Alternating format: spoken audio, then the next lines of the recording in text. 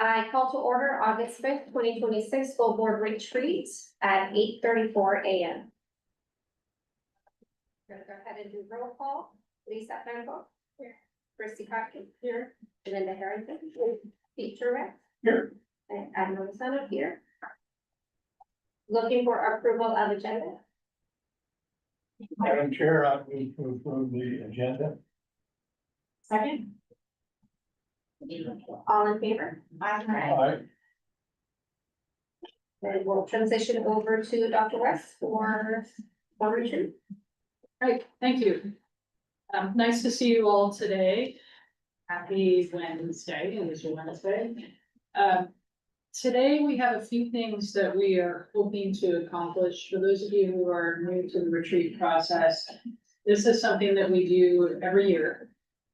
Partly because there are some things that we should revisit every year, like working agreements, to make sure that we're all still on the same page with that.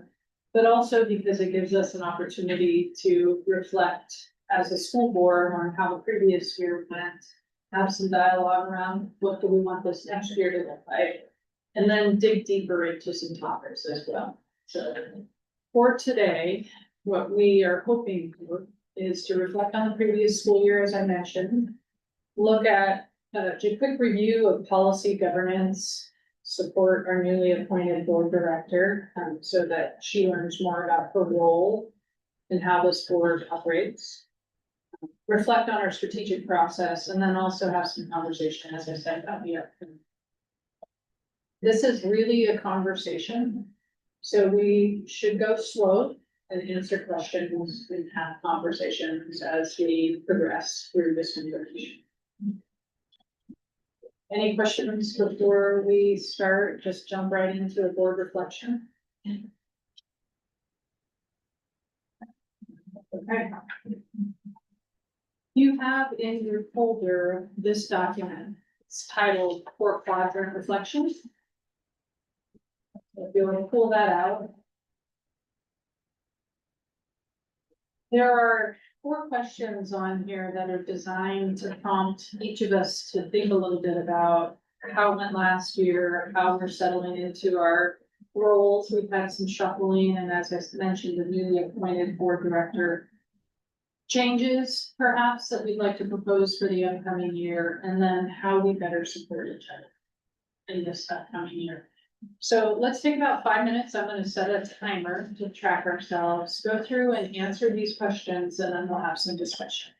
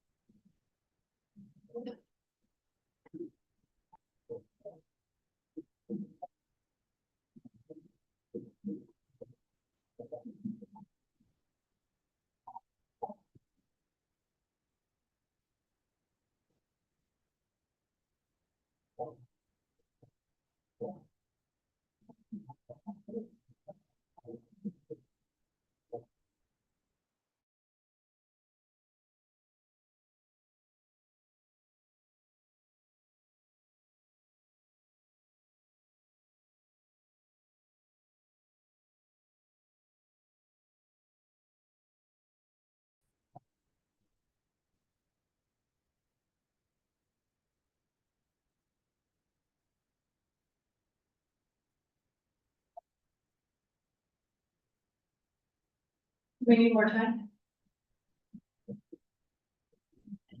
Okay. So then this is, this next part is conversation between the board directors, starting with, as you think about last year, what worked very well with the school board?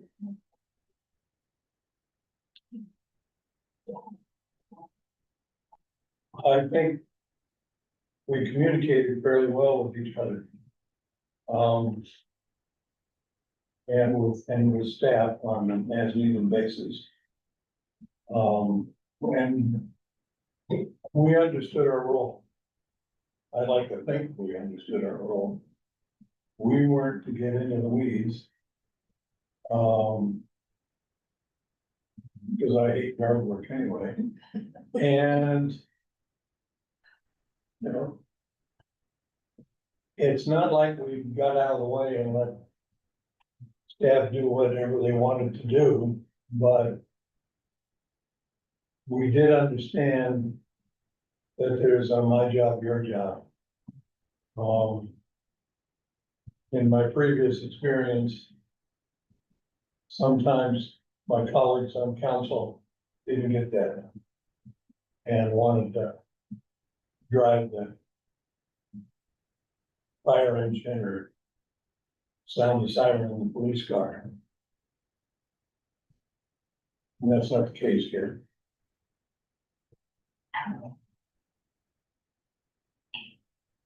That's similar to what I put on here too, maybe communication is really good, and not only between us board members, but I think even with you, Dr. West, you were always approachable. You know, we were always able to communicate with you, with Beth, anyone in the cabinet. Whenever I have questions, everyone is, you know, open to helping and communicating, so. Thank you. I reflected on kind of bouncing off of the communication part. I think we did a good job of staying engaged. I think not only like during our meetings and staying on what the goal was, but also in our community. Staying engaged with the community, staying engaged with the different things that are happening for us, whether or not they impact our school district, it impacts the community. So I did a good job of just staying in touch with everything.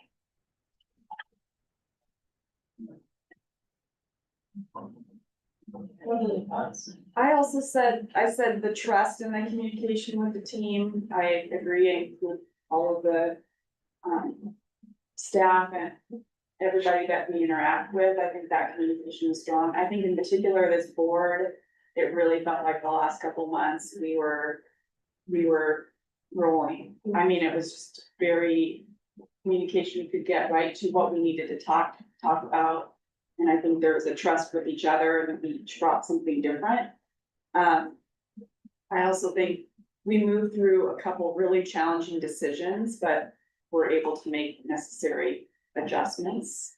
And that was something that worked really well. And I think we know now what that feels like as a board and also how that is important to meet the needs of the district. And I think the last thing was maybe not so much our board itself, to Pete's point, but really understanding the role, but the fact that our district is like laser focused on instructional improvement, which is, if we go all the way back to hiring Dr. West, that was this board's goal, is to move our district towards that conversation.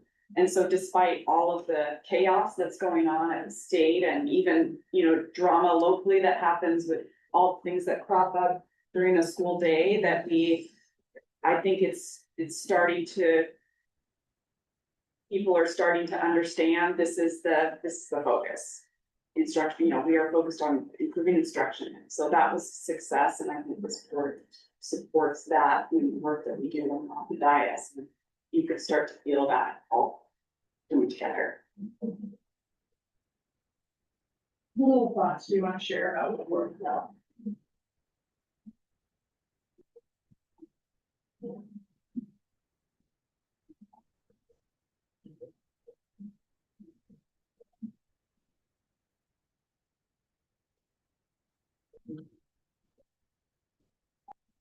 Then moving to the current. How are each of you settling into your roles? Some of you just completed your first year, some of you are brand new. So how are you feeling about your roles as board directors, chair, vice chair? Thank you. So I did complete my first year as, you know, a board member, and that was a lot of learning. I thought what a board member did was way different when I was on the outside than what I actually know now. More so the policies in place. I think that was a big eye opener. You know, we can't just, it was like, okay, as a parent, as a community member, was like requesting this, thinking that the board had that authority. And honestly, you know, it's just not that way. So, understanding that process made me able to understand kind of how my community feels, but also the way that I approach them now when we have these discussions out in the community, and how, you know, the board can actually help and other ways that, you know, direct them or to other resources that perhaps we're not the best at that. And then, obviously, this is the first year that I will be doing board chair. I'm scared. There's a lot to learn, I think. I feel like there's big shoes to fill, Christy. So I'm hoping that just communication continues to be there, and that I, you know, able to reach out to anyone and get that help, assistance that I need from.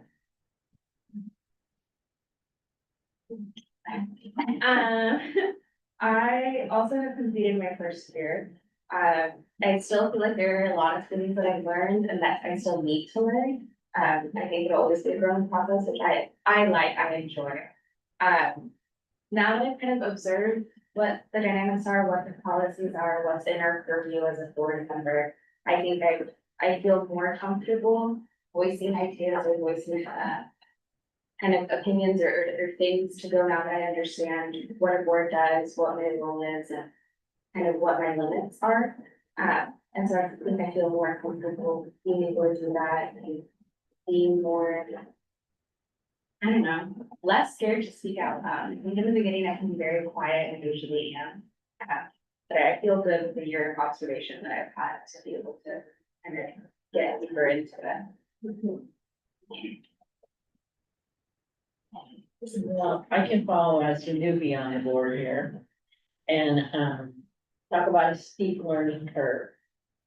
So I didn't realize so much because I had my own opinions about what school board was and involvement and that kind of thing. And I've been in education for 48 years, so it's not like I shouldn't know, but, just to learn the actual role and where it fits, and I've always been used to just like having, I don't know, a lot of knowledge about a district, and I do have a lot of knowledge, but I'm also watching some of this go away.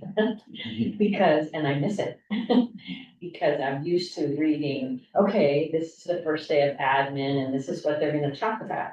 And for me, that's always exciting, and I thought this is good information to have. So, anyway, yeah, it's exciting and challenging. I have a lot of questions that I imagine I'll have to ask today.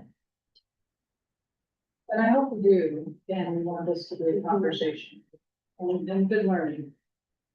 I will ask. Definitely. I mean, I have a tendency to just go do it, but I know now I can't just go do it. I have to check and make sure and check protocols and processes and then just don't open your mouth and blur, so. Muzzle, Oh, don't worry, okay. a lot of that going around. I was particularly hesitant last year, at the beginning of my first year, to use any of the experience that I gained my 22 years on council. That feeling got less and less as year went on, and this year, primarily because I didn't want to come across as somebody who said, well, this is the way I did it when. I love Richard Kidd, but Richard had a way of doing that. Richard was Army to the core, and I just wanted to make sure that I didn't follow that part of what he said. So all bets are off this year. I'm gonna, it's Mr. Know-it-all here, well, know-it-all, no, I'm kidding. But that was, I think, one of the things that caused me a little bit of angst, because I wanted to say, well, that's not how we do it. But then I realized that indeed is how we do it. It is different. It's not better, it's not worse, it's different. So, I still have to check myself at times.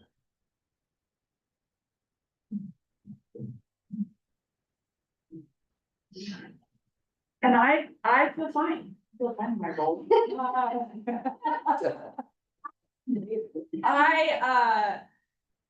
Yeah, I think, like I said before, it feels this year 3, because I've been here since the beginning when we really went out to maybe hopefully make some changes that needed to be made, and so feeling like I'm able to now understand how Dr. West is leading the team to do that, and that's each year I've been able to learn more about how that is.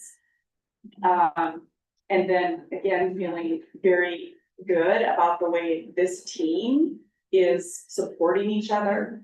I feel, I don't know if relief is the word that comes to mind, but sometimes I feel relieved for our district, like relieved that we have all the pieces in place. And I said this at the budget meeting, this is a system where we have pieces in place now, from the board to the superintendent, to the team that the cabinet does, to the teachers, to the, even the community, that we're hearing from people recognizing like, okay, we see what's going on here.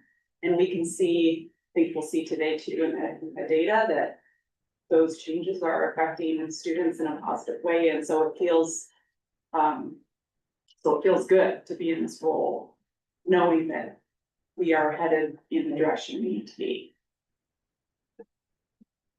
And appreciative, I'll add, appreciative of Alma's willingness to step into that chair role and Pete's willingness to take the vice chair role. And I think, again, we share on this board, we share the work that needs to be done, and doesn't mean just because you're in a role that you have to do that work. And I think this is a team that is willing to all step in, like you said, Risa, really be engaged, not just at coming to the meetings, and so it feels good, because I think we're gonna need it. We're gonna need everybody on their A game to support. And especially with this community to communicate, and I think we're all really good at doing that. Yeah, thank you for that. And if I could build on what Vice Chair Truax said, I struggle with that sometimes too. I think we all bump into situations where we wonder, why are we doing this way? And I appreciate your restraint. I also have to exercise that restraint sometimes instead of just diving in and saying, this isn't how we're gonna do it. And I'm bringing this up because at the same time, I think we should ask questions about what's occurring. When we see something that we have questions about, that we wonder about, let's talk about it. Let's have some dialogue, knowing that we may not change anything right now, especially if the way we're doing it is leading to outcomes, but there's very little that is sacred in terms of how we do things. Everything should be open to scrutiny. So thank you for that reflection. Moving forward a little bit, so as you think about where we're at right now, what do you think, and I've got these prompts up there on the screen as well, what do you think needs to change regarding structures, like meeting structures, prep, communication, if anything? And then what support do you need from each other for the board to feel like we're being successful?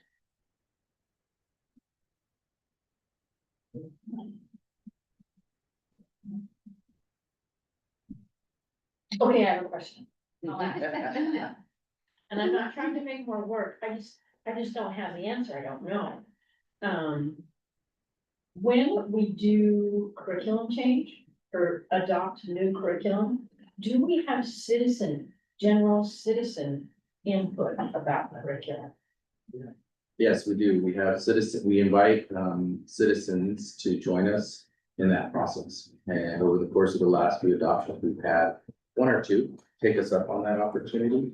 Were there formally and they look at all of it? Is that it? They're part of the committee. Okay. They're active members, just as the teachers and administrators at the table. We usually have one or two parents who opt in. Great. And that In really addition- wasn't talking about the Okay. board, but it was like, Sure. No, I'm glad you asked that question. In addition, we are required to provide opportunities for anyone to kind of review the curriculum before we bring it to the school board. So at least in a couple of years I've been in the district, we've done that by having the curriculum available in a couple of schools, announcing that people can come and view the curriculum if they choose. My understanding from talking with staff is that a few people have taken us up on that. But thus far, there hasn't been much interest in reviewing the curriculum before adoption. I understand that. But it's been healthy. I mean, we've had a few instances where folks have questions and we're happy to answer them and work through those. And again, it's always, we always try to think what events are coming up so we can go to folks, back to school nights, if the timing lines up, right? Conferences where we'll bring tables to those spaces where we know parents are gonna be. And then we also host at the district office for anybody who's interested. Thank you, both of you. And I think my question came from, in other school districts, sometimes there's a citizens curriculum committee. And so that's why I didn't know, so. Yeah. Thank you. Yeah, so No, I appreciate that question. So how else should the board change its structures, the way it communicates? What support do you need from each other? I would like to see the written comments that are submitted for public comment. There haven't been any, Yeah. but we would share them if there are. Okay.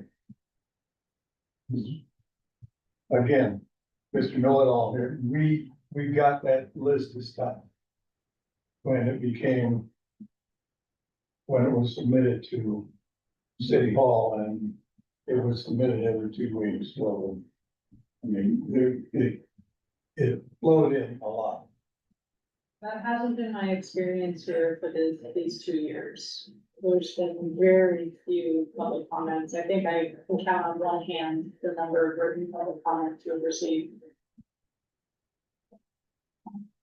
Well, we had a lot when we had the bikini barista. So, No doubt. yeah,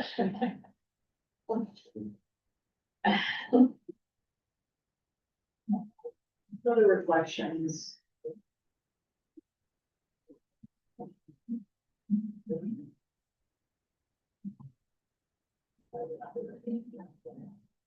Well, just in that, then, I'm gonna reflect again, just in that, not many written comments like that. People feel free to come to the board meeting if they have something to say, they come and talk about it. That's a reflection on you all, that the people feel open to do that. I agree, if I could reflect a little bit, since we're talking about public comment. My previous district, we had more people sign up for public comment than we would accommodate. In most of our board meetings, that has not been my experience here. That the public does not engage through board meetings. I have experienced, however, that they will directly engage. They will stop me on the street, they will send messages directly to my inbox or call the district office. So it's a different way of engaging, I think, in Forest Grove School District than what I've experienced in other school districts, but I do think people feel comfortable to share what's on their mind. If they're so.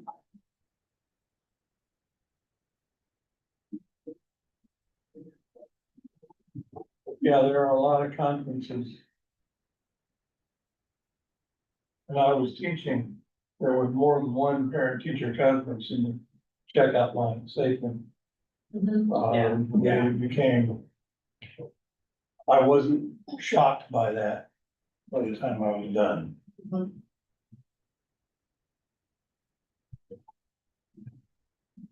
Other reflections. I don't think I have one regarding meeting structures and preparation, but just like sometimes we get really good ideas when I'm there, like whenever we meet, and we just have no follow up. And I don't think that's like a structural thing, I think that's an us thing, but I think that's what came up for me when I reflected on this discussion, like. We talk about all these things, we have ideas, or we think of a solution, and something pops up, and then it just exists out in the world, and then we just don't do anything with it. And I'm not quite sure how to make that flow into like, how do we follow up and meet about that again? How do we follow up? Like, I feel like we just leave everything in that one meeting and then just never talk about it again, unless it's on the agenda again. But then I feel like we just, there's no, yeah. And I think that's definitely an us thing and a me thing too, like, I can follow up, or I should bring it up, or I should, but I just sometimes I feel so overwhelmed with how much is on the agenda at times. And how spaced out the meetings are, and I'm like, should we really meet about this again, or is it worth meeting again, or how to discern what is, what would be efficient or not? And where that line between efficiency and going in depth is. What would be helpful for you was, so this conundrum, how can we support you?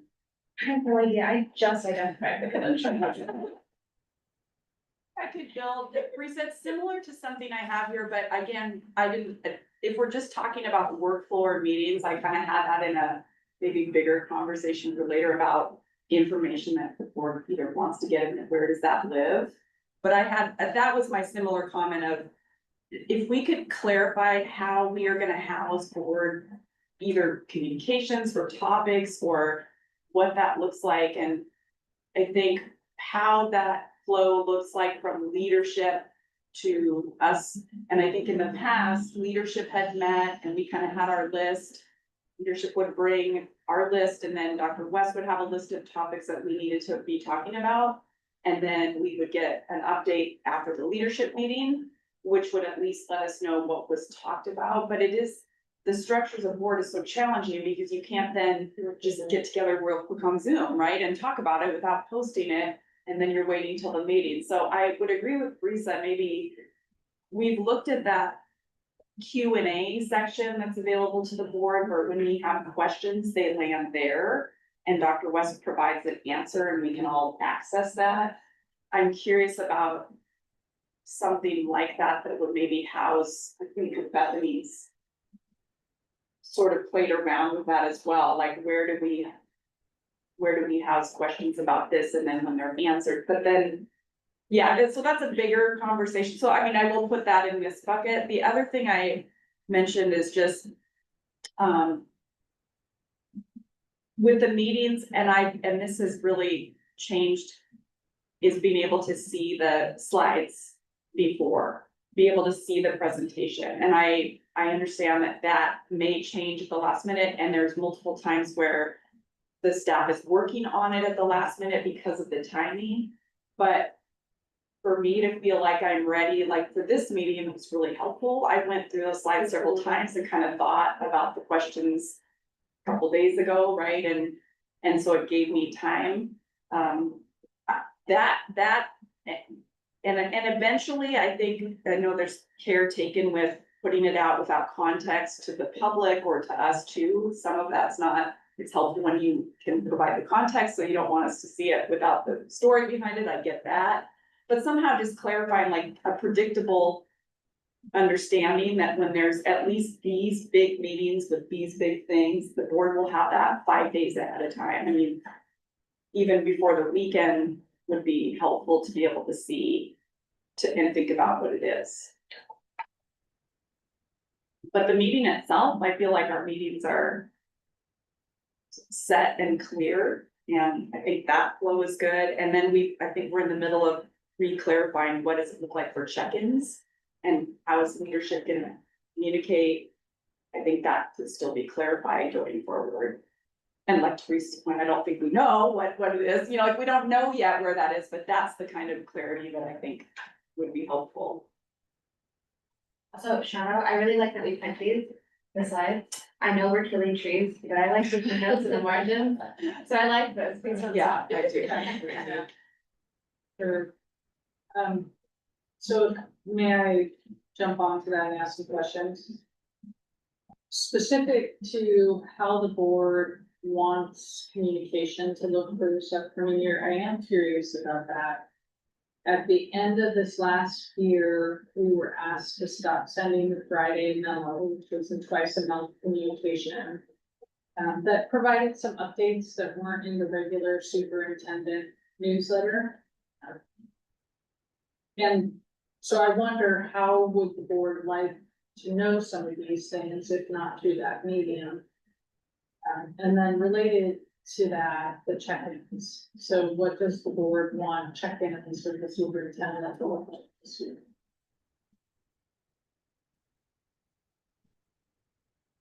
I think with the Friday memo for me, I read the Friday memos, I like the Friday memos. I know they shifted a little bit because we would say maybe the Friday memo could be more around what's happening with instruction. And then Dr. West would be able to incorporate, here's what we were doing in the classrooms. And then a couple memos were different with the information. And I think that was because I think the conversation with the board has always been like, what do we want to know? And I know, Linda, you were talking about that earlier, like, I like to know what's going on in the buildings, like, is it possible to just see the principal newsletter that goes out to the community or the staff, if we could just be on that distribution list to get a feel for, like you mentioned, like, what is going on in the buildings? Is there a way to get a more comprehensive idea without, again, asking to see all the details? So I think it's maybe less about the memo and more about maybe what is in the memo, and are we actually, to Reese's point, are we doing anything after we read that, or are we all reading it and then just, I go back to check the calendar, because that's where, when things were happening, like I go back to that, but I'll have to go back to my email, I know there's a folder. I'll have to go back to find what folder that was that had that list of the calendar. And then I'm like, oh, and there was that other good stuff, but once I click off that Friday memo, I'm not sure what that's done for me. And again, it could be me thing. So I think just defining what is, I'm curious what the other board you got from those memos, and if it stuck, or did you translate it or keep it somewhere, or? And I never know There's what a the rest of the couple board of things thinks I about the think. memo, cause we don't get to talk about the Friday memo, so. Like those questions, I would pin them because I would lose the link all the time, so I'm like, oh my gosh, where is it in the email? I have to look for the link, then I eventually just pinned it. And then refresh it, and there those questions came through and then the answers. But pinning it really helped me. Certain links, the question links that I could live document. Because we would send it and then if I got rid of the message or email, and then that link was done and I couldn't figure out where to find it. And then eventually I found out it was in the district website. I don't know how many of you guys actually looked at those questions and answers. Was it helpful to you? Any of you? I know it was for me. I look at the Q&A, but Bethany was really good about saying, there's a new question posted. That was usually in the Friday memo, it would be like Q&A, and she'd write in big bold colored letters, Yeah. like, new question posted, so then I would click immediately, because I'm like, oh, what's the new question? But that running list, or something about the running list, because usually when I clicked into the new question, then I would always scroll back up and remind myself of what were the old questions. And it was sort of a good, you've heard it 2 times, you've heard it 3 times, maybe it's gonna stick.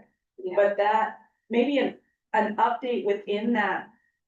If we're always just going to the one place, and maybe it's still the, I guess, superintendent update to the board when needed.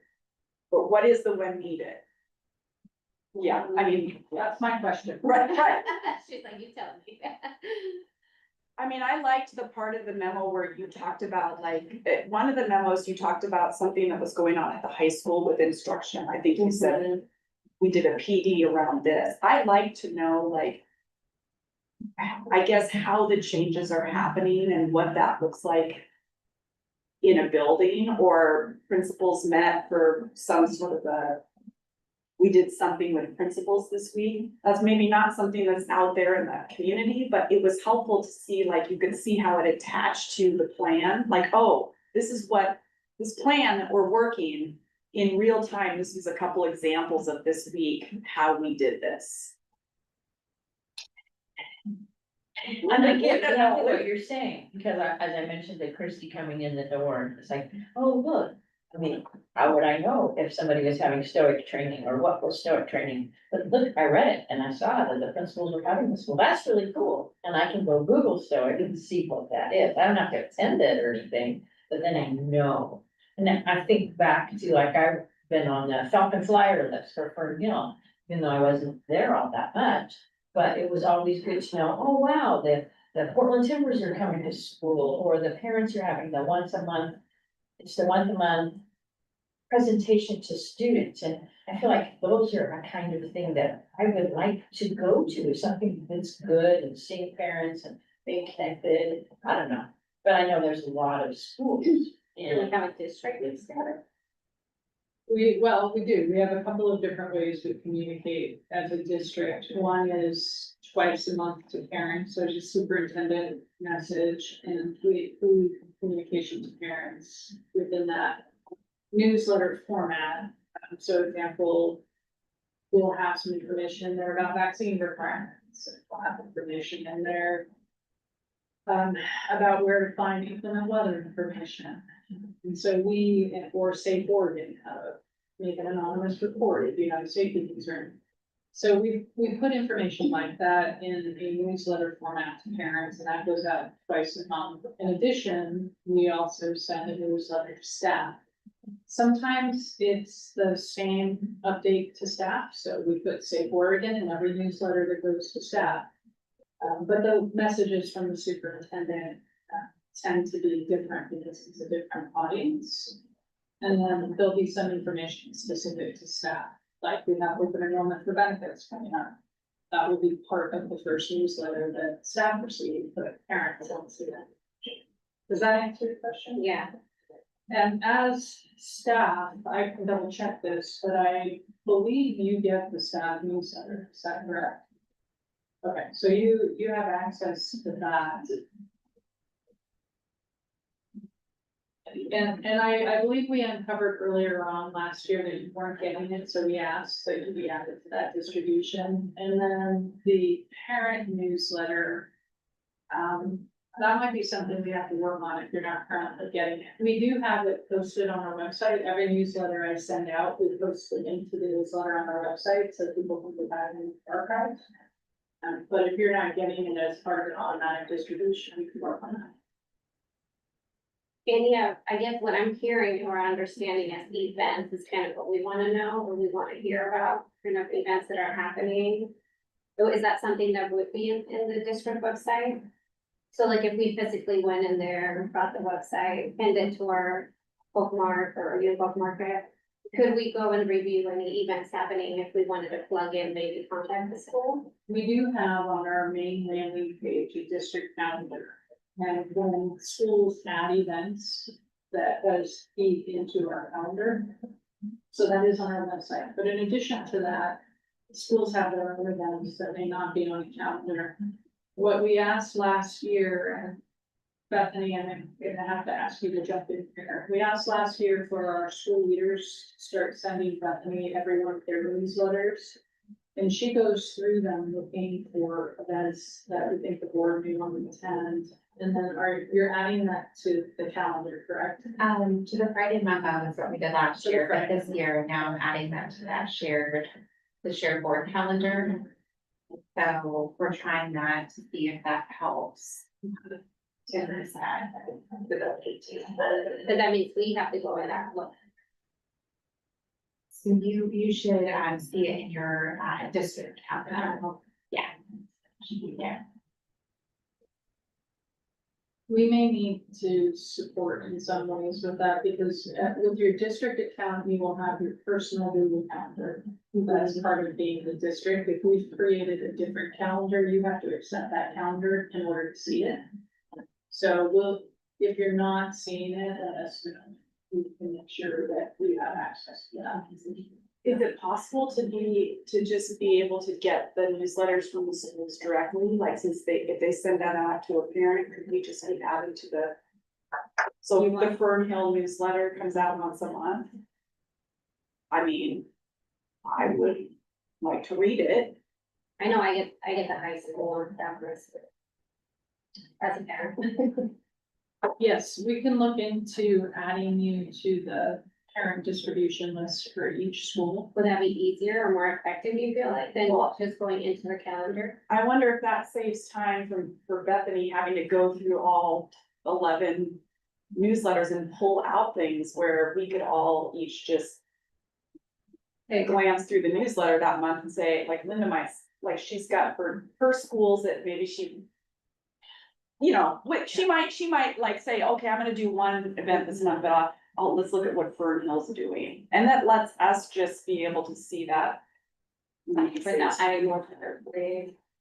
Or is there a way too where, and I'm sorry if I'm just speaking, Nolan, to just keep your mouth quiet, but that we choose to pick three schools every quarter or every whatever it is. Okay, those are gonna be our schools. And so we let the office manager know that, hey, we'd love to see your calendar that goes out to parents or whatever. Not anything extra, just the same, we be there, and then we do that for a while, and maybe we wanna do that, so not only are we seeing the schools, but they're seeing us, who's the school board? And the parents see us, and that kind of thing. Beaverton directors are assigned, well, they're elected into these regions. And Becky was sharing with me that, yeah, their region, they would focus on, these are my 3 schools. Not that you couldn't go to other schools, but each director made sure that when they were out and about, they were at least touching base with those schools. So by the time collectively they come back to share what's going on there, they each, you know, I'm not, and we haven't really ever talked about that next level of involvement, like what are we doing out there in the community, and do we want to be more intentional about it? And what I mentioned this to Pete, like, are we only just going to sports? Are we seeing art? Are we, who saw this? And so that's a bigger discussion that maybe because this board has such good communication together, we could. So I think that's a good point, that like everybody, the high school things or. The cute Fern Hill things at elementary, but who's at NAMS, you know, NAMS has fun things too, because it's a middle school, or what elementary schools. Have none of us really participated in the carnival night, and making sure that one of us does could be. And that's important too. I know some schools struggle because they don't have a very big parent group, and other schools have bigger parent groups. And it would be so awesome as a board member to, I mean, yeah, let me help with the fun run and, just to help out schools, be helpers, not just visitors. Fun run is an oxymoron. Well, it used to be a fun run. Yeah. Anyway, Is there traction around this idea of each board director takes 2 or 3 schools? We only have 10 schools. 11 schools. So there will be some overlap. But if each board director would be taking 3 schools with a little bit of overlap, that you focus on for a semester, for a year, or whatever that timeline is there traction in that? Maybe in advance, I could make it work with my schedule. What does that look like? I think that's my question of what does that commitment and time look like? And how would it be tracked that? And what exactly? Like, I know we'd be reporting or like reflecting on, like, this is what we saw in this school, this is what I'm looking at in this quarter, this semester, this is what it looks like, but I think. Time wise, like, some of us can make it work for our calendar, personally speaking, I have no idea. So I wouldn't want to commit to something that I know that maybe I won't be able to, or give my time to. So I think that's my only inquiry of what that looks like. Going back to putting things on the calendar, I like that. I always struggled with the acronyms. Cause I don't know them all, so I'd have to like Google or investigate what these acronyms were. So I think that's my only feedback of, I would either like a key and or someone just to sit with me and tell me what these things are, and then I'll take a note. But other than that, I really like the calendar. I like the Friday memos. It gave me a glimpse into like what it was, but I think I struggled a lot when someone would ask me a specific question about a specific school, and I'd be like, I don't know. And I'm like, I don't like not knowing. And so I was like, so I like the receiving the newsletters from the different schools, so that I have a glimpse, like more in-depth glimpse into what the schools are doing and what curriculum is looking like and what the students are learning at a specific time. I would like that for knowledge sake and just being able to know like, oh, this is what we're doing in our school district, and this is what elementary school students are learning, and this is what NAMS is learning. But as of assigning schools to board members, I think I'd like to talk about what that would look like and what people's ideas are. I think, and this is where was it a couple years ago when you started, somewhere in our Google folder is a little drop-down spreadsheet that we. And Bethany, do you remember that? And you were working on the categories. So, because the conversation was, we were out in the community in the schools, but none of us knew. I agree with you, Teresa, like assigning schools to me sounds like, a little bit of however. I think as a board, what we talked about is just if Pete was at the high school doing something and Linda was at the NAMS choir concert, there was gosh, this is geeky, but we did make a spreadsheet where you would just go in if you went to NAMS but no, you didn't have to go to NAMS, but if you happened to go to a choir concert, you just log it. And Bethany had a little drop down where it said, was this, for fun? Was it an invite? Well, that's probably too geeky, because I was like, let's have subcategories so we can tell if the board's, that's me. But I like the idea that then we could see but maybe quarterly, we just look at that list and we notice, we really didn't get to 3 of these schools. So maybe for the next quarter, we kind of, between us collectively, focus our attention and make sure we're being equitable. And I think it was more about, are we only going to the sports? And you notice that, I think somewhere, just like any progress with kids, you have to track it somewhere to know what you're doing. So maybe that's a hybrid answer to just no pressure. We all talk about capacity of going to things, but we know Linda is gonna be all over the place, and I would like to be able to see like, oh, Linda's been here and here. And sometimes we'll text and say, is anybody going to the art thing at whatever? And someone would go, or we need someone to go, like, could someone go to this event? And usually someone on the board's like, yeah, I can do it. That maybe goes with WEA, we know, maybe we could just list the things that we happen to do when we do them and just start there. How much work would it be to filter all the events and create a list, kind of like the market? And then we just plug in where we wanna go. I can put it onto a spreadsheet. Yeah, put it onto a Okay. spreadsheet and then we select what dates we are available and then we can see who's attending what. Would that be too much work? That. It's pretty honest. No, I'm looking at that and I'm saying. That work will expend the time allocated to fill it. We might just start organically by listing what let's maybe the audit is, what are we actually all doing in the first place? I mean, unless we receive the news on every newsletter from every school and then we go to Beth and say, we wanna plug in here. I think we could manage that ourselves. I think we could just have a Google Doc where we just go in and ourselves without Bethany having to do anything and just once a week we go in there and if you went to something, you just add that you went. I don't want anybody to feel pressured either. I mean, I have a job, so I don't have a lot of responsibility. I don't have kids at home or anything like that. I have a job. And so, I can flow very freely, but I realize that isn't the case with everybody. It's a huge responsibility. So. Yeah. Yeah, and I'm a retired dog owner, so I don't have a job. I like the idea of. Sorry, Cal. I like the idea of just. The no pressure, just who went where, so that we can all share, like, this is what we saw, this is what event we did, and this was how much I loved or disliked this experience.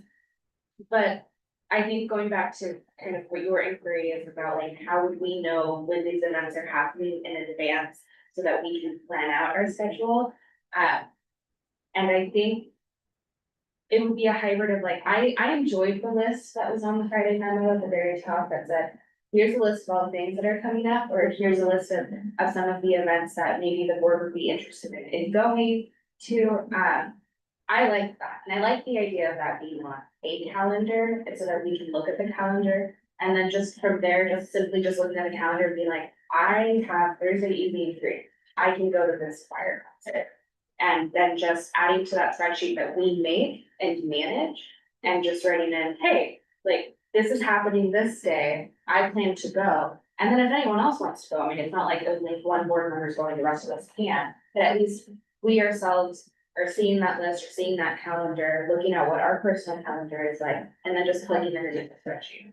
So like, we wouldn't be redoing anything, it would just be that if the calendar's already being made, or if that's already be happening, or we can just hop into the school's calendar and look there at the district calendar. I think it's like a mix of the two. Could we as a board send out a letter to the administrative teams in all the schools? Saying, we want to be a part of, not a part from the community. Nice. And if you were to send us individually or as a board, either way, this is something you might be interested in. It takes the heat off of Yeah. Ms. Magnuson here, and it allows us to also have not doing an end run around the superintendent, but just saying, let us know what the hell's going on in your school.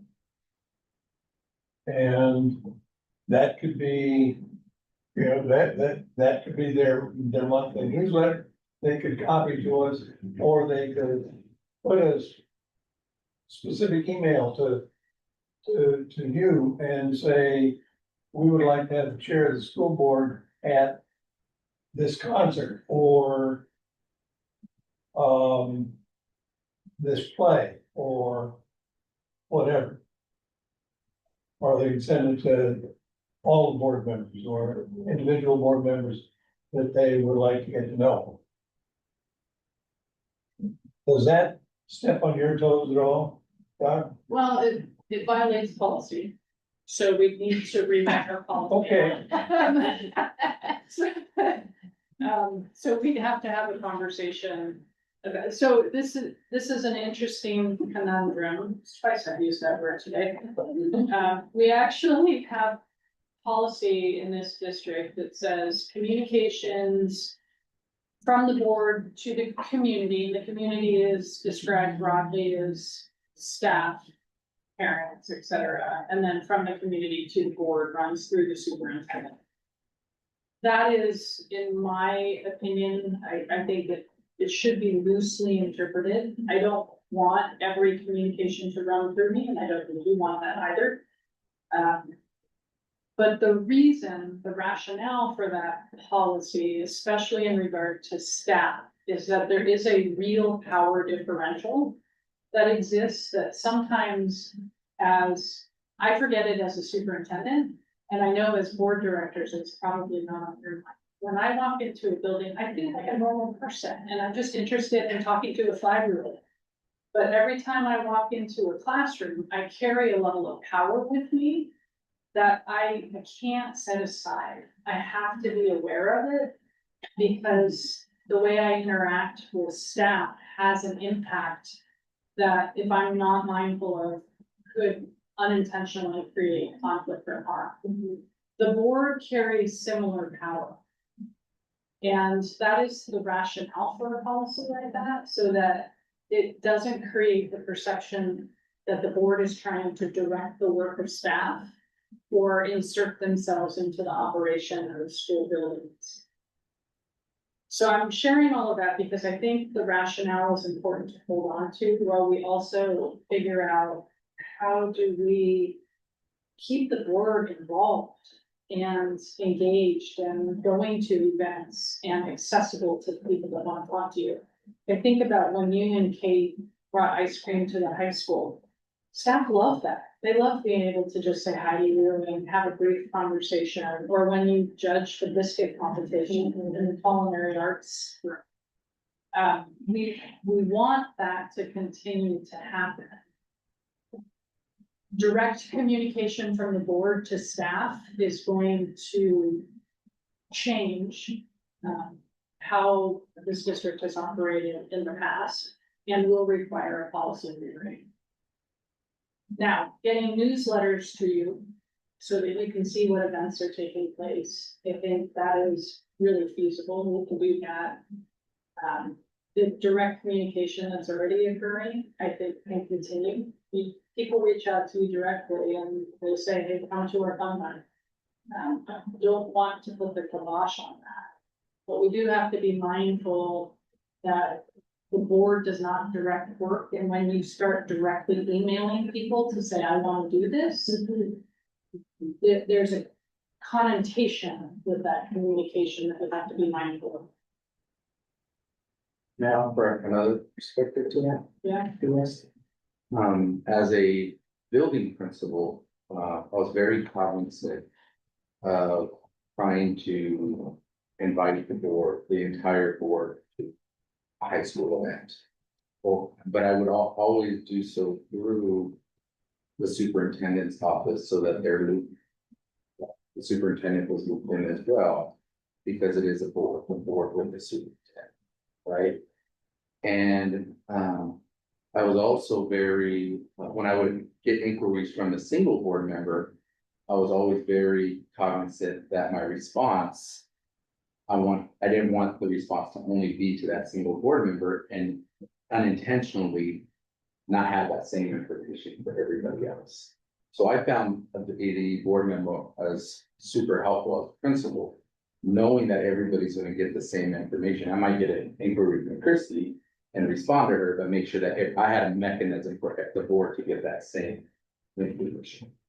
Similarly, in my current role, director of teaching and learning, I try to listen for unique requests earlier, Linda mentioned, boy, I'd really like to know, you know, I love hearing about the agenda that principals have. In my mind, I wrote it down, excellent place, I'm not gonna respond just to Linda. I want the whole board to know that information, whether you feel it's something that is on your top of mind or not. I want to be able to be responsible to the entire board. And if the memo doesn't exist, what's the best way for principals or cabinet to do that? Are we constantly sending that a full email to the board with that information? So I wonder about going back to the original question, just around how do we,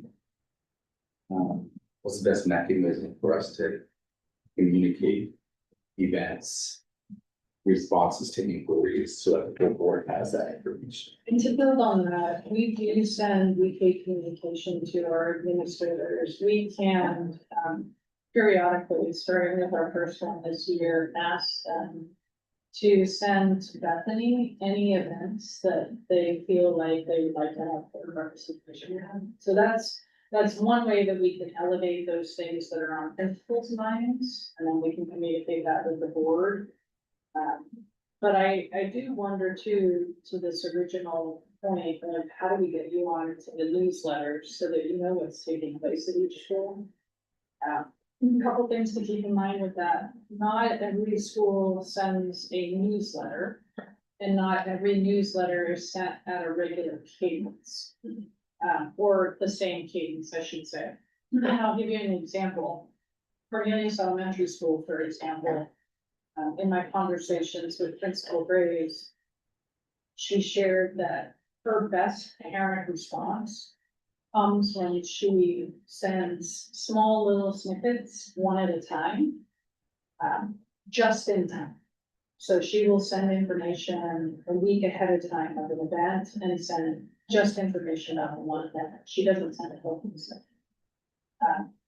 And she's received really good parent feedback regarding that.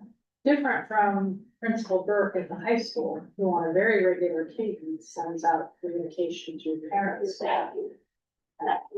And that works well over in his family. So we can get you plugged into all of that. And it's going to require some regular monitoring of your email and an understanding that schools will look different based on the families that they are serving.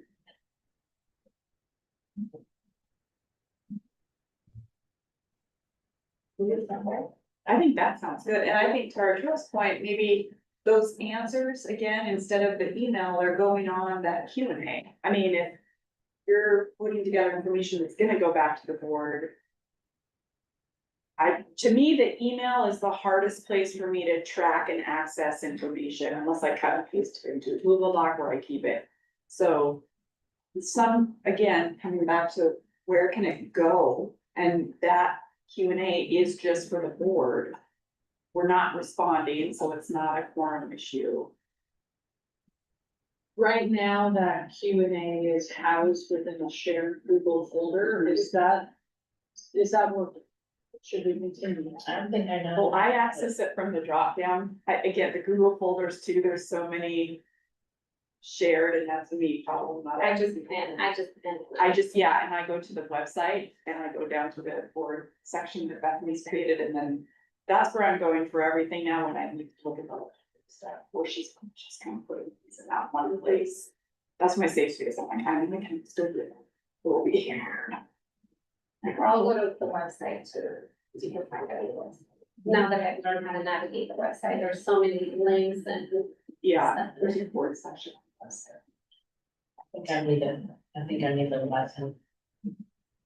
And you may not yet realize we have access to the resource hub, so we'll send you that link again. So that you clearly have that at the top of the queue to get into it.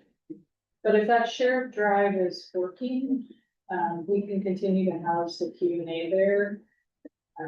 And other documents that are relevant. As I look at it right now,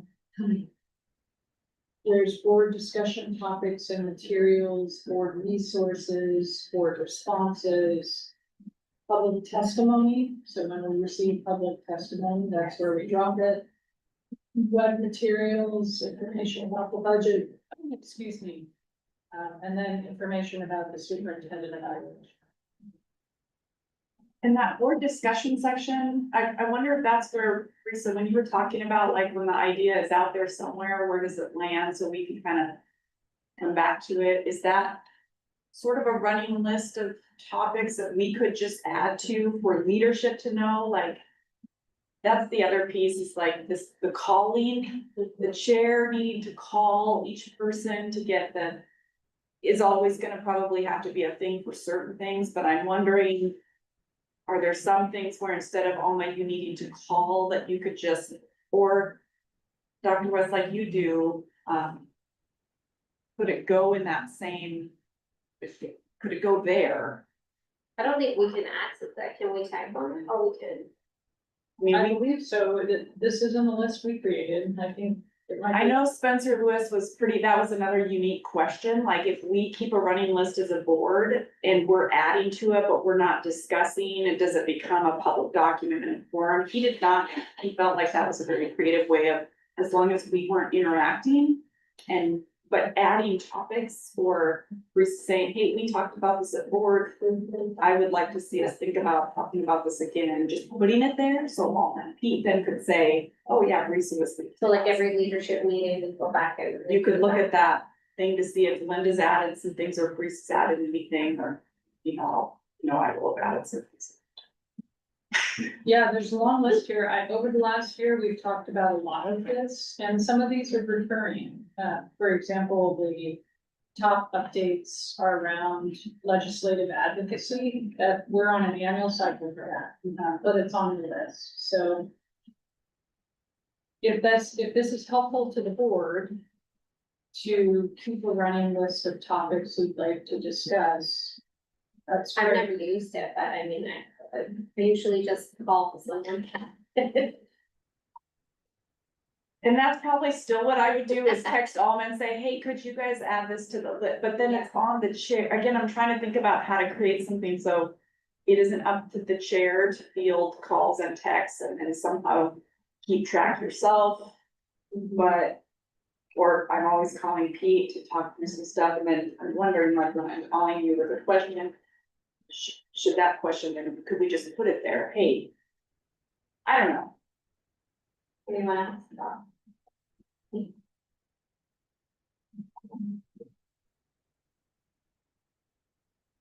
If I can summarize what I think next steps are. And then with the caveat that I also think at some point we need to revisit this and see if it's working. What I heard was, let's maintain the calendar that Bethany created. Make sure everybody knows how to access that, so if you can't find that event calendar right now in your Google calendars, let us know, we'll help you with that. So Bethany will add to that. We will talk to our technology department so that you are included on routing for family communication that comes from our schools. So that you know about the events that are taking place in each school. We will maintain the shared Google folder. That right now includes all of the topics that I mentioned. The title of the folder is School Board Resource Hub. If you don't have that, or if you don't know how to pin it, so you can have easy access to it, let us know, we're happy to help you with that. And it looks like all board directors have editing access, so you should be able to get in there and make changes to the documents. So it sounds, as I was listening, it sounds like we've captured, and we're gonna add to our admin weekly 4. So we have 4 action items. We're gonna add to our admin weekly a reminder to administrators that when they have events that they would like board directors to let us know, and we'll make sure we get it added to the event calendar and do some explicit outreach. Does that seem like the 4 steps that we've coalesced around, at least right now? Are we still doing that list or punching in, is that just when we do an event? Yeah. Yeah, would that be in board resources, just so it, and there's, Would that be under the same folder? We can add a sheet here if you want to use that format. is this password required? Cause I will forget my password, already have, so. I think maybe Anna would be helpful. Yeah, depending on where we'll We were usually just going, we can help you with that. we can have a small session on technology. We can do that too. I think I have a question regarding what it looks like going to the event. Hmm. Like, what is, like, our capacity, like you said, we can come in, you come in thinking you're just a regular person, but you're not. You come in with a role and with power, but how, what does that? Like, I feel weird just showing up to an event, and like, how do I don't know, maybe that's just a me thing, but how do you, like, if someone asks you, like, who are you, or what, like, do you have a child here? I don't, so then when you say no, you're met with, well, why are you here? And so then I don't know, I feel weird saying I'm a board member, because then that just changes the dynamic, but I also feel weird not saying that I'm a board member, because I'm just like, am I coming in, like, covertly, like, I don't. It's all undercover, like, and that's not my intention, but like, if someone to find out, like, oh, she's a board member, she didn't say anything, is she here to watch us? So like, it's like this weird thing that is. Well said. I guess I've never encountered that when I've gone to events, I just. You're all lucky in here. Yeah, I guess that's true. I'm just, and to Dr. West's point, each school is unique, so sometimes there's been, when I've gone and just observed and no one noticed, noted, I'm just there. But I typically now, but this is a good point to talk about, is just, I would try to at least find a principal or someone that was there to introduce myself, and then when I would have parents say, well, what, same thing, you don't have a kid? And I say, no, but I'm on the board, and one of our board goals is to really be engaged in the community. And then I would usually just ask that person, something about the event, but then I think talking too about when we do go, I would usually follow up with some sort of handwritten something that I would drop off at the school the next couple of days and just say, thank you, I attended this and this was great, or email the principal to say, I was at this and I noticed these amazing things. But then didn't really CC the board, so I don't know, I think that's a good point, Lisa, like, what does that look like? And again, we don't need to get so, we have to do all these things, but I do think setting up a sort of a loose protocol for that, we would put it on our thing, we are gonna Or like, commit to it, thank send you. me suggestions as you attend this event, or like, send me like things that you can remember to, cause like, I think I walk into an event, and like, I don't know, I forget that I'm a board member in the sense of like, it comes with that level of power, or. Like, I went to Harvey Park and I was like noticing that the pickup line is different than when I used to go there, so that I inquired. To someone who was like in the vest helping students cross the street, and she was very skeptical of who I was, because I had no children there. And I was like, oh no, I'm a board member, and then immediately like the dynamic changed, and I wanna say that sometimes. People just don't recognize, but your dynamic will change once you know someone has a position in power, and so then it was less. Like upfront and more of like being careful of what to say because I'm speaking to a board member. And that's a dynamic that I don't like, and I understand that I can't help it, but anything to like not create that dynamic. I'm actually, excuse me, but I just think people need a badge that says board member. That's exactly where I was going. I was gonna piggyback on that, saying that when we go to an event, maybe it's a choir concert or that there is a spot reserved for that board member to introduce him or herself to the crowd and say, my colleagues and I tour these events for two reasons. One, to see how education is being delivered in this community. And two, to let you attach a face to a name. so that you know who your board members are and that we are accessible to you. Because Ms. Franco's point about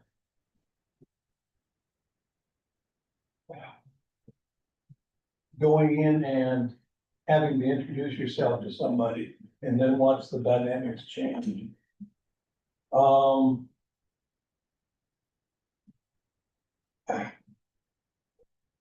There was an idea there and it just blew up, you know. It just, I know that the last thing in the world we wanna do is push ourselves on the population or on staff or administrators or whatever, but it just seems to me that there has to be a way for people to know that your school board is more than just people who sit at a dais twice a month. That we are actual living, breathing, thinking. Well, 2 out of 3 ain't bad. Human beings who are a part of this community. Well, on that note. Sorry. To identify. I, being a person who didn't live here, and then I did, went down to Fry's. I didn't have any four-stroke hats, so I got a four-stroke hat.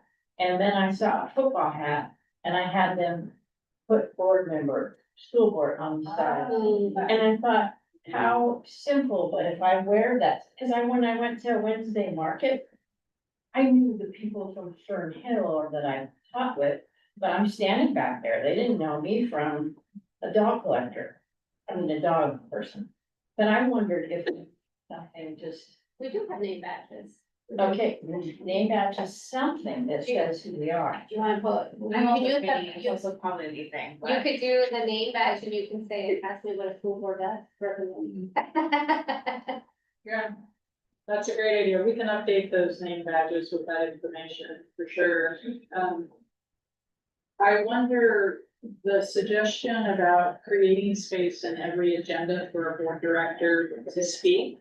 Now, I'm not talking everything, but I think there are, it would be, I think the staff should feel free. That if the board member is coming to this event. They want to introduce the board members of the community. That ought to be there. Well, that was gonna be my suggestion. I think it's very reasonable to expect that if a board director shows up to an event or whomever is hosting that event, to acknowledge a board director in the audience. They sometimes will acknowledge assistant superintendent or superintendent in the audience. I wouldn't expect them to interrupt the flow of their program to do that. But we could ask our principals that as you're planning events, if you notice that there's a board director there to say something. Just like a hello or introduction really quick. Yeah, I mean, what I've seen that is most effective is typically when there's a program, not an athletic event, that's very different, but more like mariachi, for example. Leslie, when I've been in the audience, as she's thanking people, she will often say, I want to thank our assistant superintendent for their support. And she just goes on. And so there's no interruption in the program whatsoever. But acknowledges that we are in that space. And sometimes that has led people to reach out to us and stop us and have some conversations. So that is something we can talk to our leaders about. I don't know, I don't know how to logistically navigate what I think you're asking, because I don't know what events you're going to in advance. And just to be really transparent, I'm a little hesitant to ask people to modify their program to create the space for board directors to talk. Well, I see you're not in the board directors to have the conversation with the audience. You wanna add to Well, I would say that I have tried to go to lots of different types of events and. I do feel undercover for Zach because nobody does really care. I mean, they're there to see the kids, right? So. I just approach those events as being there to support, and when the opportunity arises to. Thank people on behalf of the board, that to me is what has resonated the most, but It's organic. Well, it's organic. I initiate that, and then again, it depends on, like you said, the availability of the principal or, but I think it's. When you know that they didn't see you there, but you have an opportunity to thank people, I think it means a lot to people, but I don't. The expectation that we would be. This is a really weird role in that way, that I think there's a big eye roll with a lot of people, like, oh, really, you need to, you maybe. So my pushback is, I think we can do both, like you mentioned, Dr. West, when it's bigger events, when there is the board there, and it's kind of naturally part of the acknowledgement. But I almost think and I wonder too, this is ironic, but I would be wondering this, if we're going too far down this particular route right now. Because really in the scheme of things, like, all we're saying is we wanna be engaged, and we wanna find a way to maybe start doing that more intentionally. And then maybe we try some of this in the next couple of months and revisit at a meeting, I think, to And it's say. We could show, I think, at the end of the fall, like, here's how we've been kind of tracking what we're doing, and this is what we've been noticing, and what are we not wanting to do differently going forward. Yeah, and the more we're engaged, the more the community will know who we are as well. Also, students come and go through schools, just they go to different grades or different schools, and so we're not always going to be recognized as perhaps a school board member. Correct. But it's fine. Yeah, and the name badge or some way that you pre-identify yourself will help with that. Getting back to your point, Lisa, and then maybe we can move off with this. When people are in the midst of a conversation and then they learn your board director, we can sense that change in dynamic. That's a little different than if you walk up and you're advertising who you are, then they have that moment to adjust, and the interaction does feel a little bit different. So we'll make sure that everybody has some name badges. I love your cap. So if you want a baseball cap, talk to us. And work on that too. Yeah, and I think my concern is just more of like, how do I not create the dynamic, but also like not, I don't want to be announced. I'm okay not being acknowledged. I think if I'm coming into a space unknown, how do I enter that space? I think it's one of those things that comes with the territory, and the more you do it, the more comfortable and understanding of how you act, what you do, and it comes with it. It's just a part of the role, in my opinion. And some people want to do it. I never asked for it, but I've been at enough events where I heard that those who are directing the program sometimes they'll say thank you to the lighting booth, thank you to, and sometimes they throw the superintendent to that too. Okay, so we have a few steps we're gonna take as an effort to try and tighten up some communication around engagement and how to be in our schools, know about that in advance, and then we'll come back to this in a few months and ask ourselves if it's working. So we might be right next up. Okay. All right, so then. I have one quick Yes, thing, really please. quickly. So when it comes to calendar, and it could just be me struggling with my calendar, but when we make changes, do we get a reminder? Do we get a message saying, hey, there's been changes? Because sometimes my calendar will have the same event at different times, or it says like Zoom link instead of in person, so we'll have like an in person and a Zoom. I sent you a screenshot of mine, of what mine Yeah, looked like, and Like I'm the like, I was TBD so was still on confused. there for today for 8. It was on, it said, it was the TBD hold, but it was still hanging there on our calendar, so you have the TBD. And then I get 2 more calendar, And one was under Zoom. yeah, So I was like, is it in person? Is it in Zoom? Like, I'm confused now. But then I saw Beth's email saying, hey, we will see you on, I was like, I'm gonna go with that. yeah. Yeah, So, And to answer that, we will always have a separate Zoom one, and if you are not able to come in person, that is the one to focus on. I'm not able to that's good to make know. that accessible, but not have it show. I mean, that's fine. Now I know. yeah, Okay, and then I will just make sure that I'll just double check and make sure everything matches correctly. You're right, I can see it here too, that it's like 8 o'clock, so just let me know. It's gonna be quick, just take a minute. Yeah, I just went based on your email, and then I sent you a screenshot, I'm like, just to verify. and then I shot out of bed, I was like, oh, what? It's good. Thank you. Okay, that's it, thank you. Okay.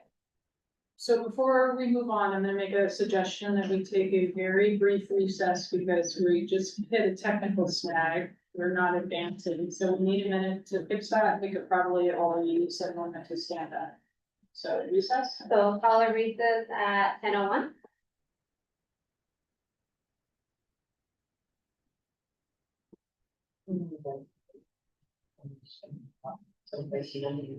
I was like, I don't know what's happening, I'm just here.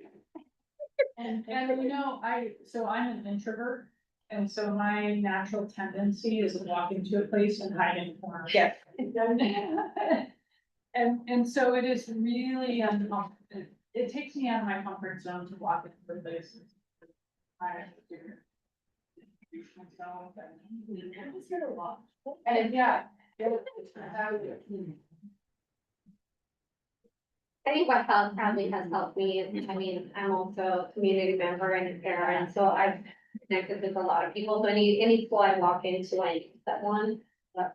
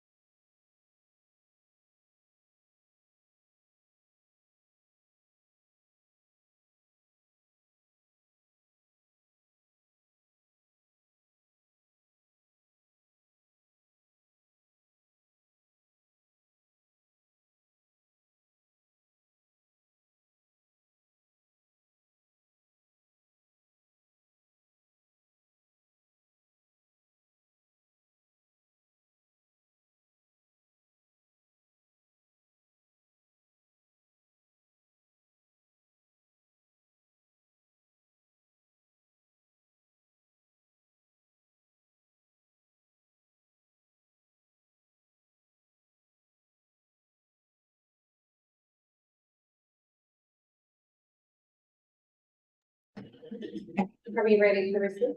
School board retreat, resume meeting at 10:11. Great, thank you, and thank you for that prior discussion. Really appreciate wrestling with questions about how to remain engaged in our schools and know what's going on. That is probably an issue we will always wrestle with. I don't know that we will ever feel like we've got it. So spending some time on it, I think was really important.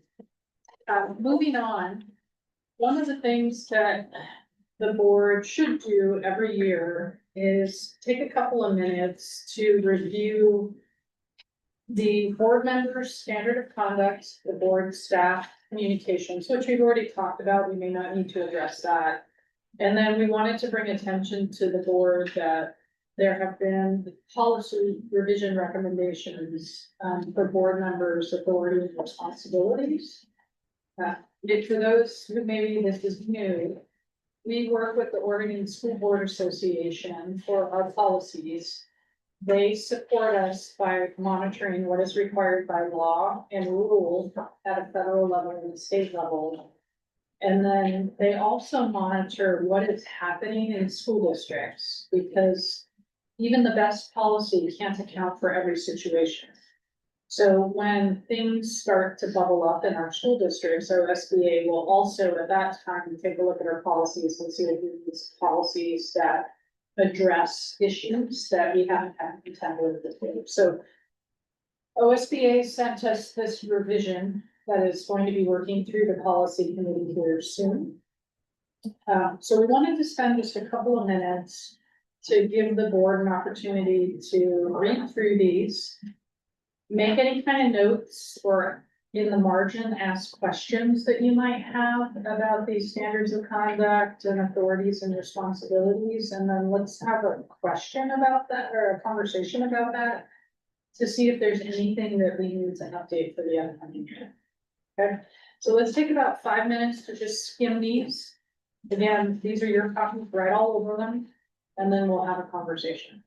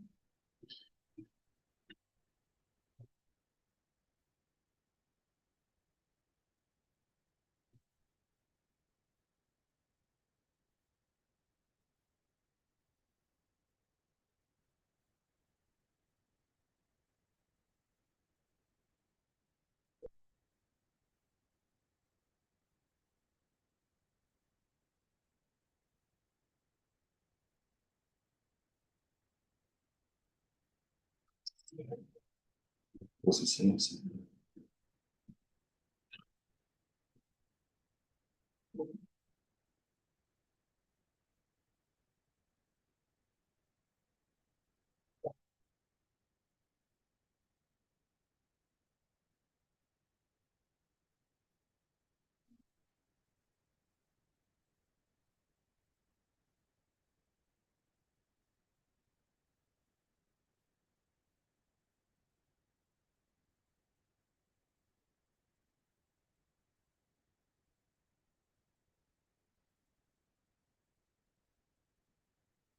Okay. I know that it wasn't enough time to deeply read all of these, but I hope it was enough time to scan them and jot down a couple notes and questions. So with these three policies, what stood out to you that you want to talk about? What questions do you have? What do you think we may need to revisit and perhaps revise? A couple of points of emphasis that I like is, a board member will respect the privacy rights of individuals when dealing with confidential information. That's in the general headline, introductory paragraph. And then that is repeated on point 20. Not disclose confidential information about students, staff, or district business. So even though it appears to be redundant, I still think, on reflection, I think it needs to be in both spots to remind us of that. And I promised I wouldn't do this, and here's the first time I break that promise. Back when I was on city council, we had a decision that we voted on regarding the Patriot Act. We wanted a couple of members of council wanted to establish a non-binding resolution opposing the Patriot Act, especially with regard to libraries. And it failed. And the people that in the audience that were in favor of the act called us a bunch of cowards for not passing that particular resolution. And one of the members of our council, well, told them, well, they voted for it, I didn't. I mean, I was one of the people that I believe in you and I agree with you.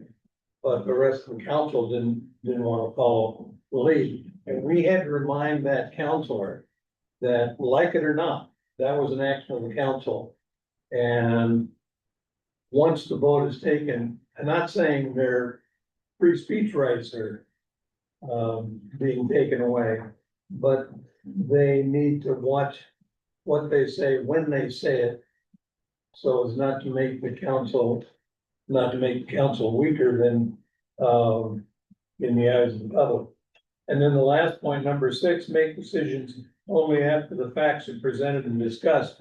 That really takes all the fun out of being a board member. I've said way too much. Well, when I looked through this, thought, and then specifically I looked at the one where respect the, something about, being good to other people, whatever, wherever it was, but I thought, where in here does it say what happens if someone that's on the board breaks in their beliefs?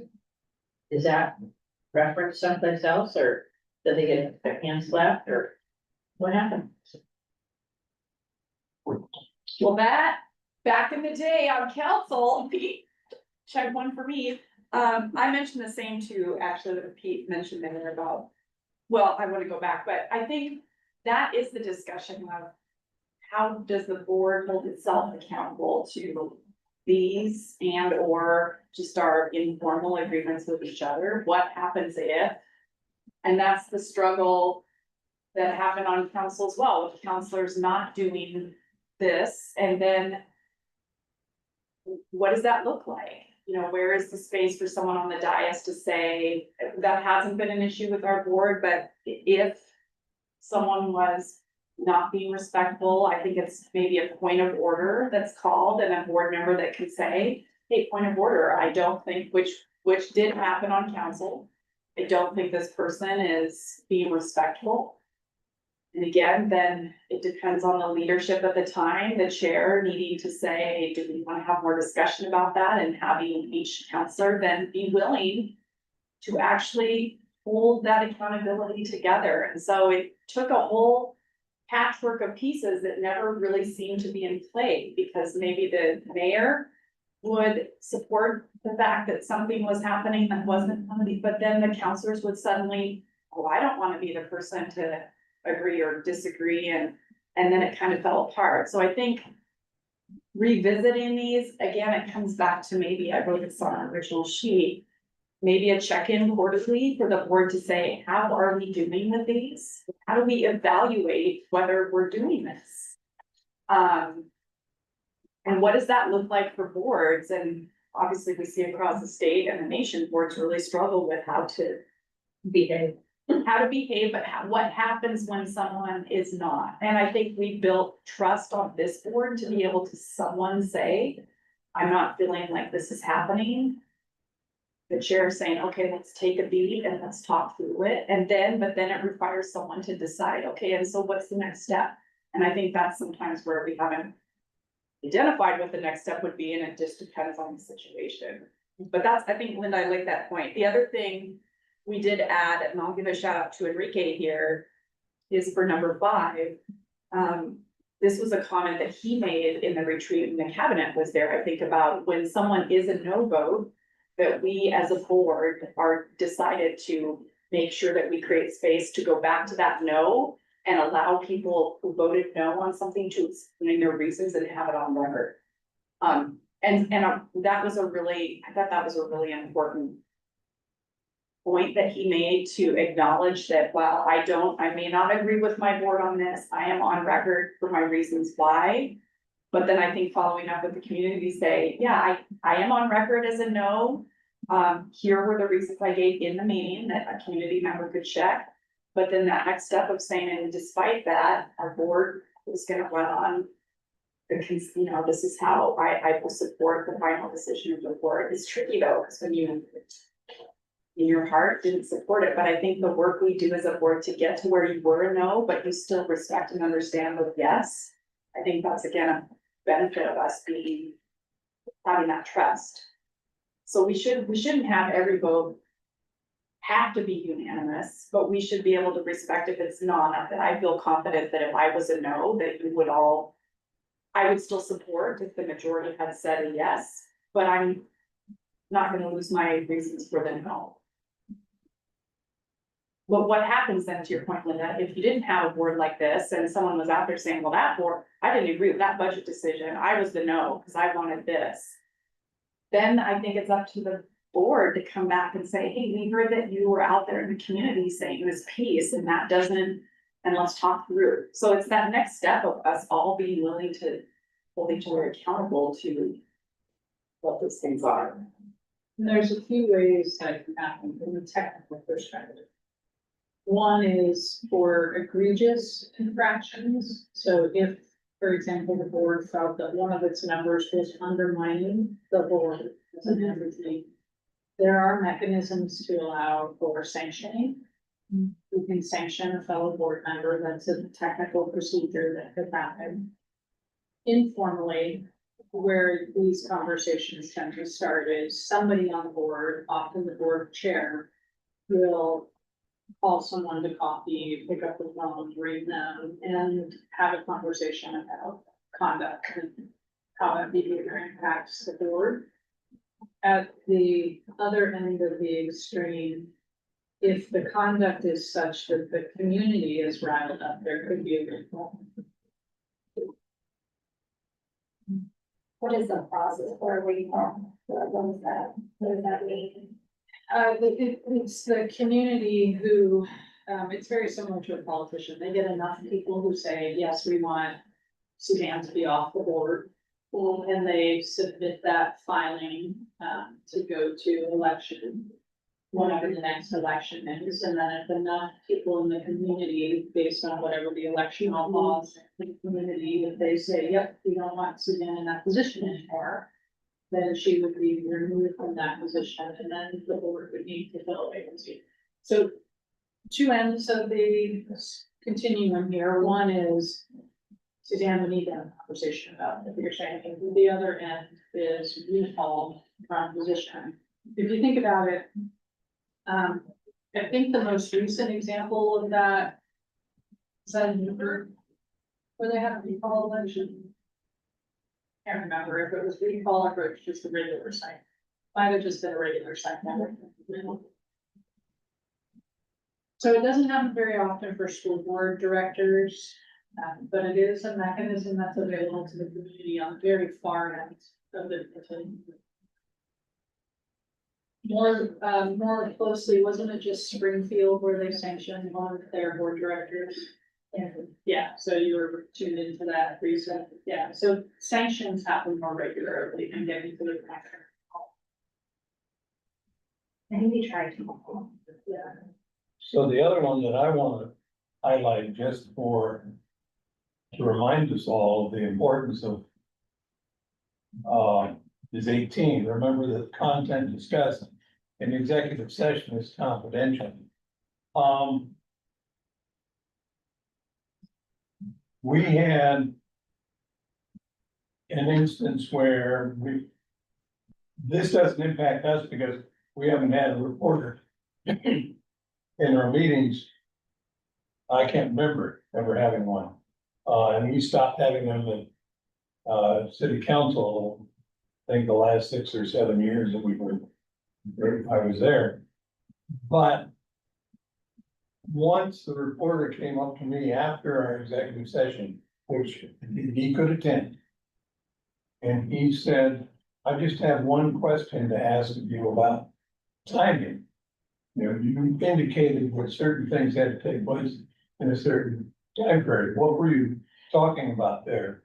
And thank God I had the wherewithal to say items discussed in executive session, stay in executive session. Because if I had answered that, I would have opened up the entire executive session, not just that one little piece, but the entire, so he would.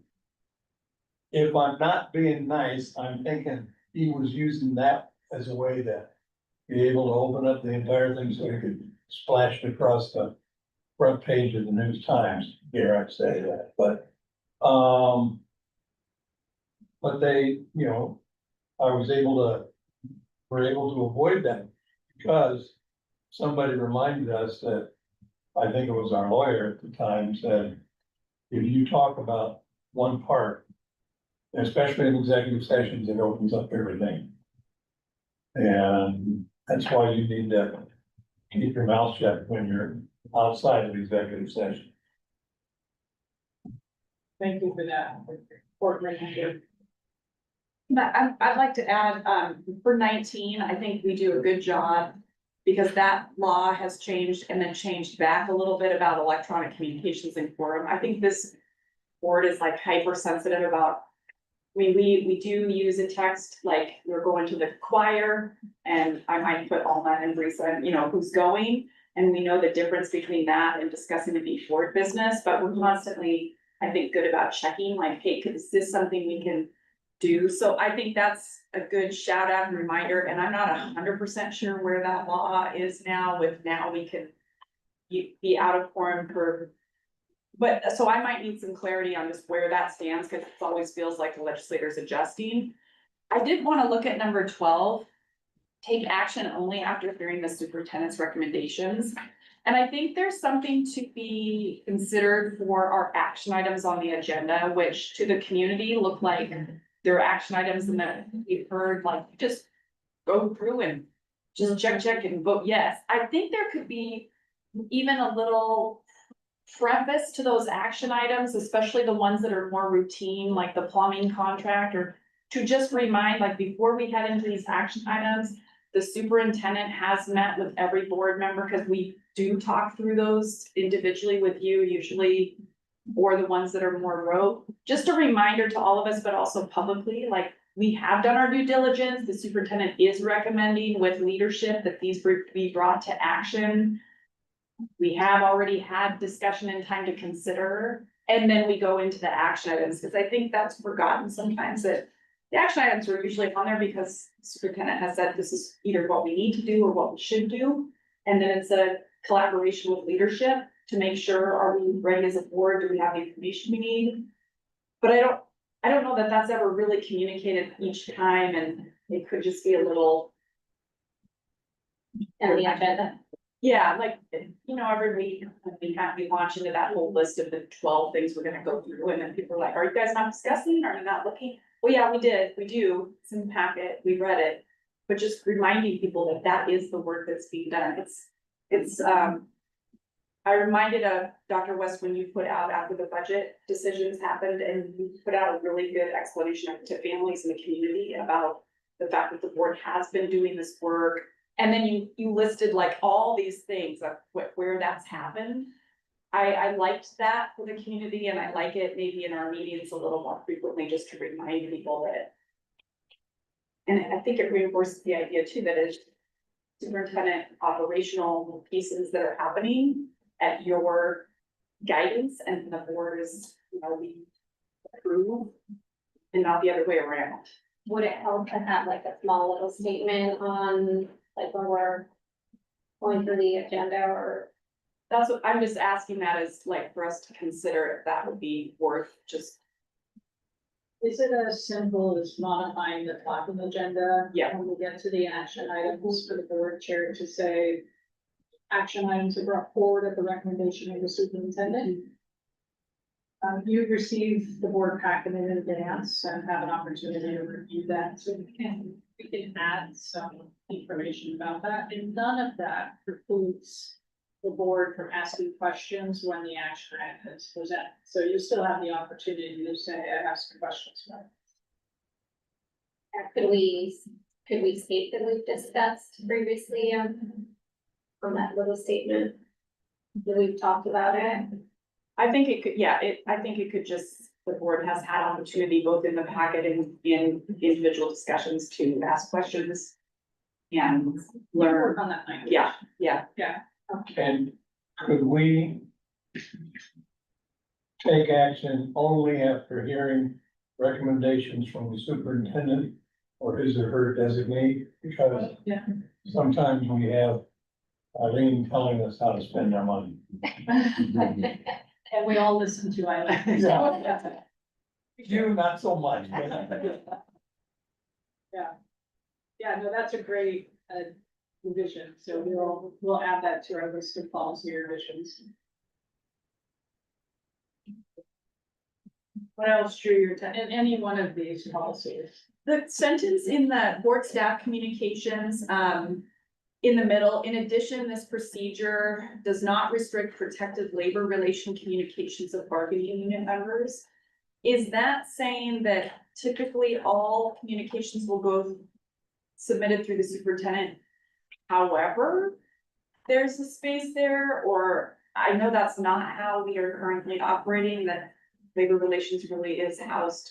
Those conversations come to us through you, and then what the union, says in our meetings. So I, some clarity around what that's referring to. It's that middle sentence in the staff. Yeah, an communications. example of this, both you and Pete in your roles representing the FGAA and OFCA, you were directly at the table interacting directly with representatives for those two bargaining units. In that space, what they had to share was protected communication within labor relations, labor negotiations. There is also, I think it's important to acknowledge, the space needs to be created for a teacher at Harvard Park who is upset with me to reach out to one of you. Now, in the best case scenario, I'd love for that teacher to talk to me directly. But we need to have the mechanisms for anyone in the district who has a concern with any other person to be able to talk to someone about that they think can handle the situation. And when it comes to concerns about the superintendent, it is the board that handles those concerns. That is different than the teacher who says, I don't like my principal right now. If you get that issue brought to you, you need to return that to either Arturo or I. So there are a couple of instances where our colleagues have a right and should talk directly to the board without using the superintendent as an intermediary. Okay. Thank you, because that adds some clarity. And then my last question was about on the board members' authority and responsibilities. Number 1, request for records. Any individual board member who desires a copy of existing record may make such a request to the superintendent. I would like to know, but maybe this is not appropriate, if Barisa, for instance, made a request to you, Suzanne, for a record. I would like to request that a board member's request be shared with the other board members. Because I feel like that gets us into this situation where you've got an individual board member going down a path, whatever the reason is for that record request, we don't know, but I would like to be looped in if that were to happen. I don't know if that's appropriate or if you want to protect each board member's availability to have that, but that's the only piece that, I mean, if I made a request to you about something, I guess I would the reverse, because I would first be probably checking with Alma or Pete as leadership to say, hey, I'm curious about this record. What do you guys think? And then as a board, do we want to make that request? I kind of like that idea, but I realize that individually people can. What does this board think about that?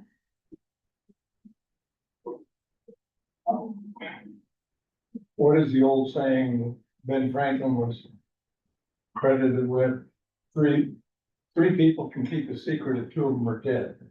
The more you widen the number of people that have access to this information, and it could very well be confidential.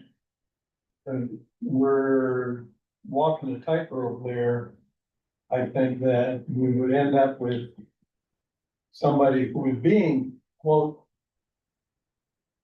and being investigated, maybe board member is concerned about something that's going on and wants more information on that, and then broadcast it to the rest of the board. All of a sudden, it's out there in the public, and that's not, I don't think that's a whole lot of good that's gonna come from that.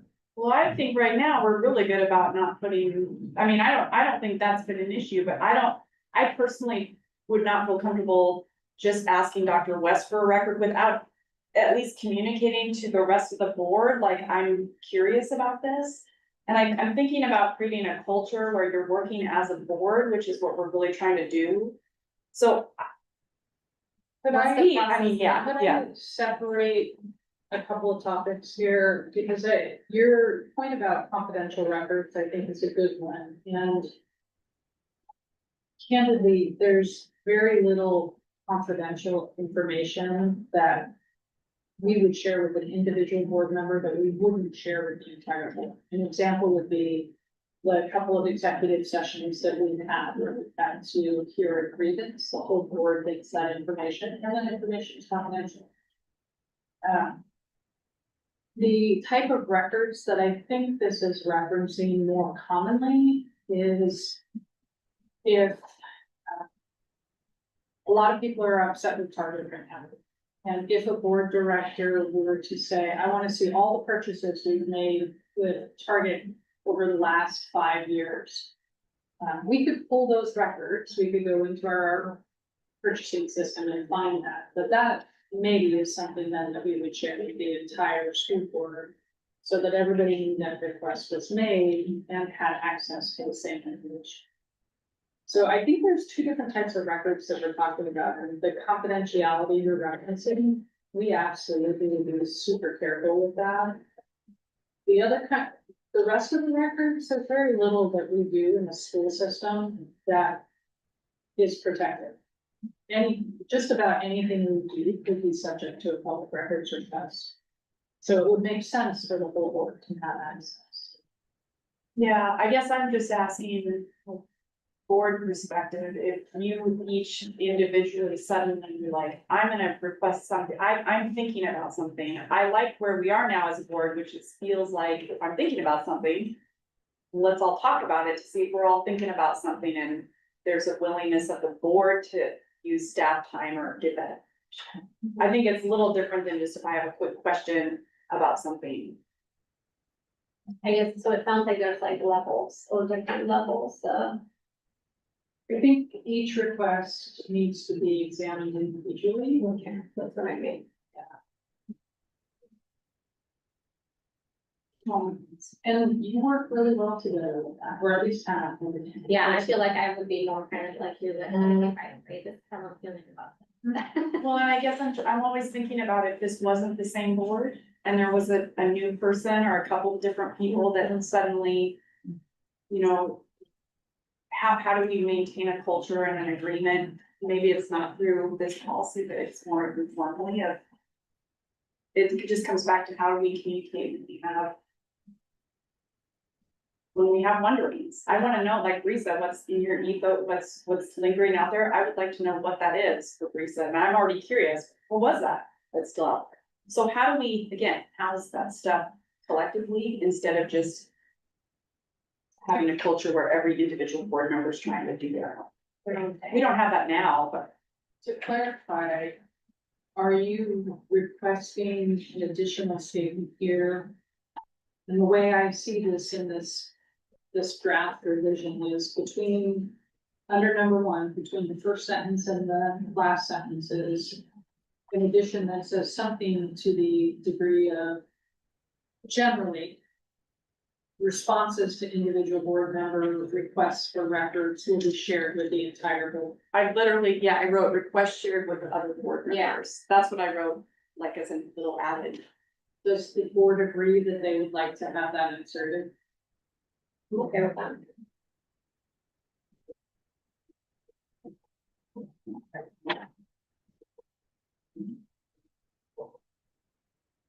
What other reflections?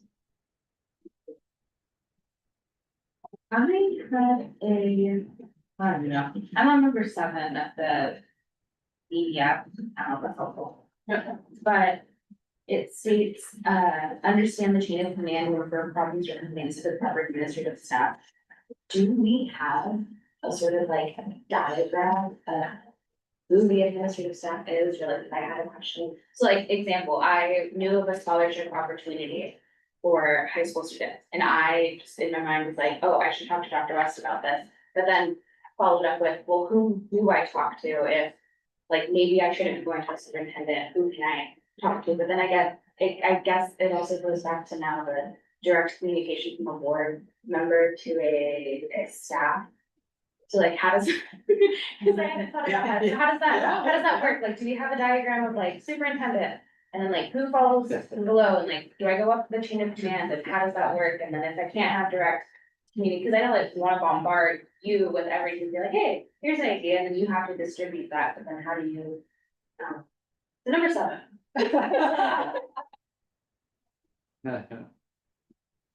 Yeah, that's a great question. And in a district our size, the chain of command is pretty small. So let's just start with the structure.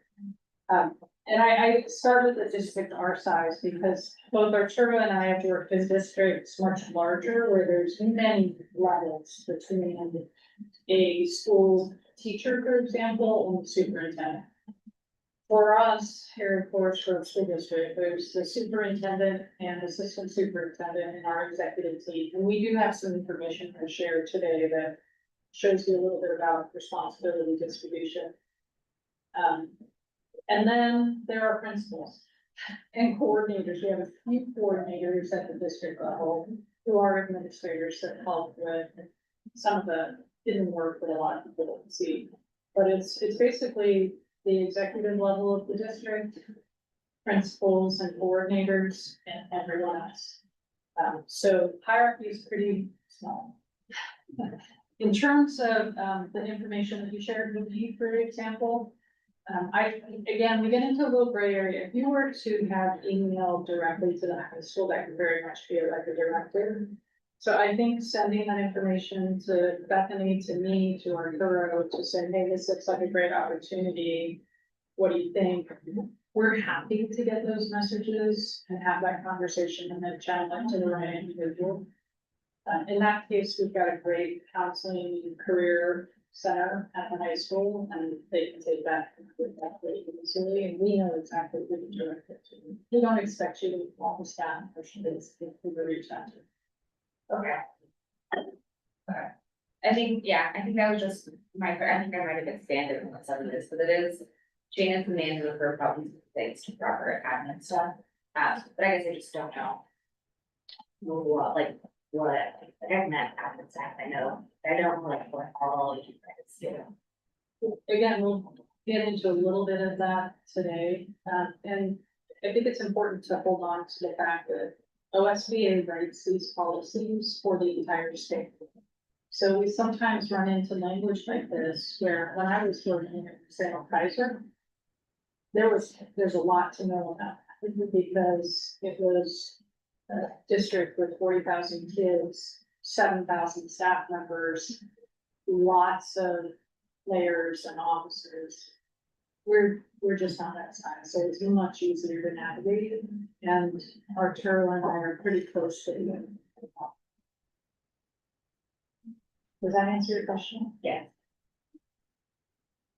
I'm assuming if an email comes from you, it probably has more power than if it was to come from us directly. Because I have encountered where I do send emails and then crickets. Interesting. If you need something to bring it to that, we'll talk to Arturo, we're gonna do that. Okay. Oh, and then, sorry, that was it, sorry, I have another one. Yes, please. Under the BG code, it states when you're visiting schools, official visits by board members, so I guess what is an official visit and what isn't? And carried under board authorization with the full knowledge of staff, including superintendent, principals, and other supervisors, so how does that? What, like, if I were to want to go to an event at a school and I haven't received an invitation, but I know it's happening. Is that where this falls in? Am I going as an official board member? You're always an official. You can't take that out. So then, do I need to let you guys know, or just let Bethany know, or do I need, like, how does that? Yeah, this goes back to the previous conversation. I think let Bethany know, and if it's on a document where you're tracking it and you're making it clear, I plan to go to this choir concert, then Bethany can monitor that. Because what that allows us to do, if we know in advance, is send a message to Principal Christensen and say, you should expect our board director, Lisa Franco, to be at your choir. They get a heads up that you're on the way, it's not a surprise, and we can facilitate that communication. Said it, sporting events, sorry. No, I wouldn't do that for sporting events because one, you're invisible and, if you're in the gym, you're one of 400 people in there. This is more along the lines of the smaller events where your presence would be noticed. And it does help our leaders, if we have a heads up, giving them a heads up to expect you. That is really helpful to them, so. Yeah, I guess I wanted to know the official definition of official visits. So small. Well, you have a different role because you also attend as a parent.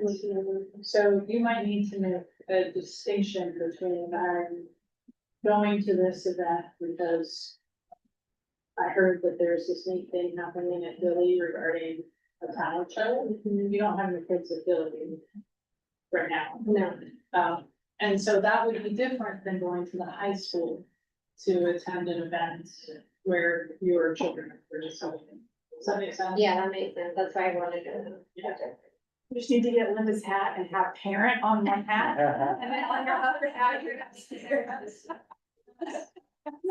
I guess a follow-up to this, hypothetically, if I received an invitation from a teacher to attend as like a guest speaker, Yeah, would that's I would great. have to let y'all know that I'm doing that? The easiest thing to do is respond to that teacher and copy Bethany. Yeah. That's not a separate email, then Bethany is aware, we can make a note of it, that's it. And I have heard from some of our principals, our educators are very comfortable reaching out to board directors, that's a long-standing practice in this district, and we don't want to interrupt that, I think it's great that you get invited into classrooms. I have heard from principals, they're sometimes surprised when a board director shows up, because teachers don't always say, I invited a board director to my classroom. Okay. So that gives us a chance to make sure the principals are on in the loop. So just copy that, just copy Bethany when you Say reply. that. The answer to Say everything. that. Yeah. So every email I read, I need to copy.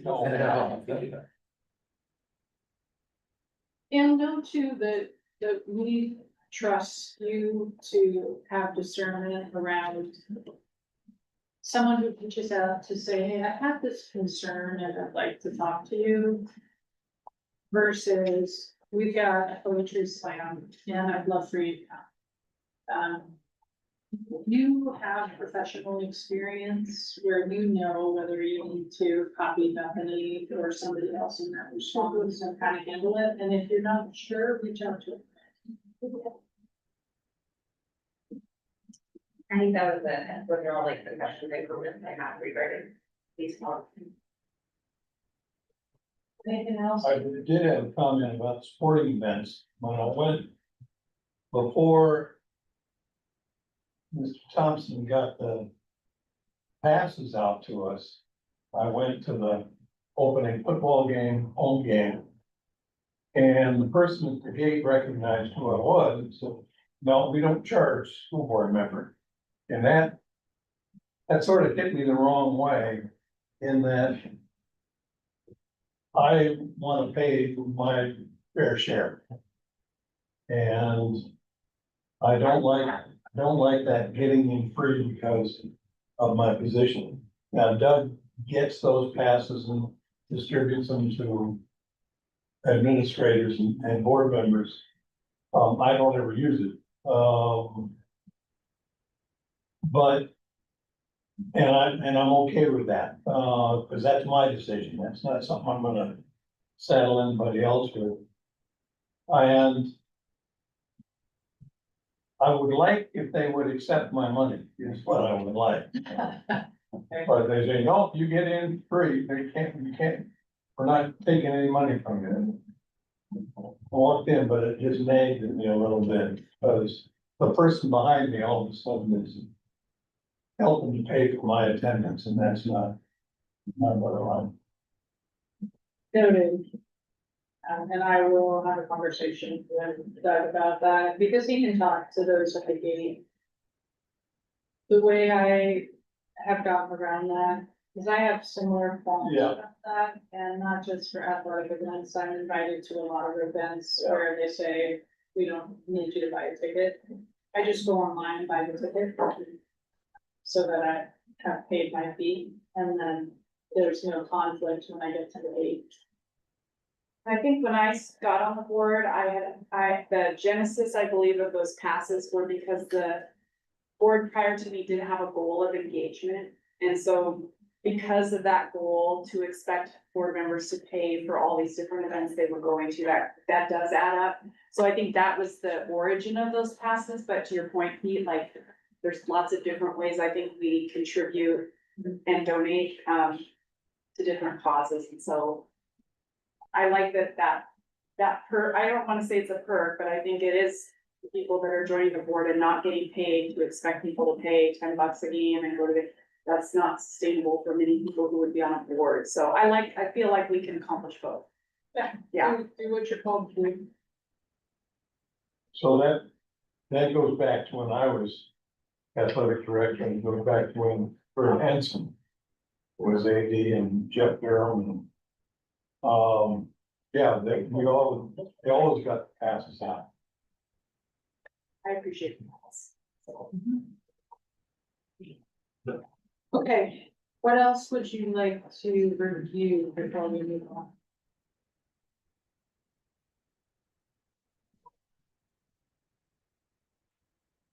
It was a good discussion, so I have two recommendations for revisions. One is for number 12 on policy BBF to add board designee.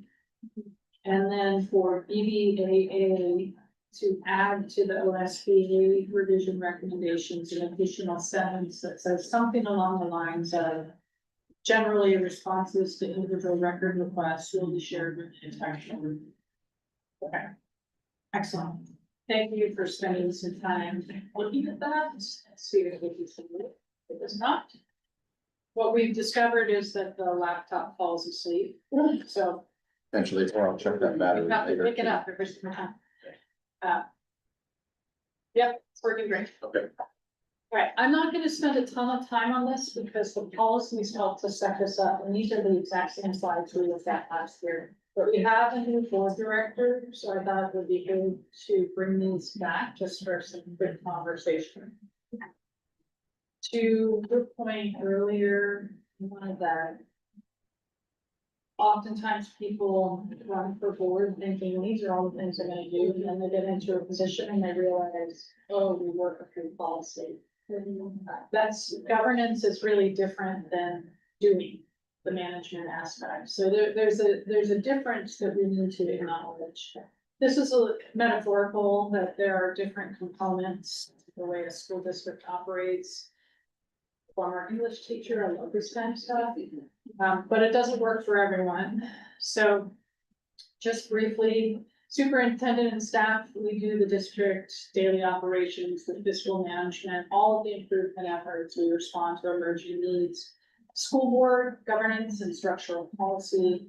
And then, of course, we have the community, and the community is critical to our work because I think it's important for Arturo and I and everyone in the school system to realize we do education. Our students and our families experience education. And we have to listen to what they're telling us about that. So as we're working on improvements. This is just another way of looking at the responsibilities for the board.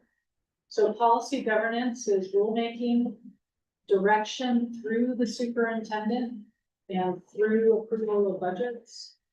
And then, like we will do later today, acting as an appellate authority as well. As I'm going through this quickly, if you have questions and want me to pause, please say so. We looked at this table last year at about this time, and this is just another way of showing that there are some differences between the way the superintendent operates and the board operates, but there's also some shared responsibility. For example, decision-making authority sits with both the body of the school board as well as with the superintendent. Communication is the responsibility of everyone in this room. And there are some distinctions that are important to maintain. But the bottom line when it comes to governance is that it doesn't work if we're not working together. The board sets policy, the board sets direction through the superintendent, and then it's my job to carry out that direction. So to Christie's point, one of the things that came through loud and clear during my interview process 2 years ago is that the board at that time was looking for someone who could lead instructional improvement. I have no questions about that. That is an undertaking that for the last 2 years we've been engaged in. And it is my hope that as I've reported back to the board and as the board has monitored progress, that we are continuing to hold that at the forefront. That's how we work together. The board set the direction. We need instructional improvement. The superintendent executes that direction.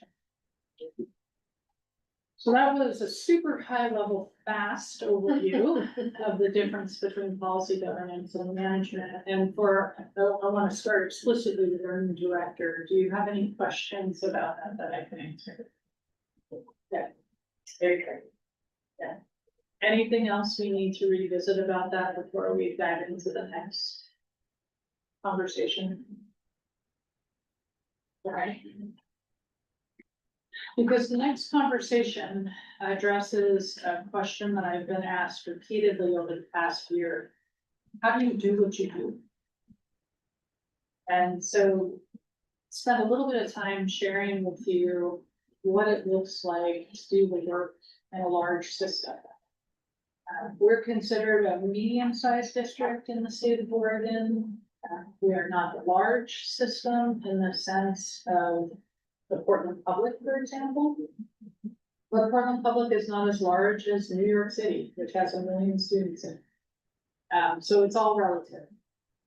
I do believe it is true to say that we are the largest employer in Forest Grove. And so as a system, we have a huge impact that we need to be mindful of, and we work through people to do that. So I spent some time thinking, okay, how do I explain how work gets done? And one of the questions that I've had people ask, especially as we went through the reduction process, is, well, what exactly does a technology manager do? Well, here's kind of an overview. I want to be clear that these lists are not exhaustive.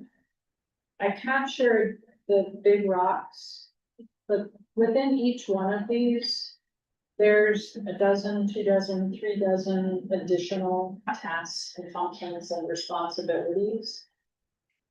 But I think this starts to provide an overview of just all of the different work that moves through the different departments in any given day, week, month, or school year.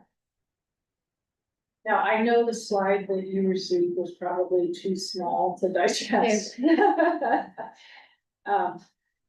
But now that you see this up here, maybe take a minute to scan this, and then we can have a conversation about how this is organized and what questions you have.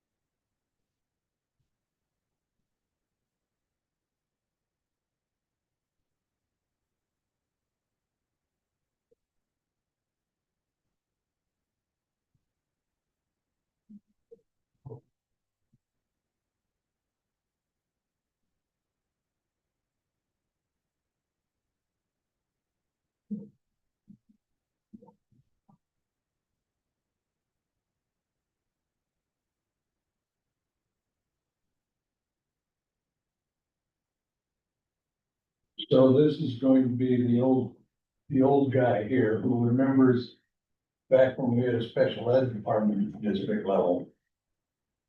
And it says student services for Dr. Shearer. I'm sure that's been folded into that. Special education services, correct, fall under student services. Yeah, it was a separate, it would have been the seventh one out there in the old days. Yeah, in most districts, it's referred to as student services now. The first bullet point includes special education services. In addition, in Dr. Shear's department, counseling, social emotional learning, mental health services.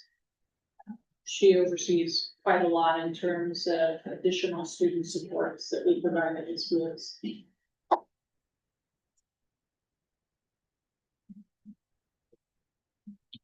Say under Dr. Arturo only, public safety. Is that meaning with the safety person we have, or do you have to take that over? No, Josh, is our public safety coordinator. And the last, year, Dr. West has been working closely with Josh, and this year we're gonna make that transition. We've started that transition, we're actually working more closely with him. Makes a lot of, makes sense in that I'm working on I work on the day-to-day school issues. And so, we're very much in tune anyways with some of the safety issues that are across the board, and just day-to-day operations. There's a natural fit there. I'm just glad you didn't lose Josh, because I thought that'd be hard. Yeah, we've got a lot, he's done some fantastic work, some foundational work for us. Just yesterday in our, work with principals, we updated our red emergency binders, which are still alive and well and, need revision. And so that's important work, to somebody to really keep their focus on student safety, on safety for everybody, adults as well. So, yeah, that would really help too. Is there anything on here that surprises you?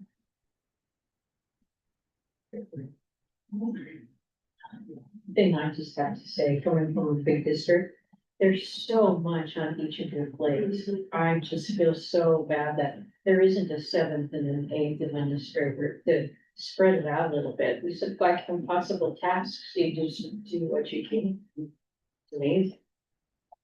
Gives me a little better sense of understanding why there was a bit of angst over my comment at the meeting about we will go until we're done.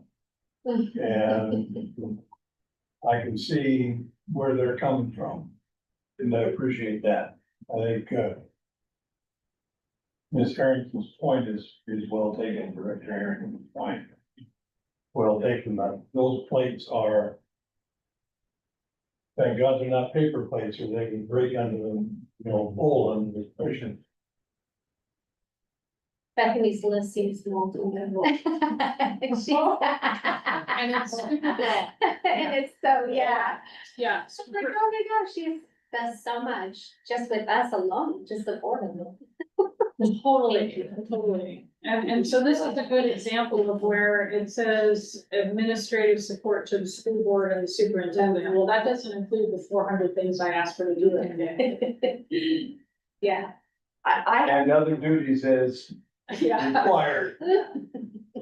I think this visual is perfect in capturing and answering this question. It's the first time I've visually seen something that makes me not only be able to see it here, but this is something that I could use in conversation with people. What I'm curious about is, and thank you for creating this. I think I'm wondering, I wish our community could see this, or this could be available for the community to see how the district is organized. I mean, again, I think if a principal were to make a box, then, because that is what people are at, the principals here, there, and then their boxes, what that includes. I even think for staff in a building, I don't know that they would realize the pieces that principals do. And then, of course, teacher boxes. I mean, every person in the district could have a box of the things that they do, but I do think eventually for the community to see that's all part of the picture, and I don't, just what the work is that the principals and admin at a school level do, and because we got so many comments about the administration. And my conversation with Dr. West, since she started, was, how is this district doing this work with this tiny amount of administrative staff? And you look at any district, because even though the districts next to us may be bigger, they're still responsible for the same big pieces that have to happen. So the biggest challenge, I think, for me is trying to figure out how to help everybody in our community and in our schools understand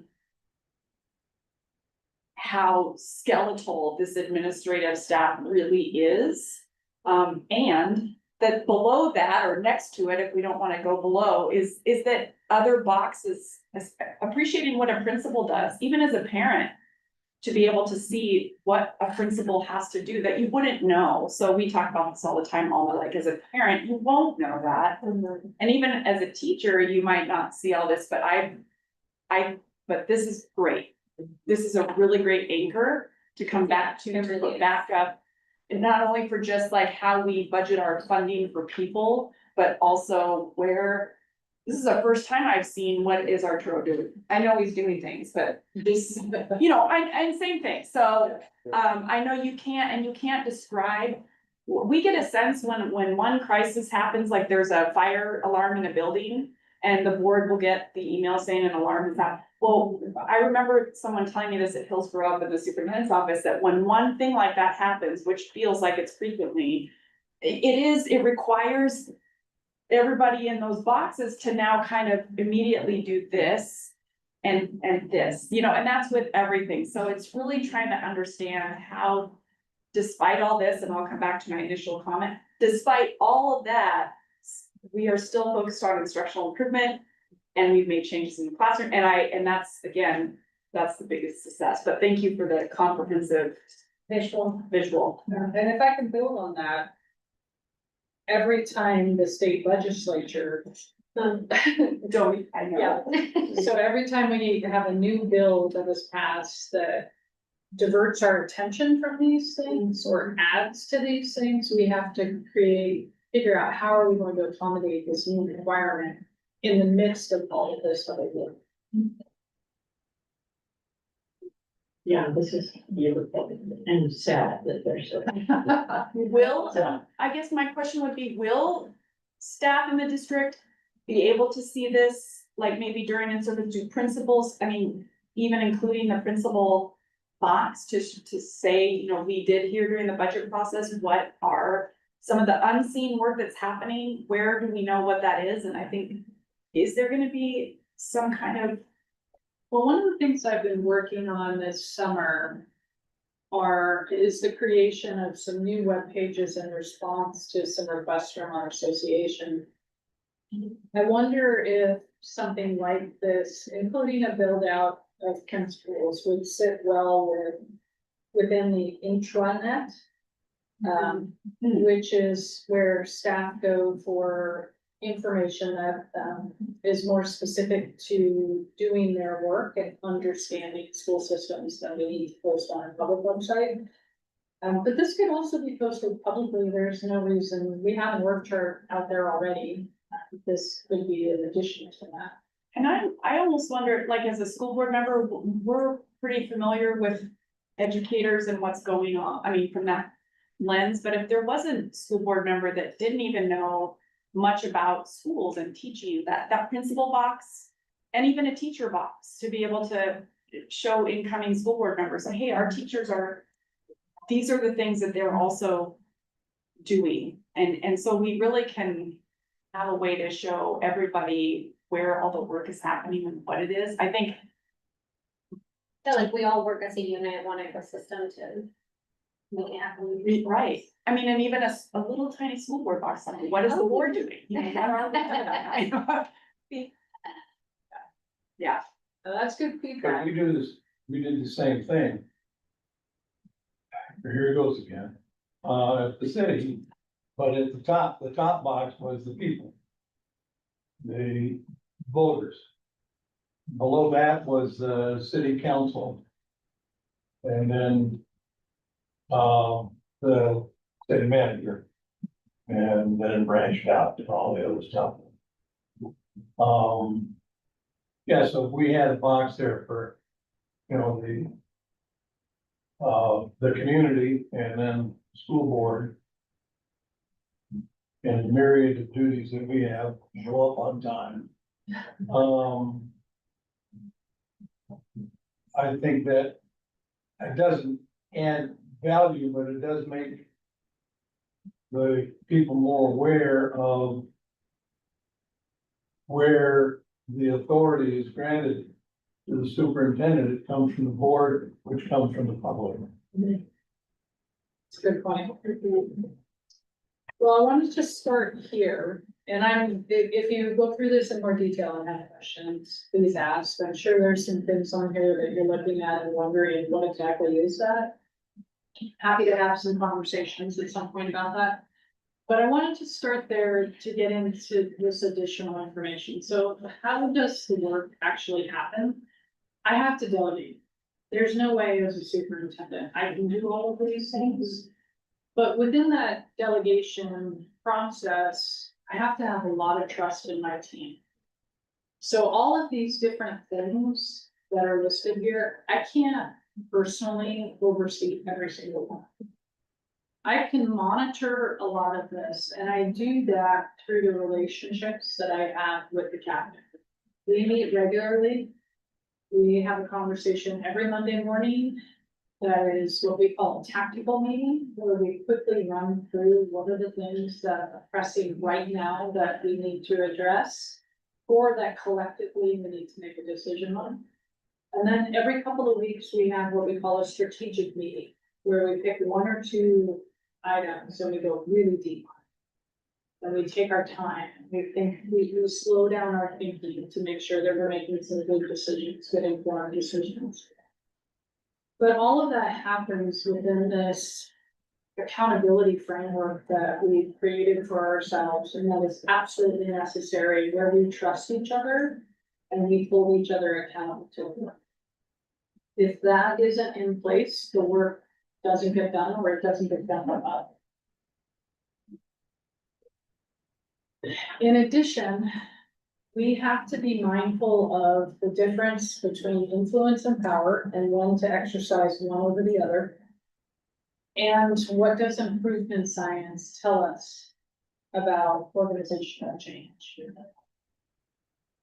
As we are making decisions, as we are planning out what are the moves we need to make to improve our dual language instructional, to ensure that our primary teachers understand the science of reading, to improve math instruction at the high school.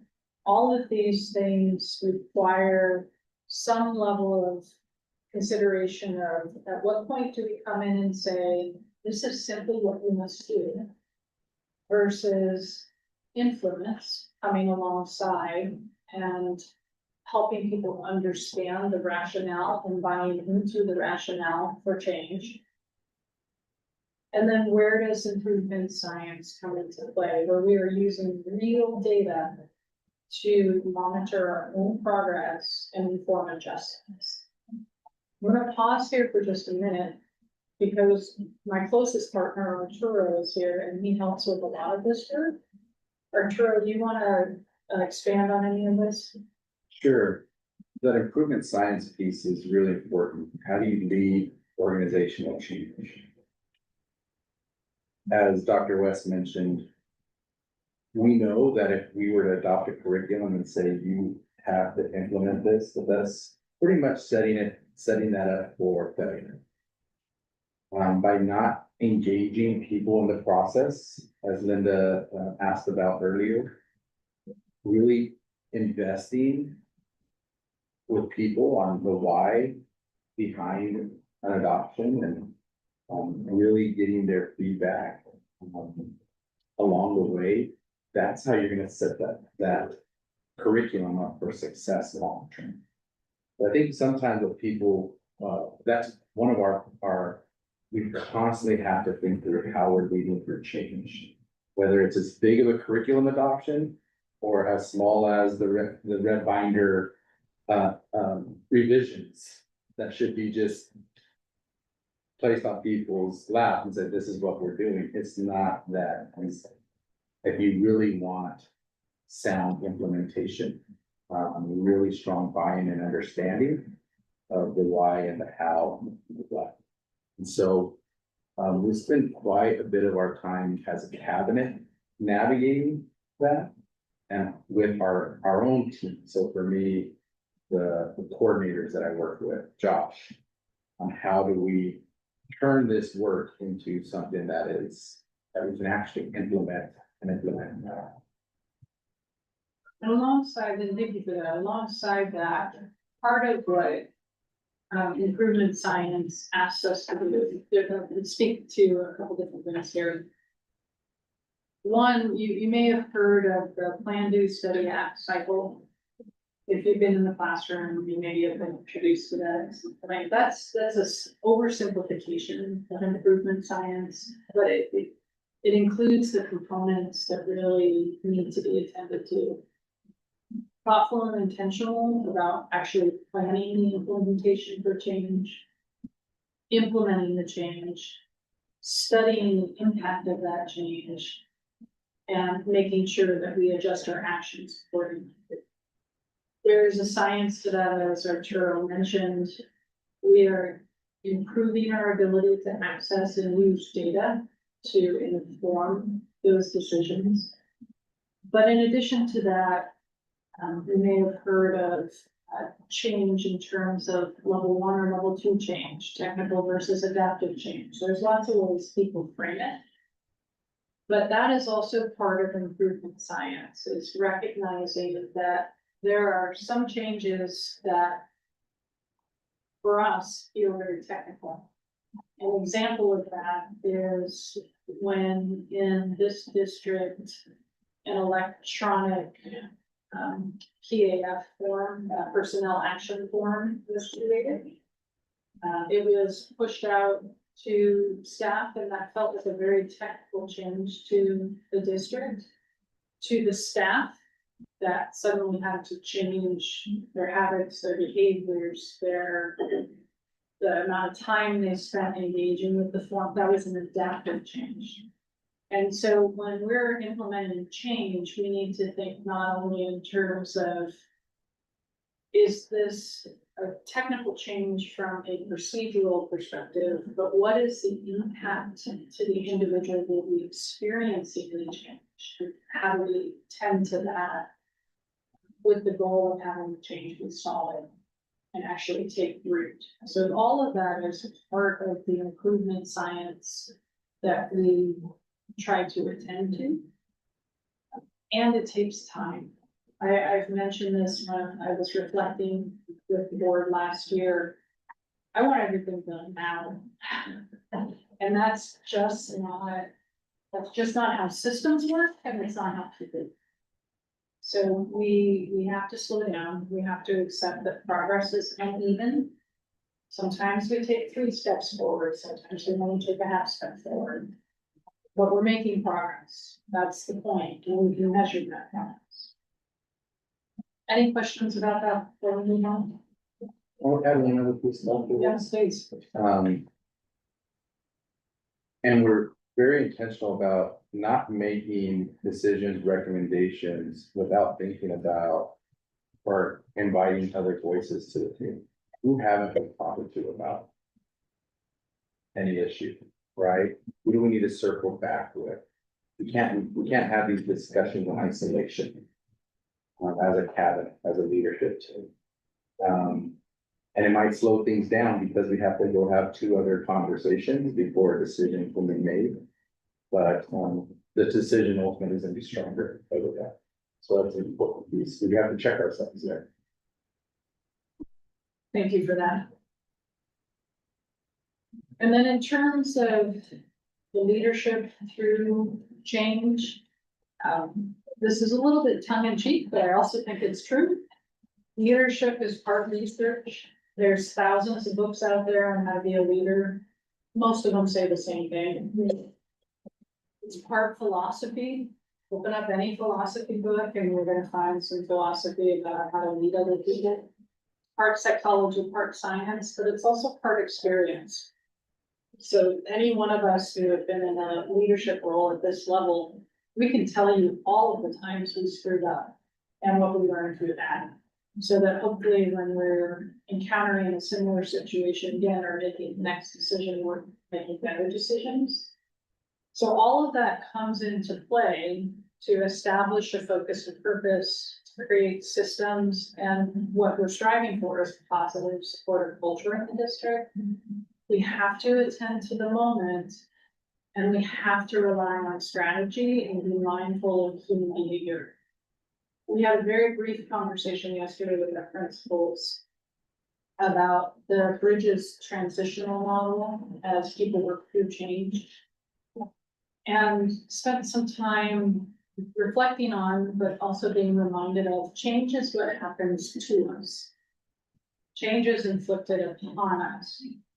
Transformation is the psychological process associated with that. And that's where the human behavior comes into play. If we don't create the space to attend to the psychology of change, the change will almost certainly fail. We have to attend to all aspects of the change.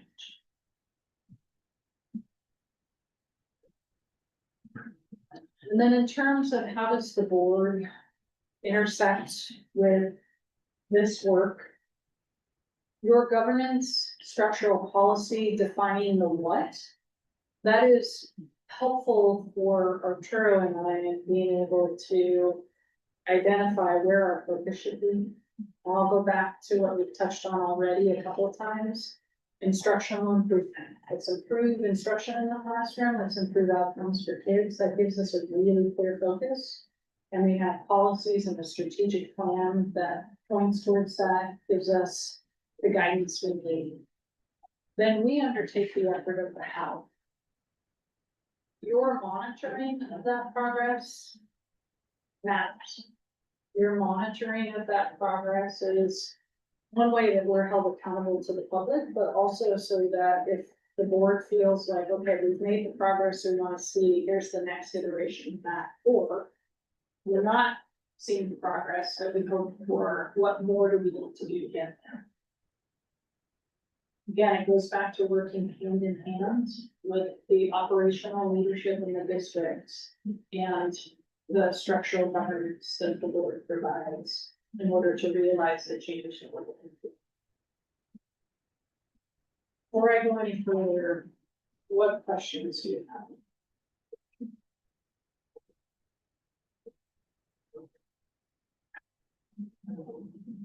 I am gonna ask directly, I know that these are questions that you and I have touched on repeatedly throughout the year. Christy, does this start to get out of what you were looking for?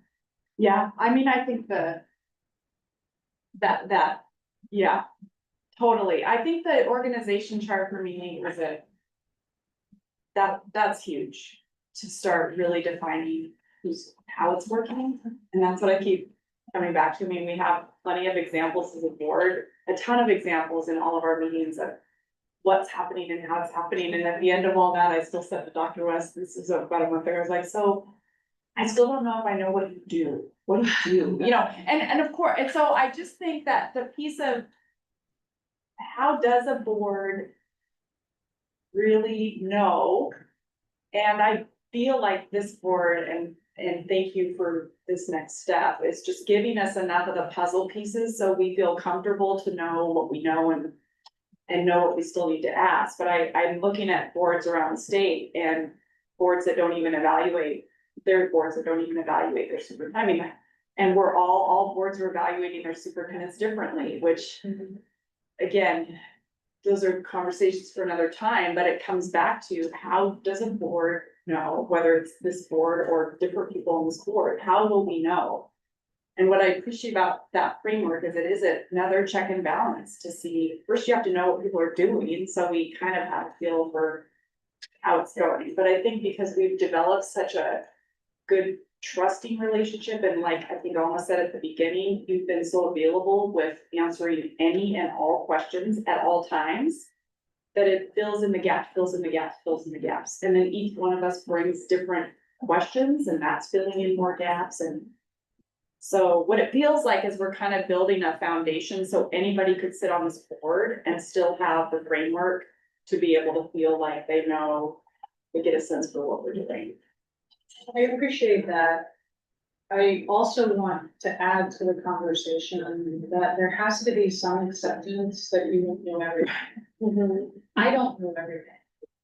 If I tried to micromanage at that level, I would quickly burn out and I'd probably lose my team. So, and this is where trust comes into play. At some point, I need to trust that Arturo is executing his responsibilities. Now, I monitor and have conversations. There's enough additional inputs that I'll know if something is falling through the cracks. Just like the board has inputs to know if there are things that are falling through the cracks.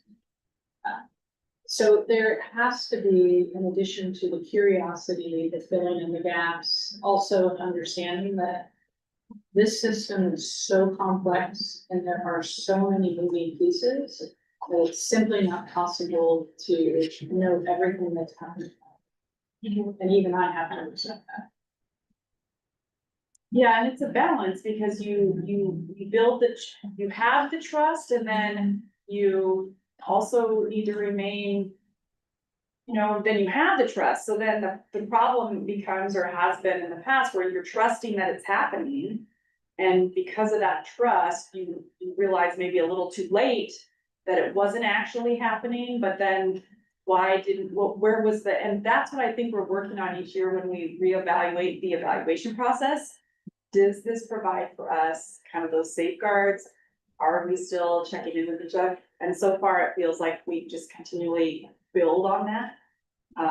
But yeah, it's a tricky little area of, but I think the nice thing, and you keep saying this as well, is we come back to the data and we come back to what's in front of us. And so is all of the things that everybody says they're doing matching what's happening. And that's been really nice for me to communicate with community members who might be frustrated with maybe how it's happening or why isn't it, why aren't you doing this or this? And I keep coming back to, but here's what's happening because of it. Like our kids are learning to read, you know, we have aligned systems. So when I can point to these markers, that's been helpful to again have the community feel like, well, okay, so yeah, okay, that's true. That is happening. And that's all been very public in our meetings, which I've appreciated. And that's where it should, those conversations should happen, right? Accountability. The board has to hold the superintendent accountable, that's your job. And the public holds the school board and the school district accountable. So those conversations in the boardroom, where we bring forward our progress and are very open about where we are making progress and where we still have work to do. I think that's critical in establishing that trust between us and the community. Now, there is the question how many people are actually tuning into that. But regardless of that little conundrum, I think the process that we've set up with these regular checkpoints in the order is the right thing. That's 3 times you've used it. Conundrum. It's a good word. Yeah. I'll get it. It's an SAT word, right? All right, so again, this was just kind of a high level overview of how the work gets done in the district. And I think right now lunch is here, so it's probably time for us to take a little recess to have some lunch. Bethany, what kind of timeline are we on? We can take, we think 30 minutes. Or Do we want to come back right at noon? That's a 25-minute lunch. Would that be enough time? good. Okay, super. All teachers here, we can eat in 5 minutes, so. Yeah. Lunch break at 11:35. Thank you.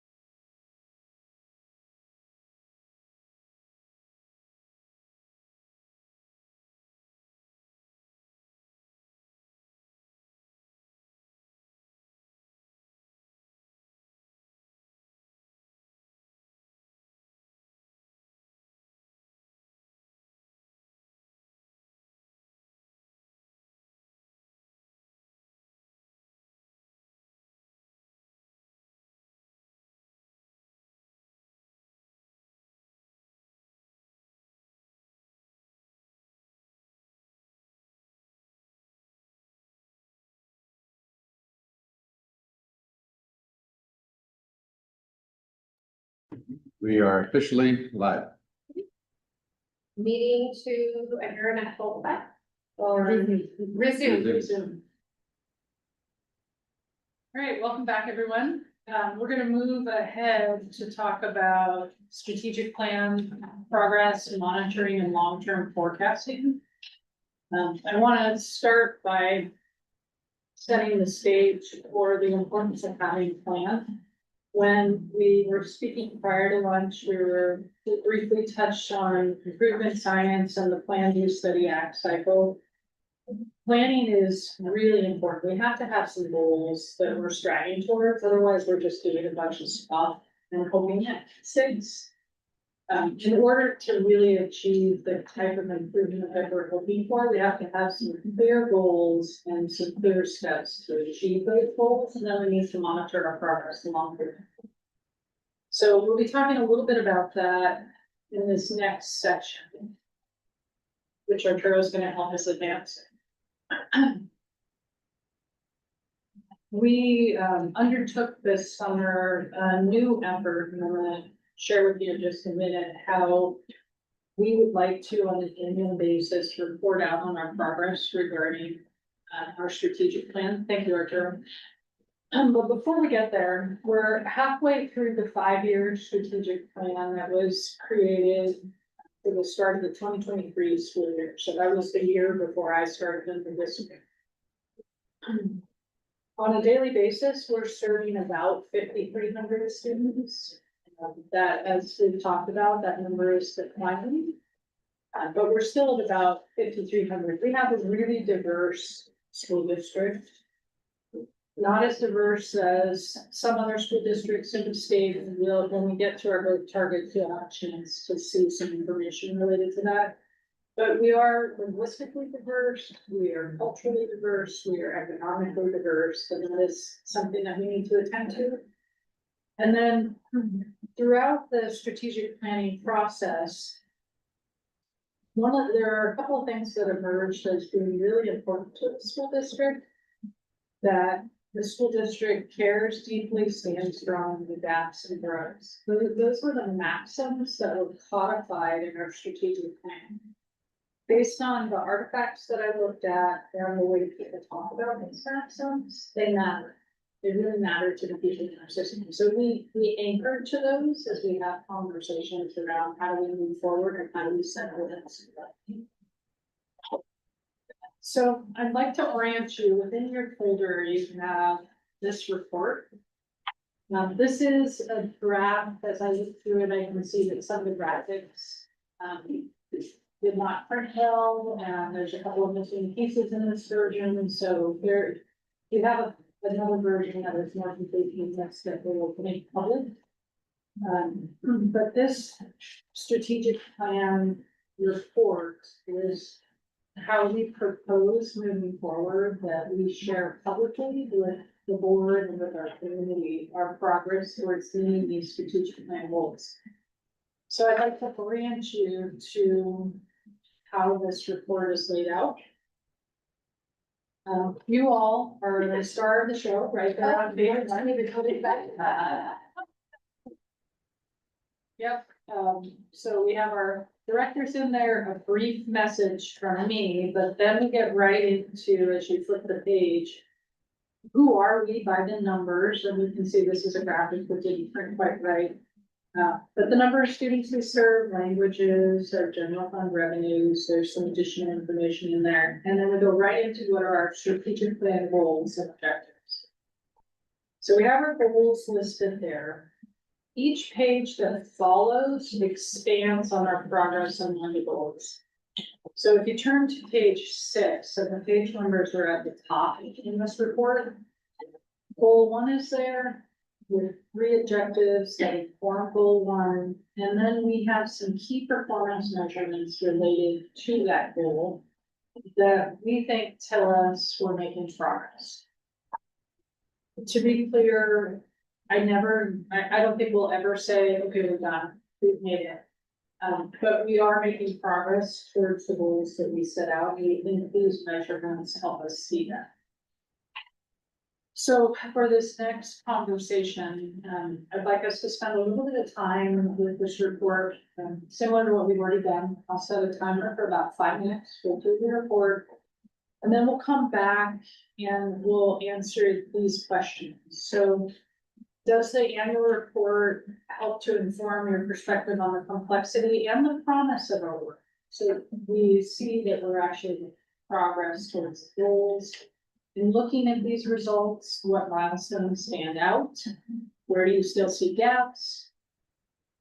Does our transition away from deficit spending help us build long-term trust with our community overall? Know that there are some who disagree with the decisions that we've made, but there's some information in here about our finances.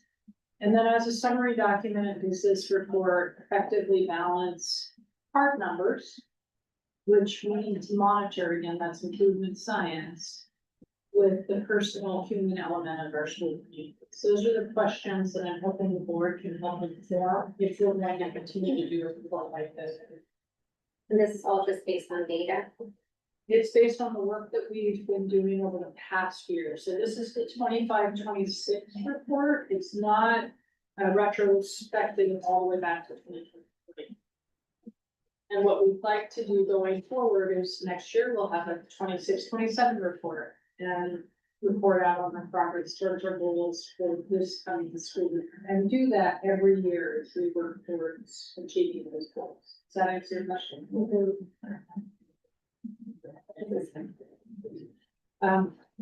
Yeah, AIAM, thank you. Alma asked, if you look at page 7 at the bottom, there's a report on the ethnicity and races of our students. AIAM is American Indian, Alaskan Native. For federal reporting, those two designations are grouped together. And that's different than native from the others. Native is, it's cut off there, thank you. It's Native Hawaiian Pacific Islander.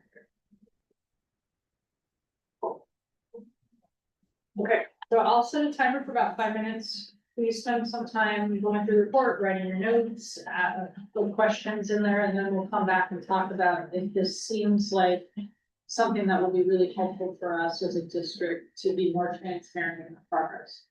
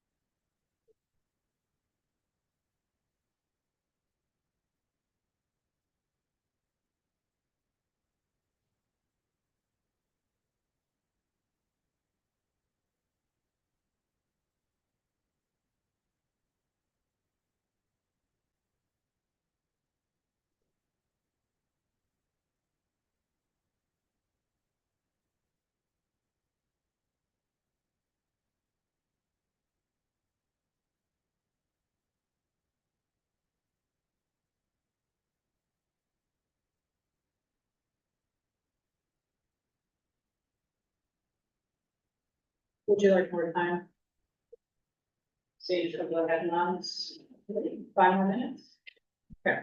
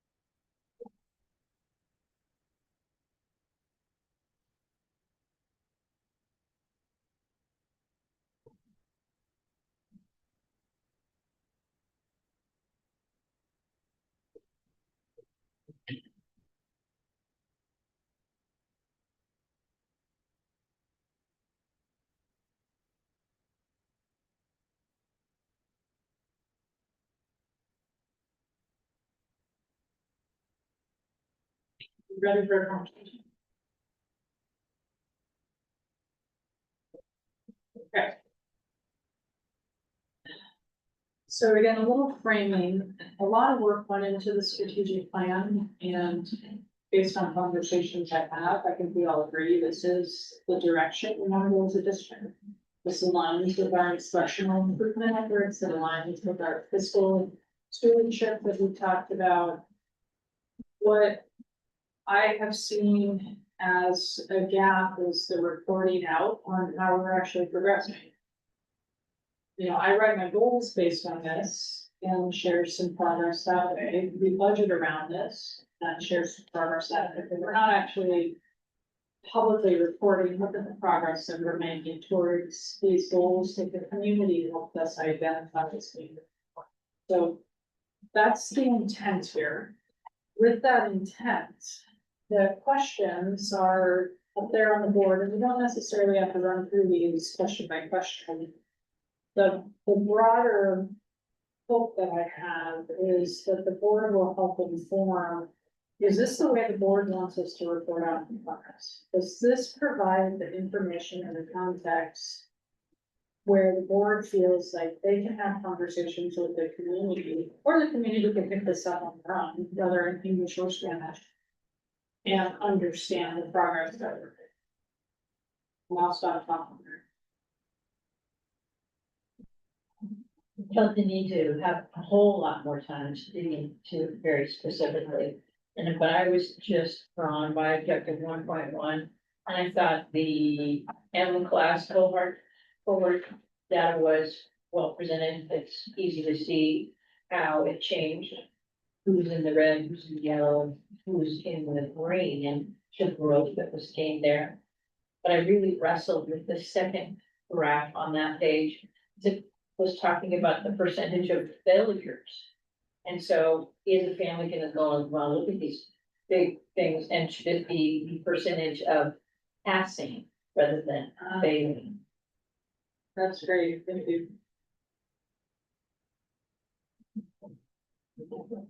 is there a reason why we haven't been from or chart versus?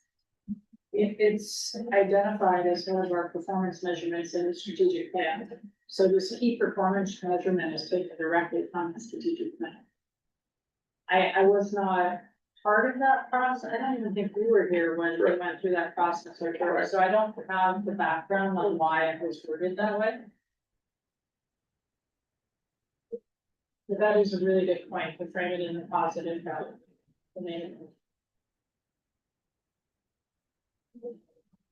Christie, you'll pass it. Well, I have the original strategic plan here.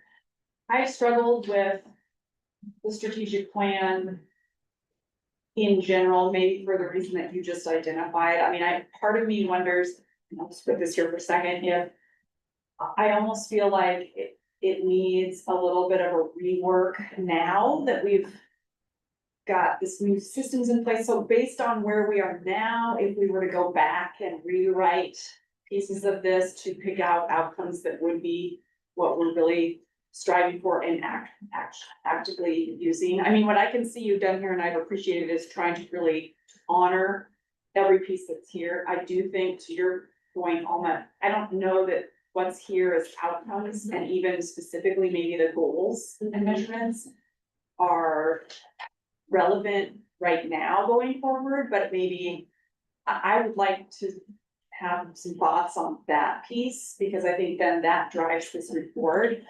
And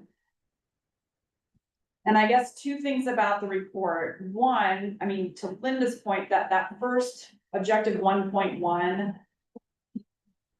as a board member, reduce the gap. I know what that means, reduce the gap, but then I'm like, reducing the gap is different than saying maybe we've noticed an increase in this many percentage of people reading.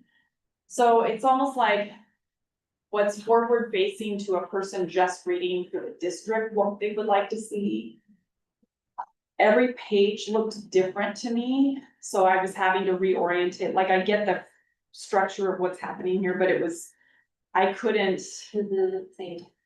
But it's all the comprehensive pieces are there. So with that being said, I was thinking the pieces I really were coming back to were the results, like a page of like, this might have been the 4 objectives, fine, but like, here's the results, here's what we've maybe done, but even more than that, I don't need to. It was a blend. What's useful to me is the list of seeing, here's what we've done, what we've put into place in this past year. Because of that, on this side, here's the outcomes that we're starting to see, the increase in this. So a visual of like. Easier to follow. Well, maybe like a cliff notes, a quick, because I liked having this, and I'll tell you why in just a minute. But like a cliff note for the community, someone picking it up at the library, a 1-page or 2-sided page that just showed, here's what we've done. I don't even know that a person that's not this deep into it would need to see all the strategic goal 1 was this and this, but it's almost like, here's what we've done with instruction and learning, safety, and that kind of anchors to what we hear from our families, right? Like instruction and learning, they're like, we want that consistent experience in the classroom, and public safety and mental health. So it's almost like, I wonder if we could orient something around what the community has kind of said, even though it still encompasses what's here, but to them, it would be like, here's these 3 top things we want to see where we are and what we've done. But the reason I like this is because I'm thinking about delivery. And I know the mayor does a state of the city, and I go to those every year, and it's pretty much the same 100 people that show up for that state of the city. However, for the state of the city, people are not invited to that. It's a general invitation to the city.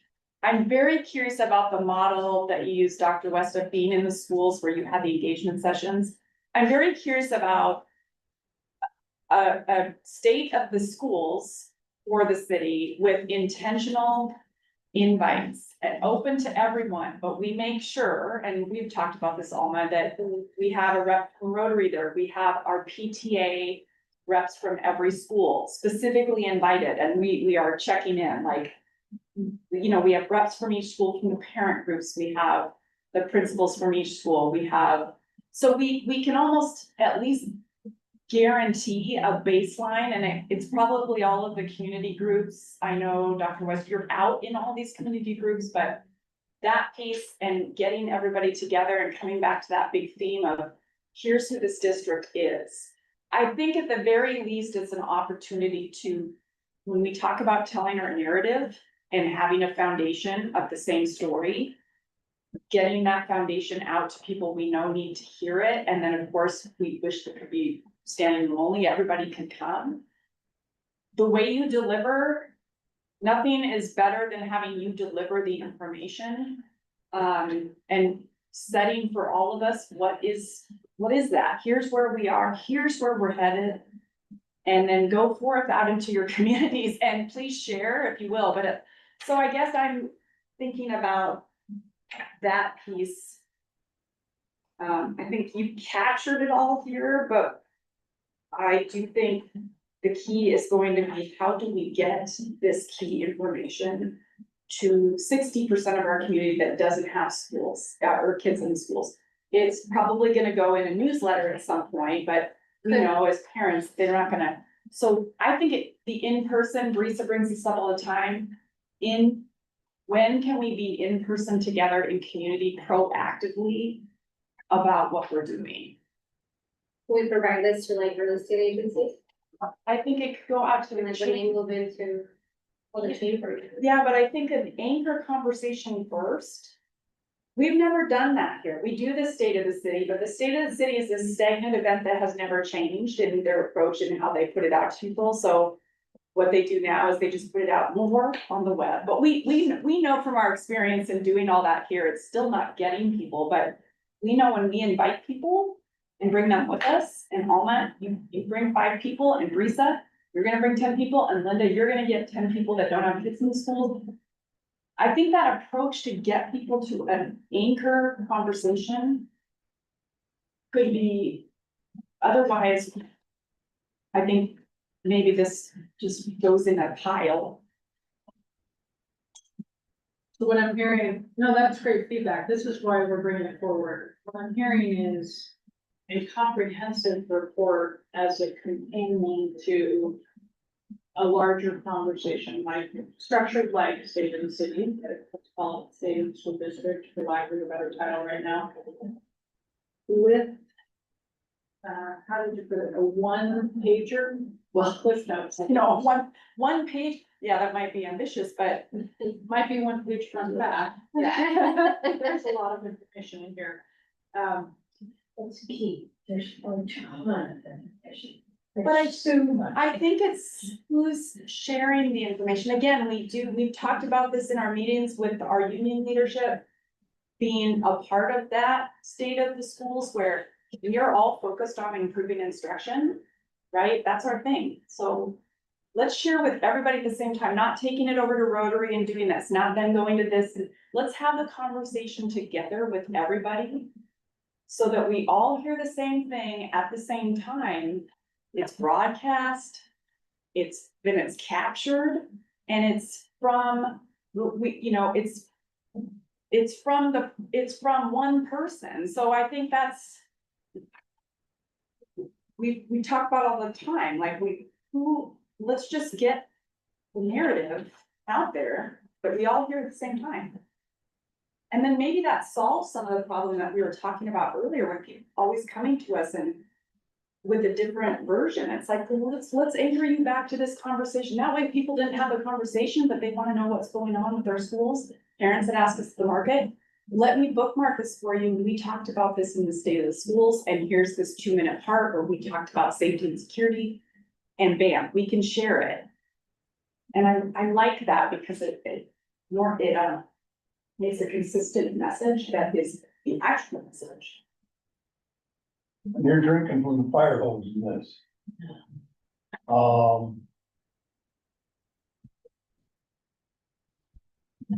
Backing up what Ms. Kotke says, if we were to devote a portion of our school board meeting to say, goal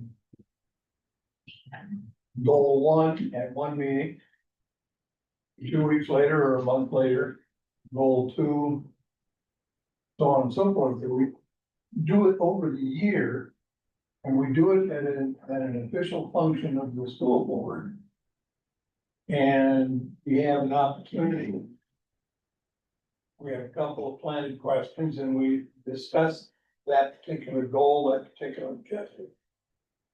And say and schedule the meetings throughout the year, but it becomes part of our agenda as a school board to take a look at the progress report and possibly make changes, because we are seeing certain changes taking place that particular year. And this makes this more dynamic and more more active, more variable and subject to change, gives us a chance to do that. But yeah, I sort of agree with Christie that if we do this and give this to them, they're gonna look at it and they're gonna get that 1,000-yard stare during the headlines.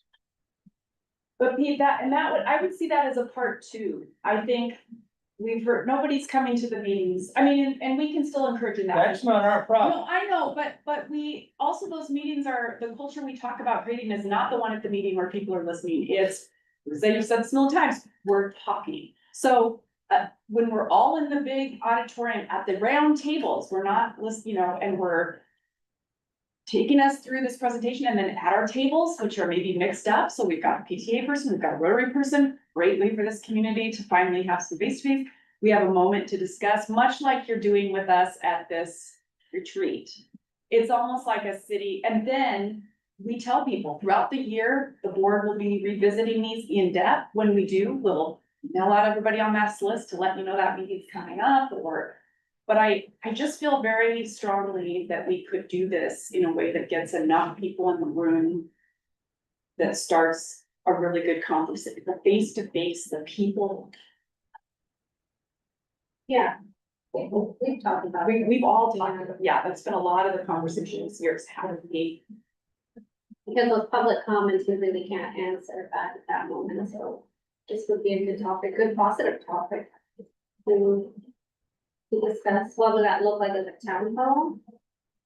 Well, it would be I a don't know town what the title would be. Yeah. A town hall is typically when elected officials are listening to their constituents. I don't know if state and school district is the right title either, but what I think I'm hearing.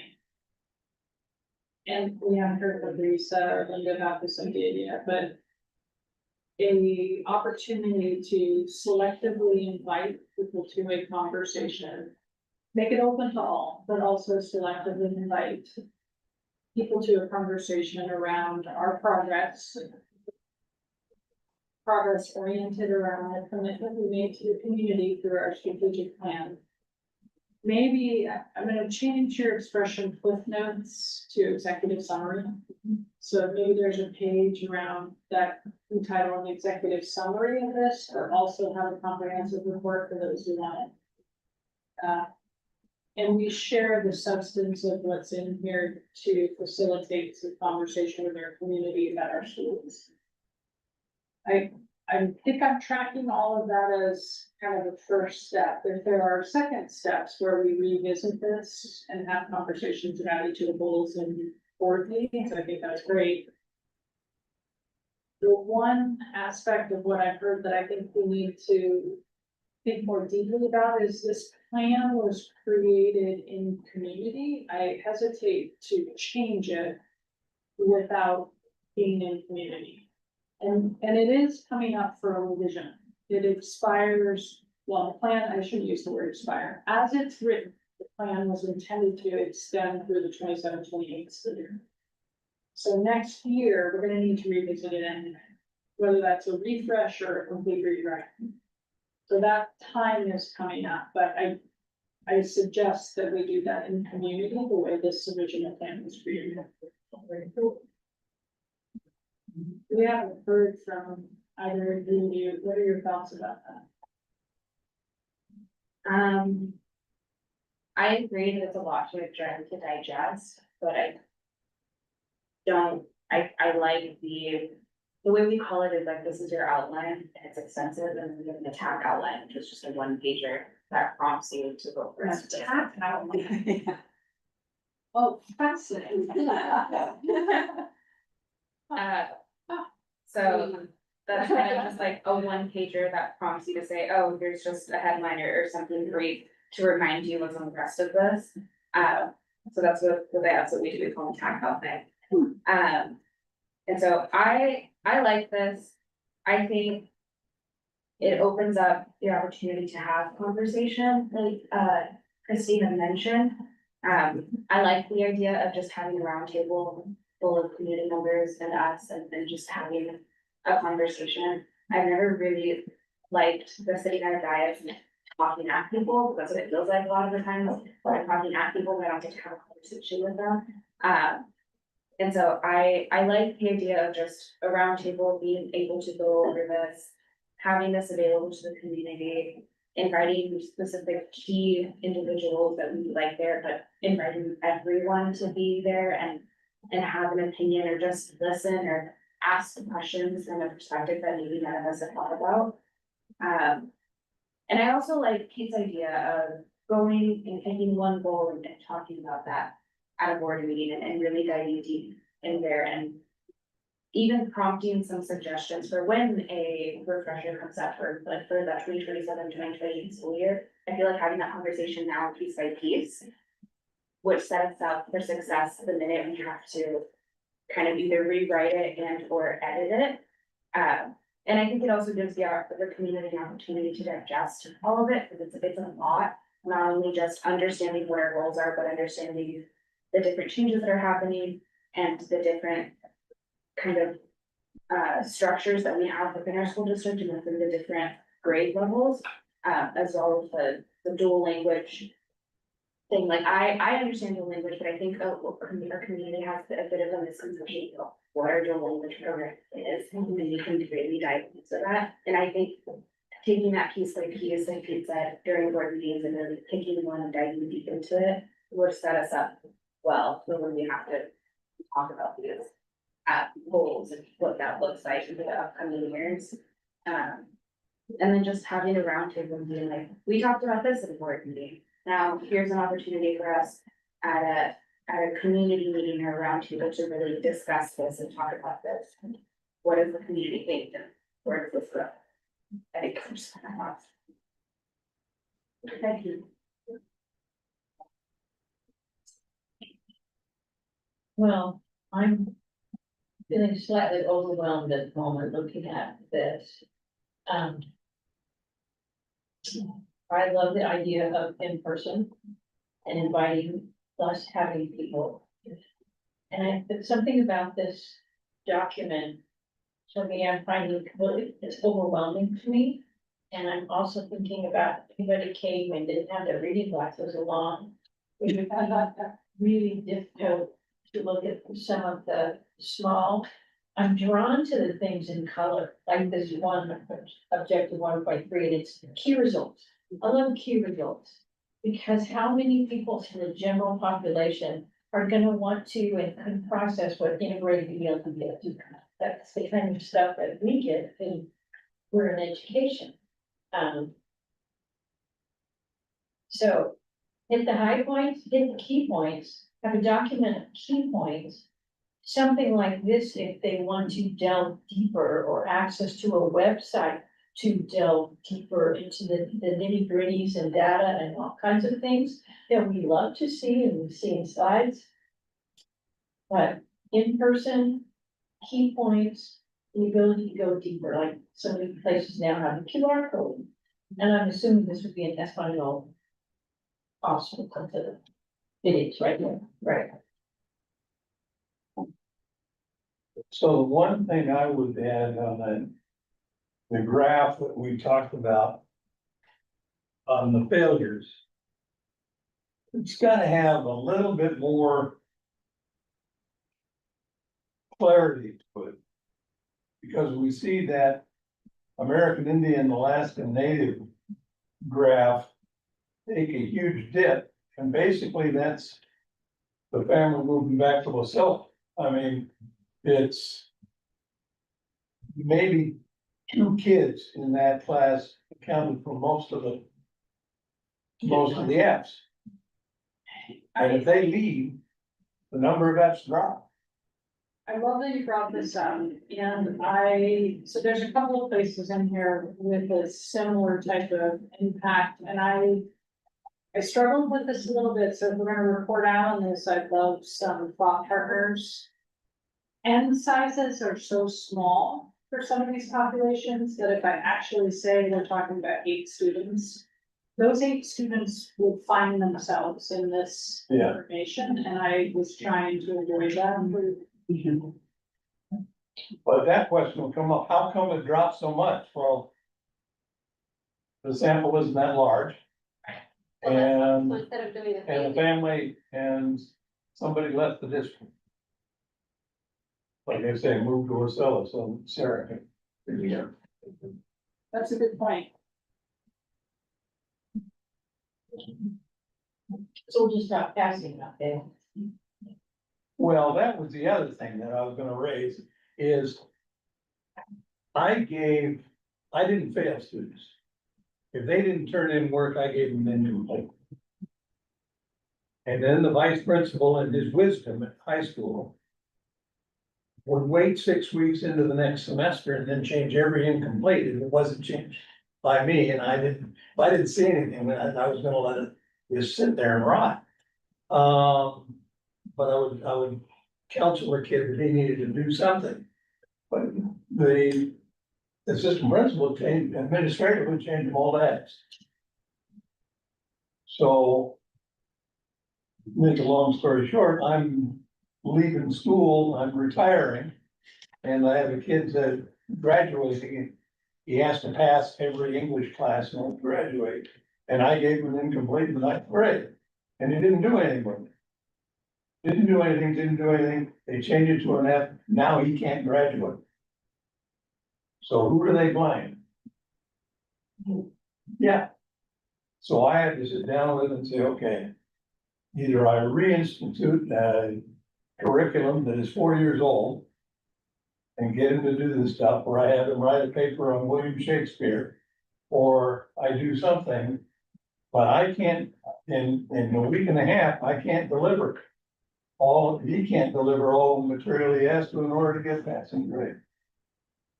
So. We cheated a little bit. I mean, we stressed the rules. We had a conversation.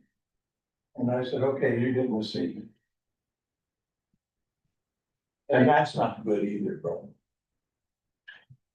so should we fail instead of incomplete? Well, see, That that's gives what it, that, that gives the chance that like, hey, that's an F, you have to correct it. that community conversation, that community space allows for context to be given to what I think is not just that point fee, but when people are saying, well, how come we're all graduating and 80% of our students are 90% across the state, but none of these kids can fill out an application to be a sub. You know, I mean, like, I think what all the Fs in certain areas or classes, but no Fs from the same student in different classes. You know, how does that all look in a system and where does that conversation land? That's not at the board level, but I do think I have questions about, this is one of the reasons I have questions about some of the outcomes that we're tracking. I don't like that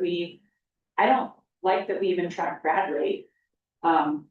I mean, because I don't know, what are we saying by grad rate? I'd rather track, you know, the things that lead to a higher grad rate, which were the sense of belonging, which we are tracking. But I think that bigger conversation about what the board is looking for data is important, because I do think that sets a message for what we're hoping for outcomes. I don't know, I'm going a little, so that's where I think in this conversation and then reworking of what is there. I know the community, does the community care about grad rate, or do they care about, like, I'll tell you what, I would guess parents might care I'll about. let you know, like. Yeah, from a real CTE. estate perspective. Oh, yeah. They do care. They Yeah. wanna know what the graduating grade is. That's a question that is often asked. But are they noticing that the graduation certificate does not always match with the skill level or the entrance? I mean, No, they're not looking into any of that. They're just looking at raw data, you know, what they're able to find online or ask them directly, for example. So like having something like this that perhaps provides a little more detail, talks about everything that's being done. Put in their folder after delivering things forward. I guess that's where I wonder if we even have influence to change communication in the community to say, well, we can share our grad rate, but let me also we'd rather share our CTE. How many kids are entering our CTE programs and how we're building those out? Do they not care? No, I've been thinking about the same idea, how we used to have a welcome wagon lady that delivered every new home family that moved in. I think realtors are doing it now. Yeah, I mean, it is a part of something that we are asked consistently. Look, you know, before you show me a home report, sure, can you send me information about the school, or what do you have about the school? And so, I mean, I can firsthand share information because I have a student, now I'm a part of the school board, so I can overshare sometimes to make it just a lot of information. So Alma, would the first thing that you share now, would it be graduate, or are you more likely sharing like our programs? I'm sharing, yeah, I'm sharing all the amazing, depending on how old the student is or the kiddo is, I'm, just sharing like those specific like elementary schools or the high school, the CT programs that we have in place and all of that stuff. And so we're discussing all of that. I think the biggest hesitation when it comes for people moving, it's not so much in the elementary level, but it's like middle school. Is where I'm seeing a lot of parents be like, "Ugh," when it comes to shifting your child to the, as a real estate agent, that's where I say. And so having all this information is really nice. I'm able to share all this stuff. So that's why I was saying, if even our local real estate agent have something, you know, like this for their school district, and be able to share whenever our clients ask us for it. I mean, like the, Yeah, yeah, so, well, the attack, what do you call it, Risa, the attack sheet or? like an The attack outline, I guess I'd rather see on the attack outline the highlights of what's available for our students, the CTE that this is this, you know, the dual language. And then also as an outcome of that would be on page 2, because of that, we see our grad rates increasing, we see our reading percentage down closing. I mean, so you're right, it becomes marketing and all conversation starter, and also kind of drives people's impression of what a school district is supposed to be doing in the first place.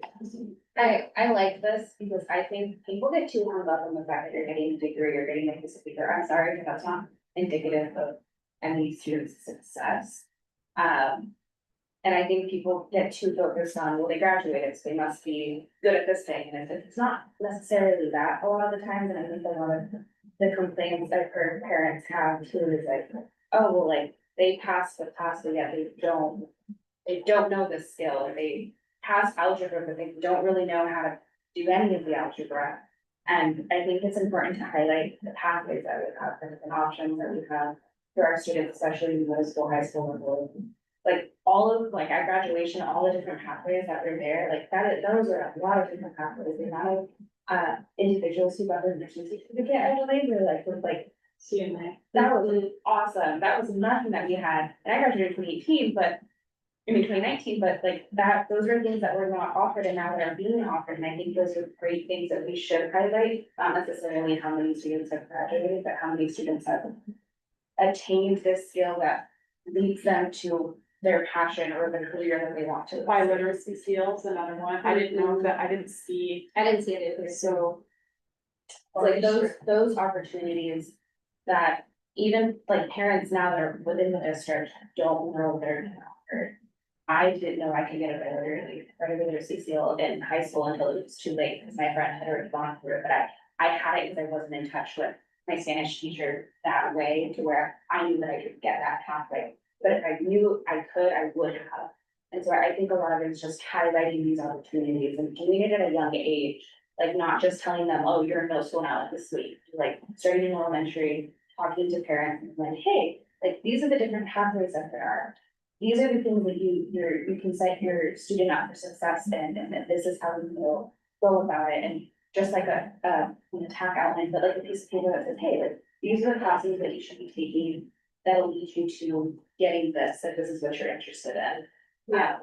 We don't, I mean, and not only with real estate agents, but even our local builders, our builders in the area, we could provide this, and so when they provide information to visitors, clients, whoever's interested, we could provide something else to the district.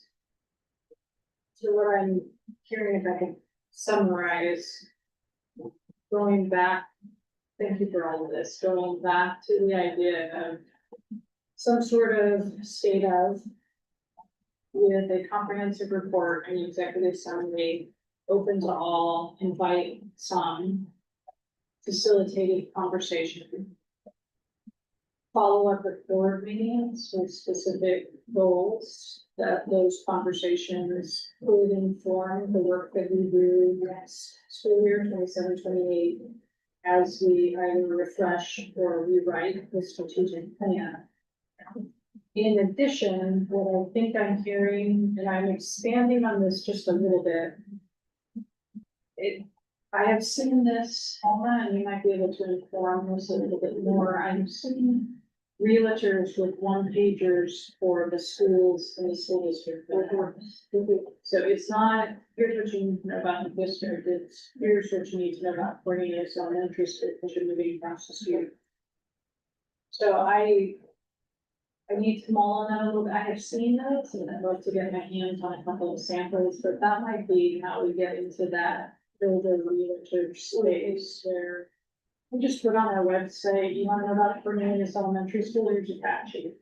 Yeah, and it has, usually contact information like principal Yeah. or doing stuff like that, and it gets updated we used to see it more often before, we don't see them as often now, but it is really helpful because as a realtor, you do get asked all the time about schools. Everywhere they move, it's the school's one of the biggest decision makers as to where the family will move. And then to highlight the program. So not to minimize, but we're also teaching kids how to do math. But did you know that we actually have an incredible art program at Lee Armstrong? And we have aquabots as an elective class. So did you know that kids still dissect frogs? Well, how cool is that? Your job. And an orchestra, I've heard people that there's an orchestra in the area, Washington County. Forest Grove does, Hillsborough doesn't. Yeah. So, Yeah, Hillsborough. You might also, Just kidding, Hillsborough, love you. Love you. might also indicate what this is not. What things are we not? What conclusions should you not draw from this? Don't think of it as a report card indicating completion of the task. This is an ongoing, active, vital project that is going to be adjusted, studied, monitored, and corrected as we move through the life of the school district. Well, then I wonder to that point, and I appreciate that comment, is it more continuous improvement report? So that we emphasize we are in a continuous cycle. yes. Life paper. And you've mentioned this several times, Dr. West, in our meetings about you are really good about here's where we are, but also here's where we need to improve. And that's one of the things I really like, that we've put it all out there. We're not afraid to say this part, especially when we show the data and you will highlight, we're not sure yet, or Arturo, you did this in a meeting, we're not sure yet why this particular class was doing this, but we're gonna actually follow up with this. And I liked that instead of making some sort of veiled excuse for what, just admitting like, yeah, that we gotta check out. So I think that vibe of just, here's all the things we've changed and going well, here's definitely where we still need to, and that's a trust builder with people. This is a huge list of tasks. And I'm thinking about a huge list already of who's gonna do all? Well, great question. And a well-written strategic plan should point us towards the outcomes we want to achieve. And then we structure our work around that. So for example, in the Department of Teaching and Learning, if one of the outcomes that we want to realize as a school district is, let's say it's the expansion of dual language instruction, teaching and learning needs to orient towards that. If that ends up in our strategic plan, then they need to build structures and action steps to help get us to that point. So it becomes part of the work if we are thoughtful on how we lay out and plan. I think this is a plan that was very thoughtfully laid out, and there was clearly a lot of community input. I looked at all of the artifacts related to this. There was a lot of involvement from community. And some of what is in here, I have questioned, well, how do we measure if we're actually making progress with that? And so to your point, I do think there's opportunities when we come back together to either be more specific or narrow. So that it's more targeted. And that may help address your question, like who's gonna do all this and where does it fit? But also help us be more thoughtful in how we report out. Well, yeah, who's gonna do the work to report this out? I mean, she reports saying you're. You put our pointer fingers up and. Remember, she delegates. This way. Now, there's a conundrum. Number 4. Well, I just think, are you talking about like creating like a state of this for the whole? Yeah, the state of that and the documents that would go, the one pager heads and things. And I don't know, I don't suppose there's funds to hire a professional that could take the ideas and collate it into something. Well, I think it's kind of a work smarter, not harder situation. So for the last year, we've all been trying to figure out the ways to get, I mean, so you do have one meeting that will take quite a bit of coordinating because it would be new and different. But is it that much different than the multiple engagement sessions, Linda, that happened last year at every single school to essentially do the same thing? Right, so every school we held things and we had a handful of people that would come, and that was a lot of time to try to accomplish. So I'm just thinking it, and we all sort of said that we can't figure out the way to get that engagement, right? So to me, it's like, could we try this one big foundational setting piece? Which, yes, will be time, but does that essentially then? It's not as much time than to have to go out and do different. Right, I mean, could you accomplish quite a bit with one? More than anything, putting it all those stuff together. I mean, it's been done here, so there's a framework to start, but I think we were gonna think about changing. And the feedback is helpful. The feedback as I'm hearing it is simplifying, not make it more complex. So that is helpful. So I can take that feedback and simplify and also then create an executive summary from this content.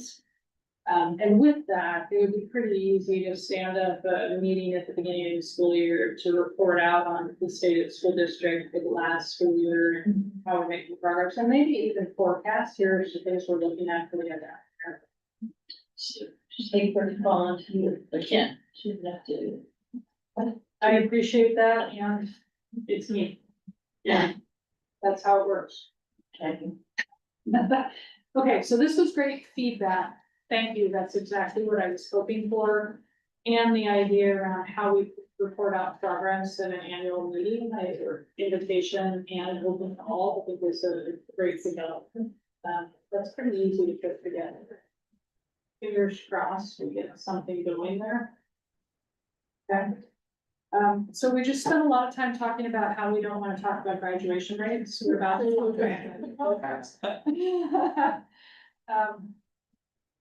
So, Carol's gonna help me wake up the laptop again.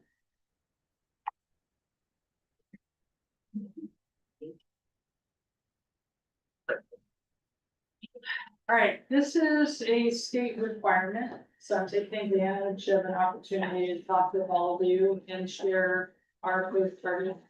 I'm gonna build a little bit of a runway, I'm gonna go fast, so if you need to slow me down, slow me down. We have been talking about a lot of this over the course of the last, probably half of the school year. So SB 141, the accountability bill passed in 2025. There were a bunch of new requirements with that, but one of the new requirements is that every school district was required to go back and examine the growth targets that they had set many years ago and set new ones. Some of those growth targets are around the same measurements as previously required, but we have some new ones as well. This graphic right here is built by the Department of Education, and you'll have, you have this hyperlink right here, which I'm not getting my red dot right now, but that hyperlink, you click on it and it'll take you to the information that you need to ready for 141. And these slides are taken directly from the Department of Education, so they're a little pixelated, sorry about that. But the metrics that we're required to set now are aligned to what are known as similar school districts, and I'll explain that in just a minute. The state has their own metrics that the state is striving for, and the state went through a process of what's called a hierarchical regression analysis to determine which school districts are most alike, and to set some targets for those school districts which are most alike. Again, I'll get into that in just a bit, but we now have these 7 common metrics. Again, some of these are consistent with what we've been asked to do in the past. The new ones are K2 regular attenders and 8th grade math. And then we were required to pick a local metric as well. And that's unique to our school district, selected from a small number of options. So similar districts are districts that are clustered together based on demographics and community characteristics. The Department of Education says that these districts have similar backgrounds and similar starting places. We'll take a look at a table here in just a minute, and you can draw your own conclusions. And we hopefully, will have, in terms of these similar district groupings, some colleagues in distant districts that we can collaborate with on our progress. That's another goal that the department has, is that we can together lean into our continuous improvement efforts. So these are the districts we are grouped with. We and Forest Grove School District are cluster 2, group 2. And these are last year's data verified by the Department of Education. These are the statistics that the Department of Education looked at to determine groupings. There is one additional metric that they looked at, which was how close is a school district to a public post-secondary institution. So for us, Pacific doesn't count. The closest public post-secondary institution is PCC. And so there are some real differences between us and other districts, especially in that regard, because Bethel is about a stone's throw away from the University of Oregon. We're 20 miles from the closest PCC campus.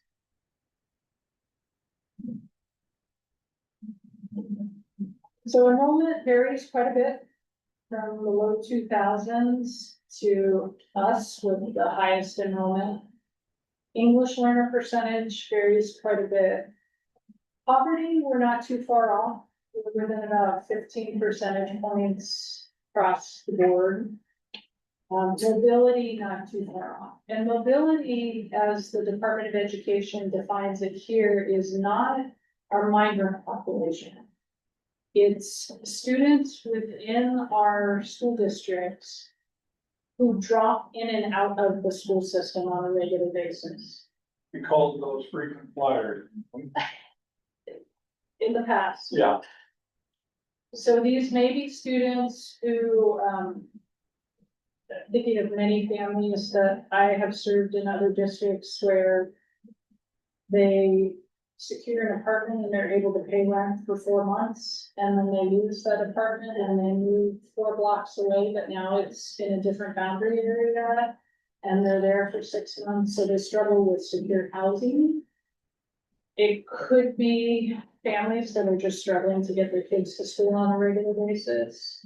It could also include students receiving migrant education services, but that's not a one-to-one correspondence in every case. So, go ahead.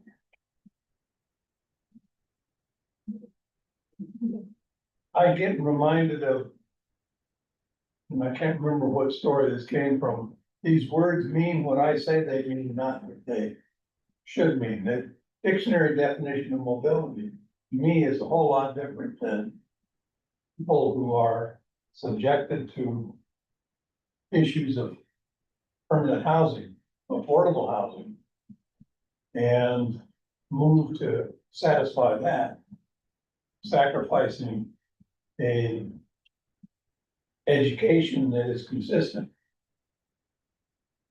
we call that mobility, that's sort of like, you know, sanitizing that condition, and that they could have done better. I think that's true. So editorial comment on that. So at any rate, these are our districts, our comparison districts. How did you and Arturo feel about this +2 group 2? Did you feel that that was a good place for us, or? I mean, I know some people challenged it and things, but it looked like we did pretty good. There was a lot of drama around the clusters, wasn't there, when Penn State, I mean, I heard there was a lot of consternation about how the clusters were being put together. I mean, maybe that's just a, Yes, okay. I guess we're superintendents, like, part of that discussion of how clusters, right, okay, that's fine. no, the clusters and groups were shared with us. We did have an opportunity to say we don't think we fit here. I very closely examined the cluster and group we were assigned to when this first came out, and then looked at others. I don't know that there's good fit anywhere. And I just wondered how you felt about it, so thank you. Yeah, and there's some real challenges with the way this is laid out. So for example, one of the metrics that is not included here is educational programming, race and ethnicity within a school district. So it's not perfect, but this is what the Department of Education did.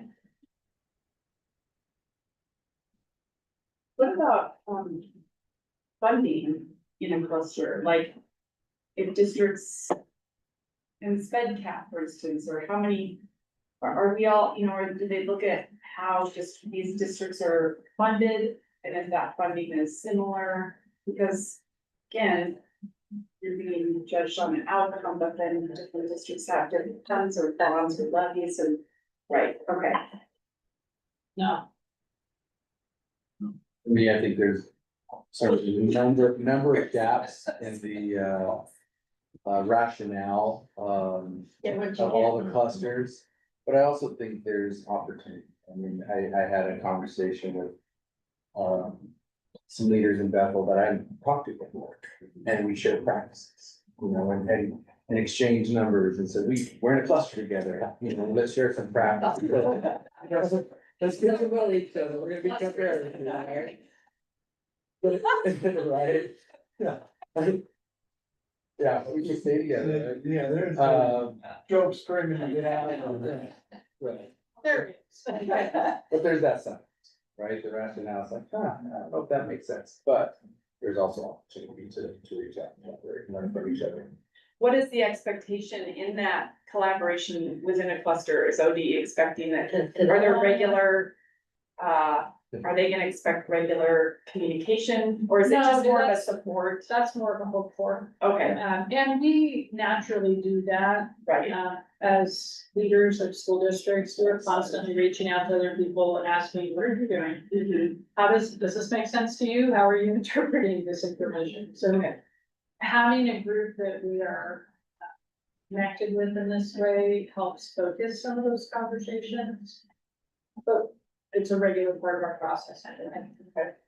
All right, so what we are required to do with the school board is share with you the new targets. And so I'm gonna run through these. What I want to orient to here are a few things, starting with the box on the right-hand side that says similar district target, and then you can also see the state target. So for each one of these metrics, the state has determined this is where we would like cluster 2, group 2 to reach. So for K2 attenders to reach a 73.6% attendance rate. The state is striving for an 82% attendance rate for regular attenders. The data up top includes some historical data going back to 21, 22. The state is not going further back than that because the COVID years can really be taken into account in these types of longitudinal analyses.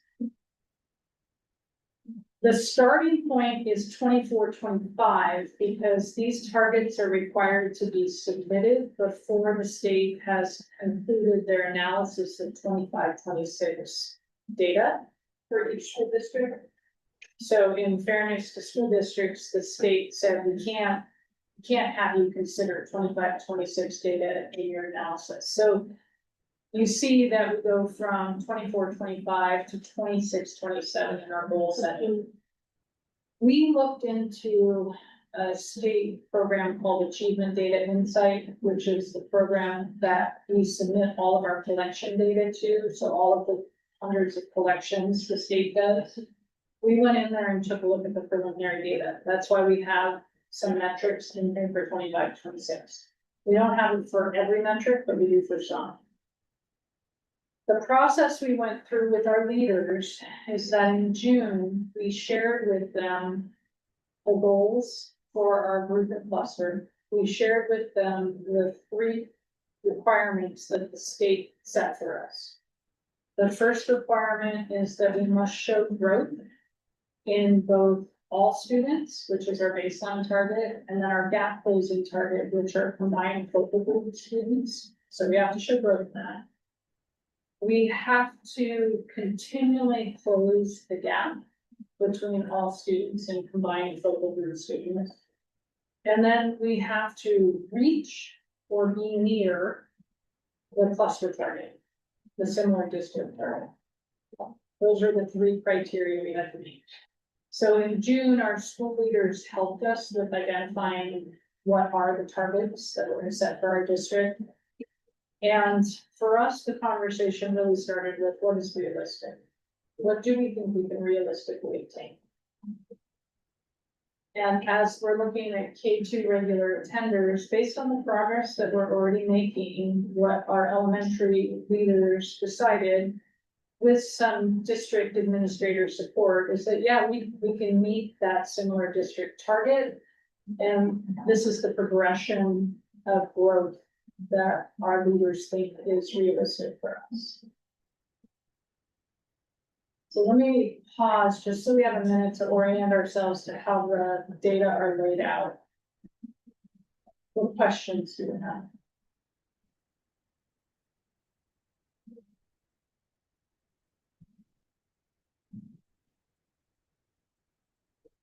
Yes.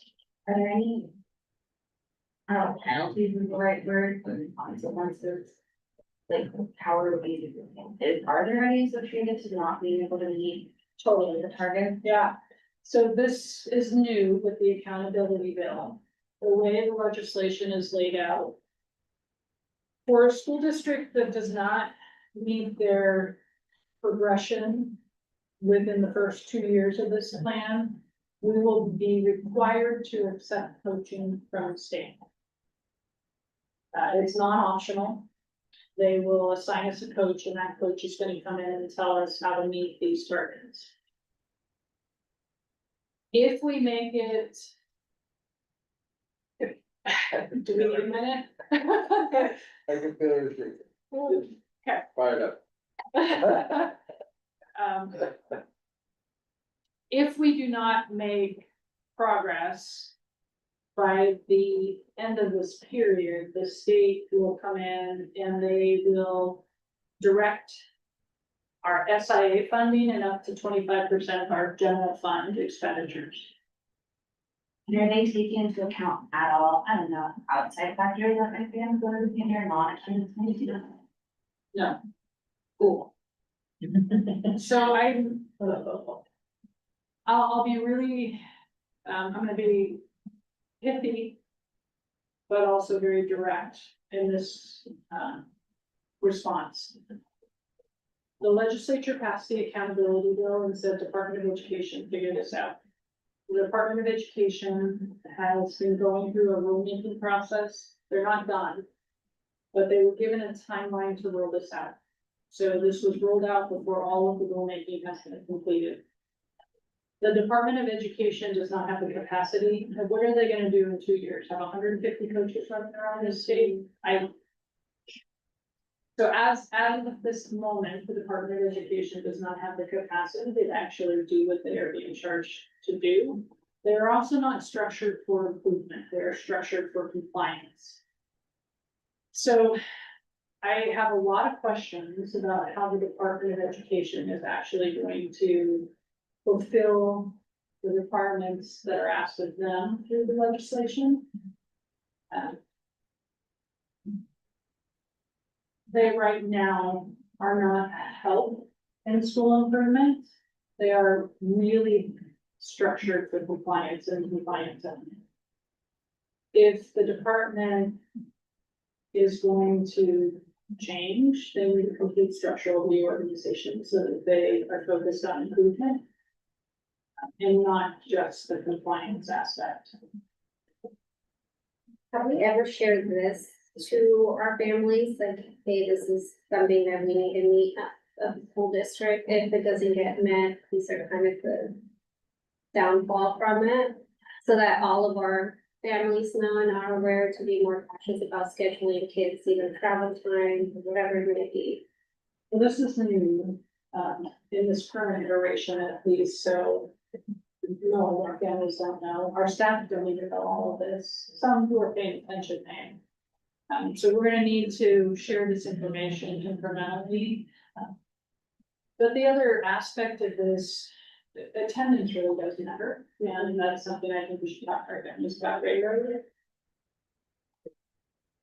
I don't want our third grade teachers to worry too much about whether kids are meeting that third grade benchmark assessment. State assessment. I want them to be focused on the benchmark assessments, that students are growing, not only year over year, but period over period. That they're growing in a lot of cases in 2 languages, in which our state assessment does not assess. So there's a balance in there between making clear this is important, but not making it so important that we cause teachers to lose sight of what really matters in the classroom, which is you started at point A and I can see your progression to point B. One of the flaws that we have in our state metric system is that for almost every one of these metrics, we are comparing different groups of students every year. It doesn't measure progress through our system. Yeah, this year's third graders are not next year's third graders. Correct. Yeah. And as I showed when I spoke to the chamber in June, you can look at our third grade data and you can say Forest Grove School District is a failing school district. If you just look at our third grade reading scale, those same kids, when they're 11th graders, are meeting or exceeding the state average.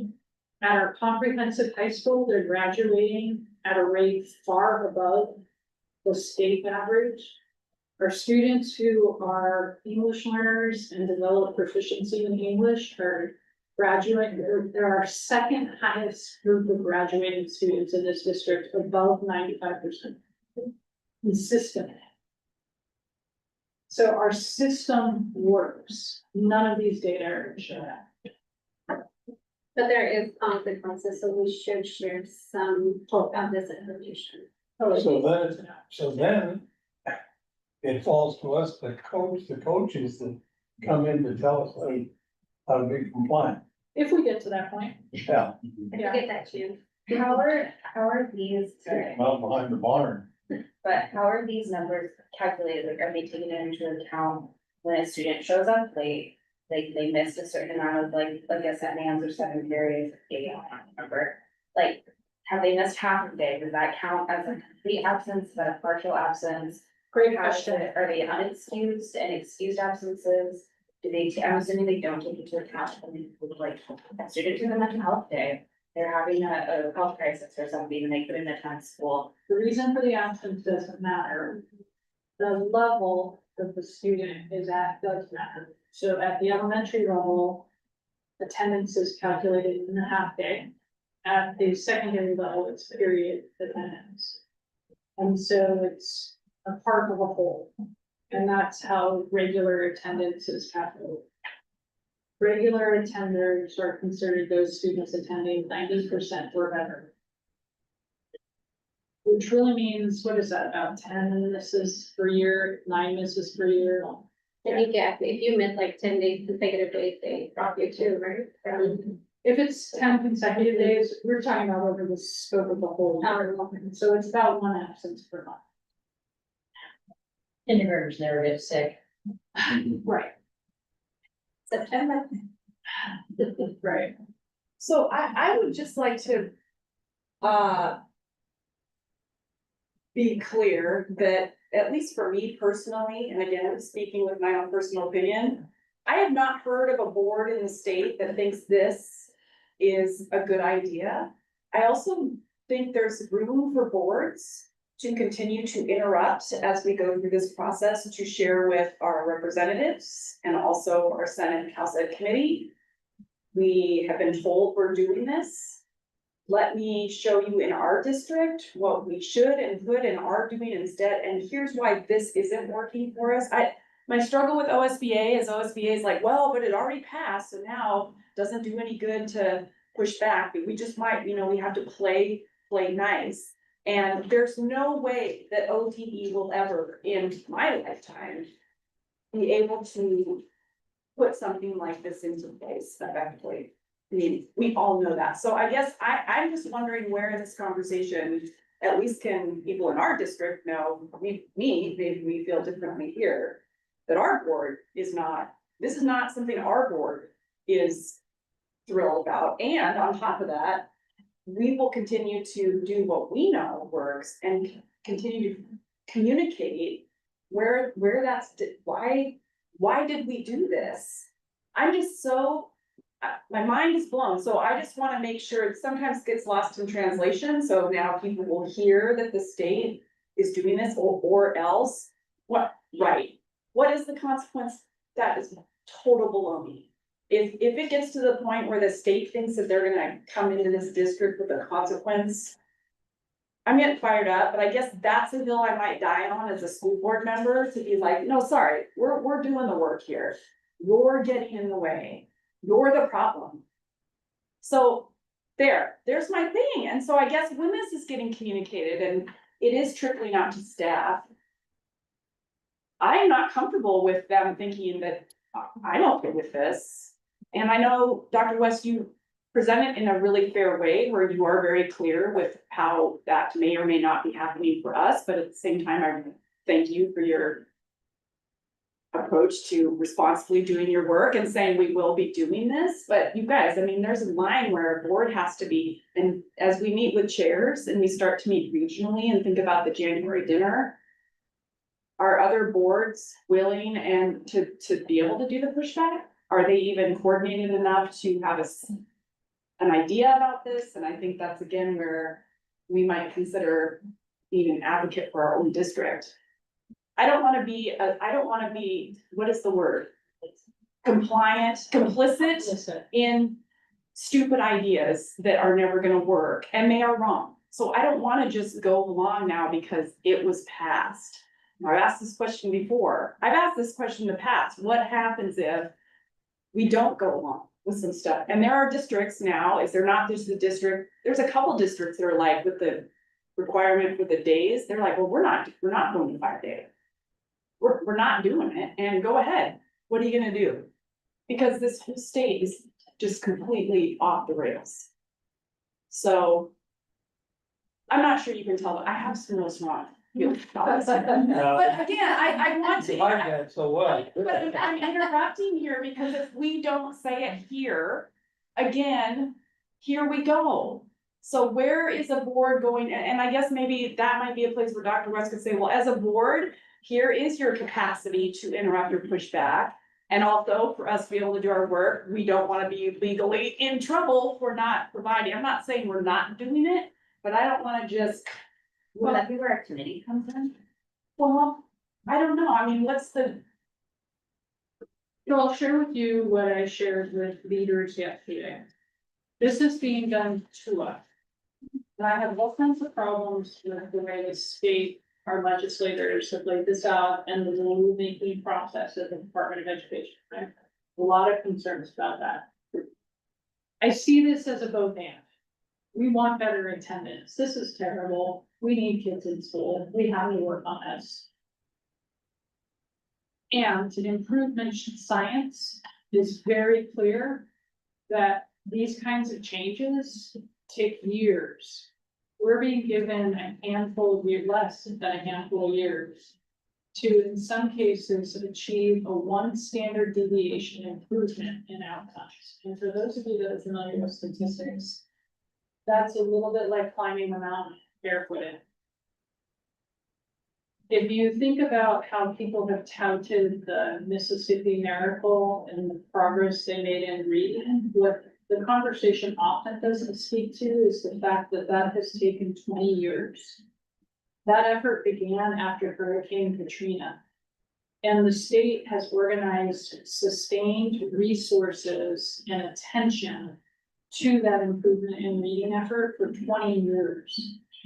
They had a head of the Department of Education there over the course of a decade that was able to sustain that effort. Oregon simply doesn't work that way. And we never have, at least in my history in education in this state. So there's a lot working against us in trying to achieve this at a state level, at a local level. We know what we're working on and we're going to sustain that effort. And we are going to measure our progress. This needs to improve, but it needs to improve because we know kids should be in school, not because the state is telling us it has to. So we do going back to what Scott eloquently stated.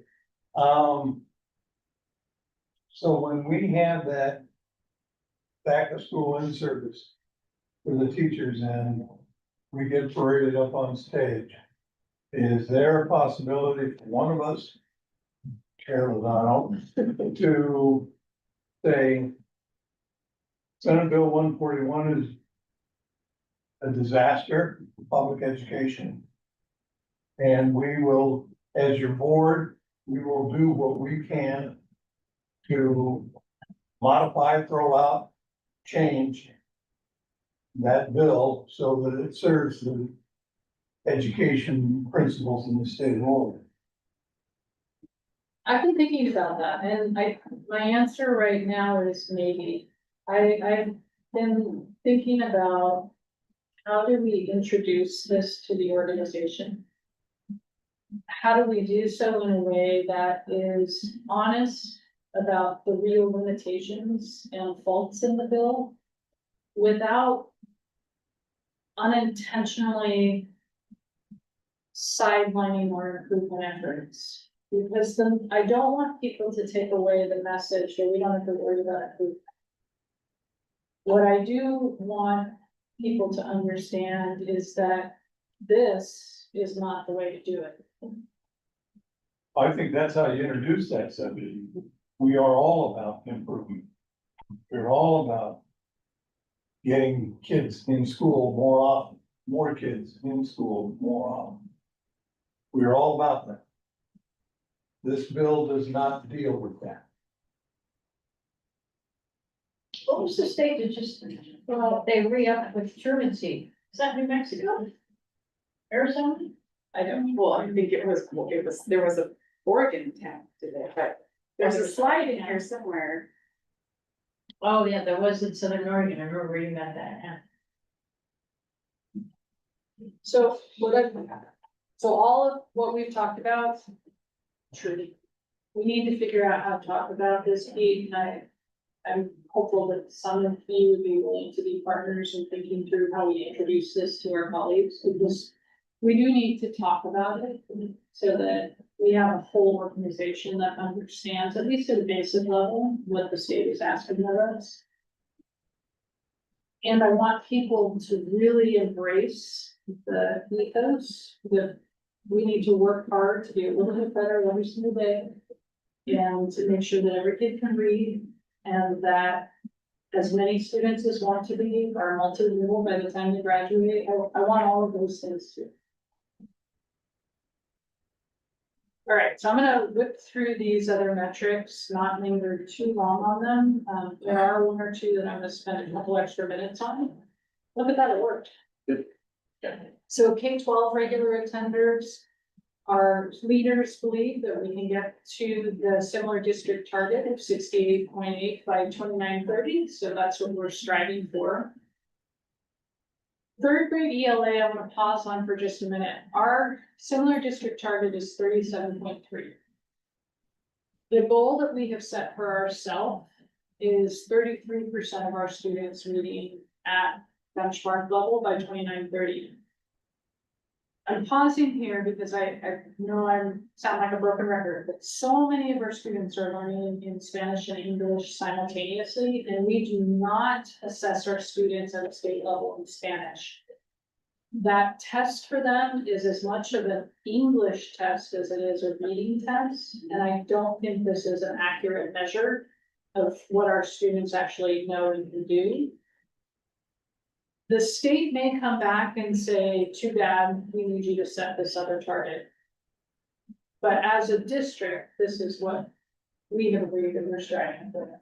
I'm curious if this graph could include the 11th grade target to kind of prove our point that, oh yeah, we'll show you what this is, but because if we get to the 33, we can predict that our 11th grade target will then be this, which as you all can see is still higher. I think that could be a great way to show how a district is looking at the long-term growth and also reinforce the fact that a 33 to us does mean a higher 11th grade, or there's a correlating target. So I'm gonna use the graph that you saw at the chamber. We'll update it with our current information. Okay. We have to have a conversation with the Department of Education. These graphs are not what we submit. There's a Okay. whole separate portal.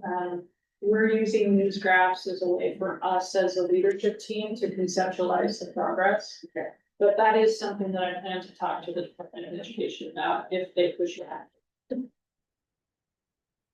8th grade math, we have a lot of room for improvement here. But I do want to point out, look at this jump between 24-25 and 25-26 with all students. We've got a big gap we need to work on here, but the middle school made a lot of progress last year in this area. So they are striving to reach that 28.1 similar district target. 9th grade on track. We think we can meet that target. We're not that far away from it right now. 4-year graduation, this target should be pretty attainable for us. Our comprehensive high school has grad rates much higher than this already. And Tuolumne Plains is doing better and better every single year. So we think that's attainable for us. Our 5-year completion rate, same thing. The high school staff feels like these are attainable for us. 5th grade science, also attainable. This is a new metric for us. This is the local metric we picked. Our students at Tom McCall and our staff at Tom McCall they were the one institution that didn't have any goal uniquely assigned to that level. So 5th grade science sits squarely at Tom McCall. We just introduced a new science curriculum that staff that I've talked to, and Arturo, you want to jump in here, they love it, they think it's great. We need to do some work to make sure that they have dedicated time at the elementary level to get through all of the science curriculum, but we think that there's a high likelihood that we may be able to meet this target. Arturo, do you want to add anything to this? Just a reminder that, this 5th grade science achievement isn't just about our 5th grade teachers at Atomic Hall and at Echo Shaw this year, 5th grade at Echo Shaw. It is really how our students progressed in science since kindergarten, since pre-K. And so our new science adopted material is being implemented for the first time at the elementary level this year. Yes, we got elementary. And so as we've seen with the literacy and the math, such as that middle school math, we do see the challenge of new curriculum and helping our system, right? But it takes a little bit of time, so we're hopeful that will will yield the same results. So for these targets, we are required to submit them to the Department of Education by the end of the month. And we'll go ahead and do that. But we wanted to spend a minute connecting you to what we've been asked to do as a district, but then also outlining what we're gonna do to make sure that we're making progress towards the goals that we know are important. So I'm gonna turn it over to our chair here for a couple minutes. Yeah, this came up earlier. This is another just reminder that the state metrics are important, as we just discussed, but we really hold our hat on those local benchmarks, right? And for us, as we reported out to you last spring, I mean, a couple of times throughout the year, M-Class, Lectura, Star, Map, Flashlight 360 are our local benchmarks that we really put our weight behind. We call those leading measures, kind of the things that end up lagging measures being the state or the summative assessments. We'll be coming to you in November, March, and June with those updates. Okay, and so just want to make that connection because we jump, right? We often jump to the state metrics, the summative assessments, what we're being held accountable to the local benchmarks, which we report out to you on a regular basis. And it can get confusing sometimes. So we just wanted to make that distinction between the two. And just let you know that we'll be coming to you in November, March, and June. Those are the presentations that Mike provided us data. Thank you for that. Okay, so now. This last section is really open board conversation. There are a few lingering, questions that I think the board wanted to engage with. But two that I think we want to at least touch on before we close today. So we've talked about a lot, we've gone through a lot. One question is, we have had board commitments up to this point. Do we want to maintain those commitments or do we want to? I've heard a couple of people say, really, we should just say we're working towards the strategic plan and not worry about having separate goals or separate commitments to the board. So I think that's an important conversation. We didn't finish the conversation around the legislative committee, and is there going to be a subcommittee of the board for that? And if so, who's going to be on that? And then how do we go through our communication channels and talk to our representatives? And then if time allows, I was hoping we could spend a couple minutes looking at potential work sessions for the upcoming year, but we can also punt that until the later August meeting. The other two questions may be more important. Okay, so with that, let's start with board commitments. Does the board want to maintain their commitments? Scrap them? Focus on the strategic plan, go back to goals? What does this board think? I like to simplify. We're all pointed towards the strategic plan goals, which essentially is supporting the work that you're doing. Yeah. I think that's a pretty good way for potential, for different board members to anchor when they get on a board, or maybe even you, Linda, like that the board doesn't have, we don't have two other things we're working on as a board, which we used to feel like we had to do, but now it just, I like the idea of just all the work we do should be, and it should be, right? It should be. So if someone Yeah. really gets hung up on a new turf field, we can all say, well, you know what? No, because we're working on instruction in the classroom, so. Yeah, it's almost like we didn't stick with the strategic plan. We're a board that's ADD.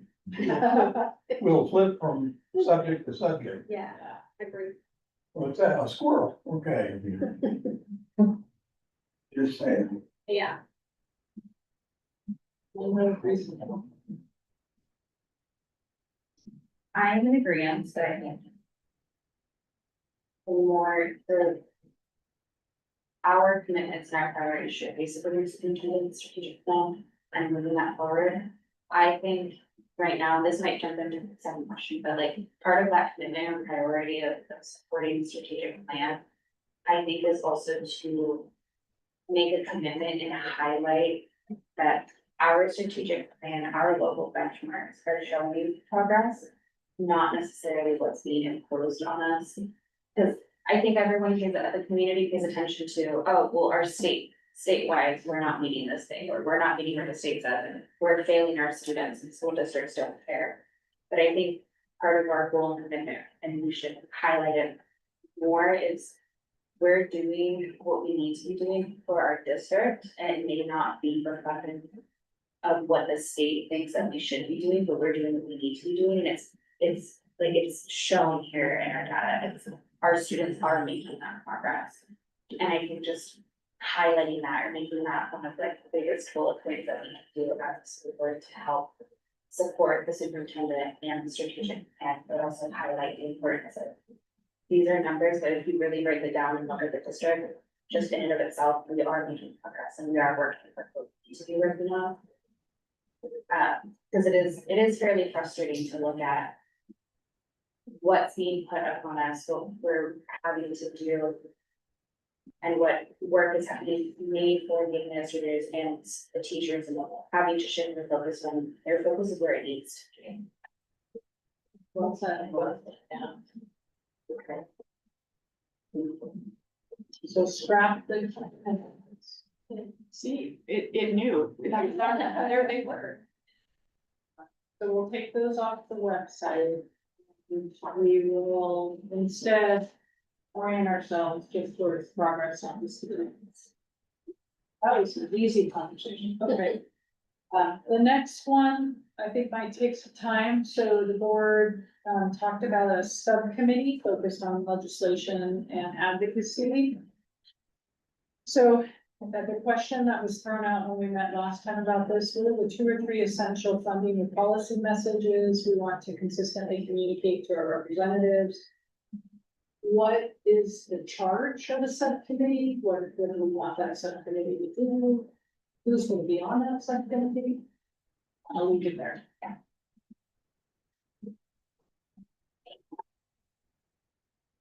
Well, I think the second part of the question is answered for us. I think based on the discussion we had 10, 15, 20 minutes ago about 141. I think that's our target. I think that's the message, policy message we have to communicate. Because it is going to damage what we do in the classroom. And it's going to do damage for the basic reason, almost like you've all read the short story by Henry the Lady or the Tiger. And the king wants to smooth everything out. And that's what I'm reminded of when we look at 141. It wants to solve all the problems by just flattening it. Making everybody march to the same drum. Mixing my metaphors here, I'm sorry. It's been a long day, it's okay. It's gonna get longer too. So Senate Bill 141, maybe in advocacy area. Thoughts about that? Or other topics? I don't know, I mean, all that we worked on last year and letters we did and the communicating and the inviting and all for naught, kind of all for naught. I mean, there was some pieces to that helped us get connected in ways that I think are helpful, but again, investment of time and to what end? And at this point, to me, it feels like that whole thing going on there. The rumor is the House has something up their sleeve, something big they're gonna do for education, and I just don't know that the individual conversation with the reps or sending the letters at this point do much. However, I think it's important to continue to interrupt and be on record as much as we can.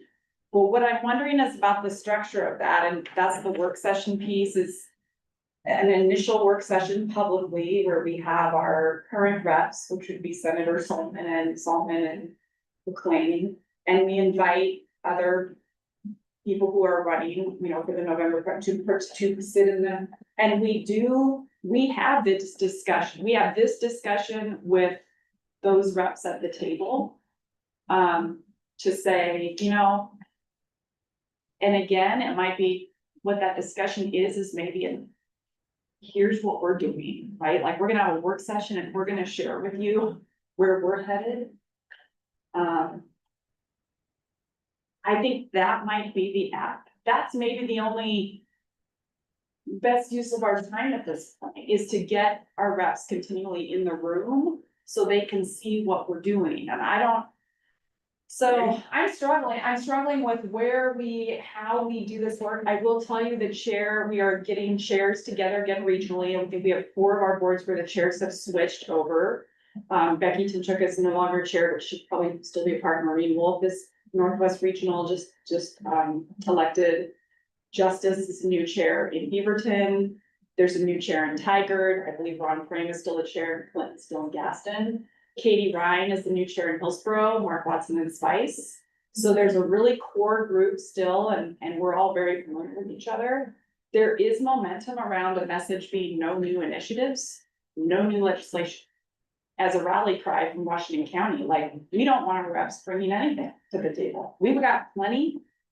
Of course, we know they're gonna still bring things to adjust other bills, but I think I'm interested in seeing what the capacity is for board members to have that be the rally cry. Now, OSBA, their pushback was like, oh, we can't say no new legislation because we've already got 30 work groups happening, and it's just more of that same thing rolling. So it's all gonna still be coming. I just wanna be able to continue to interrupt, like I said, interrupt with the facts. Not interrupt to say that's a bad idea, which I clearly said, but it's a bad idea because here's how we're doing it in Forge Grove. And that's where I think we have had some success, maybe not locally with our legislators, but there's other legislators that I've heard and seen the work we're doing. That's compliments also to Dr. West and her collaboration in different districts, people being aware of how this board works. I think we also are a board that's led in a few ways with how collaborative we are and how outspoken we are as a board. I don't know that I'd like to see us move forward with figuring out what does it look like when we submit a letter as a board. That process is really crazy because someone has to usually write it, or Dr. West is helping to craft the facts. And then, do we want to do that as a board together? Yeah, I just feel like there's a lot that maybe is a work session type of let's flesh all of that out. Is it a subcommittee? I would rather almost have it not be a subcommittee and have it be something we do together. But I'm willing to, like Pete and I think we're always talking about this and firing off our little emails anyway, but I think that also that model isn't great. It's not what we would accomplish. I think it's what we would lose if we don't.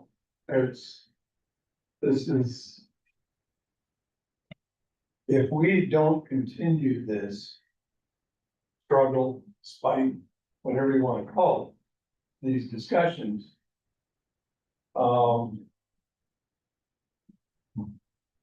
impact goes away. And through the work of Christie and others, and Dr. West, we've done some good stuff. And I don't want to throw that away and have that end up in some cosmic meat grinder. Because we gave up. We have to continually communicate to the representative, even though it's, beating on that same locked door. We have to continue, we're still here, hello, and move on there. Well, maybe the advocacy model then is flipped. So instead of us working so hard to send the letter and call the reps and see if they'll meet, maybe the advocacy model is essentially flipped to the community stated schools. To the advocacy becomes telling people how we're doing it. Yeah. Because that's where then maybe our representatives start to hear the buzz of like, oh, we have other people other than just these couple board members. So from a voter's perspective, on paper, all of you, the Senate bill looks great. You're making school districts do what they need to do. That's the point of view the majority of people have. I think what's missing is the demystifying of what this actually looks like and how it's being implemented and how it's impacting our school districts. And I think part of it would be demystifying it for the public and being like, hey, this is what it's actually doing and this is how it's disrupting our flow that we currently have in our school district. And this is how it's going to negatively impact us. Yeah, And there's, if you're able to communicate that and have that conversation, then it's not just us knocking on their door. It's the rest of their constituents, the rest of the people being like, my kid is in this class, and if you're going to implement these things and you're disrupting the teacher's workflow, the administration's workflow, and that ultimately is negatively impacting the level of education that my student or my child is receiving. And I think that's the way to go about it, whether or not it's a committee. I like the idea of just all of us being a part of this and it being a part of the roundtable or I forgot what you called it. The conversation that we have. The attack conversation.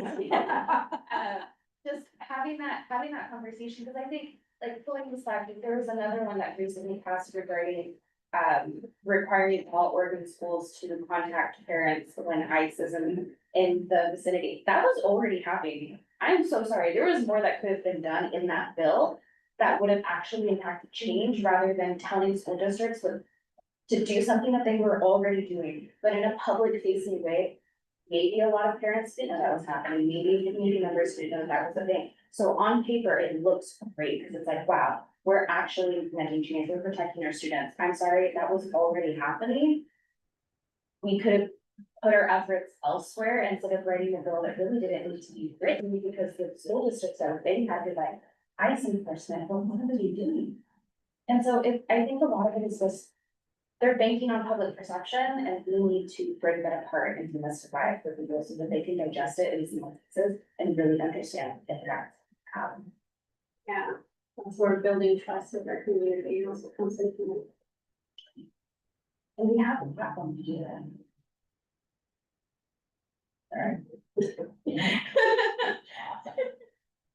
Well, I think the other thing we talked about too is that second school board meeting that we have, whatever we're gonna call it, where we're not doing the heavy action items. But some sort of, I mean, even if it's a shorter, is this the time for crazy ideas? Yes, it is. So, you know, we've talked about this, we said like the conversations we had at the door when canvassing and people just, they know you're on the school board and then they have questions about the school board or the market conversations organically that you have.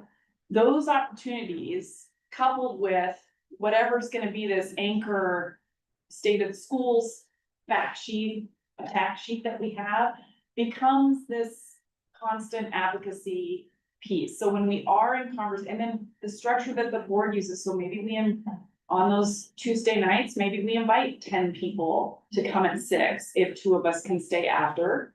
And we just roundtable, you know, maybe the advocacy work becomes us as a group figuring out other ways we plug in, but making sure when we plug in, it's around this message. And how do we do that from like cause like my mind just went, well, we have the Wednesday market, we have booth, and I can like start a conversation with like, let's talk about this.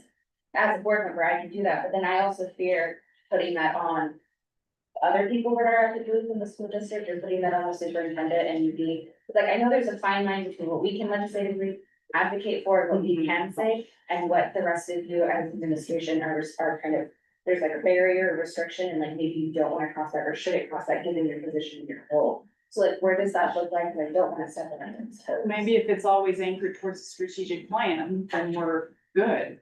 You know, that is the starting point. But I know what you're saying, like if there's especially someone like me, I could easily be right. I'm so but I don't want to get anyone in trouble. Like, I don't want to put anyone in hot water. But specific to legislative advocacy, so there is something to saying, look at the great things that are happening in relationship to our strategic plan. But specific to advocacy, I wonder if it's identifying 2 or 3 core issues and putting together some, did you know? Kind of documents, real simple.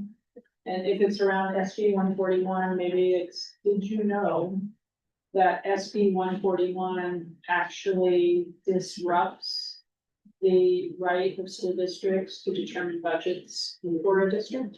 Yeah.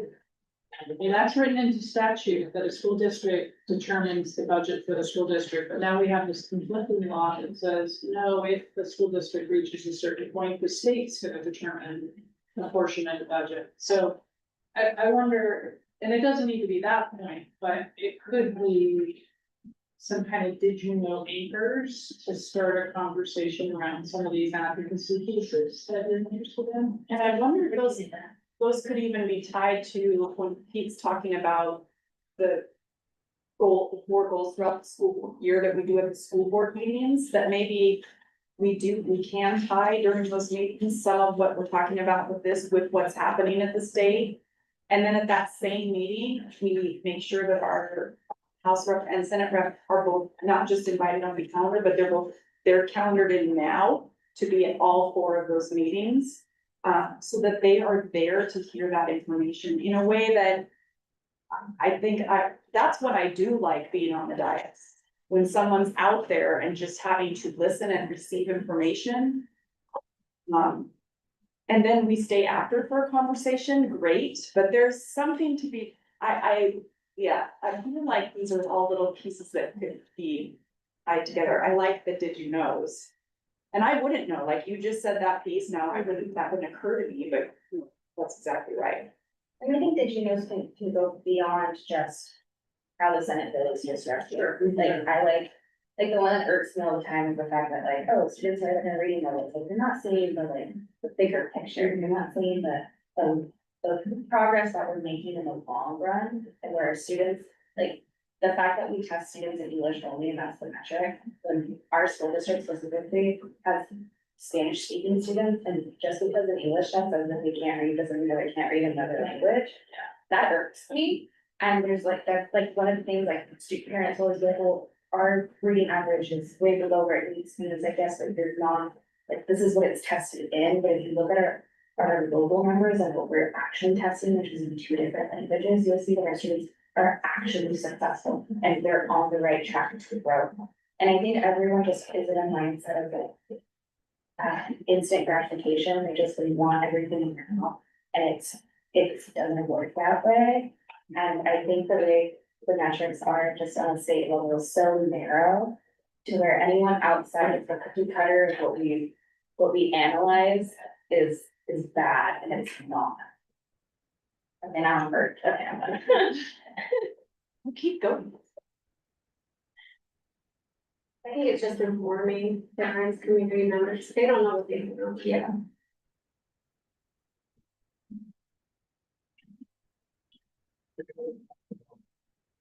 So what does that mean for the board?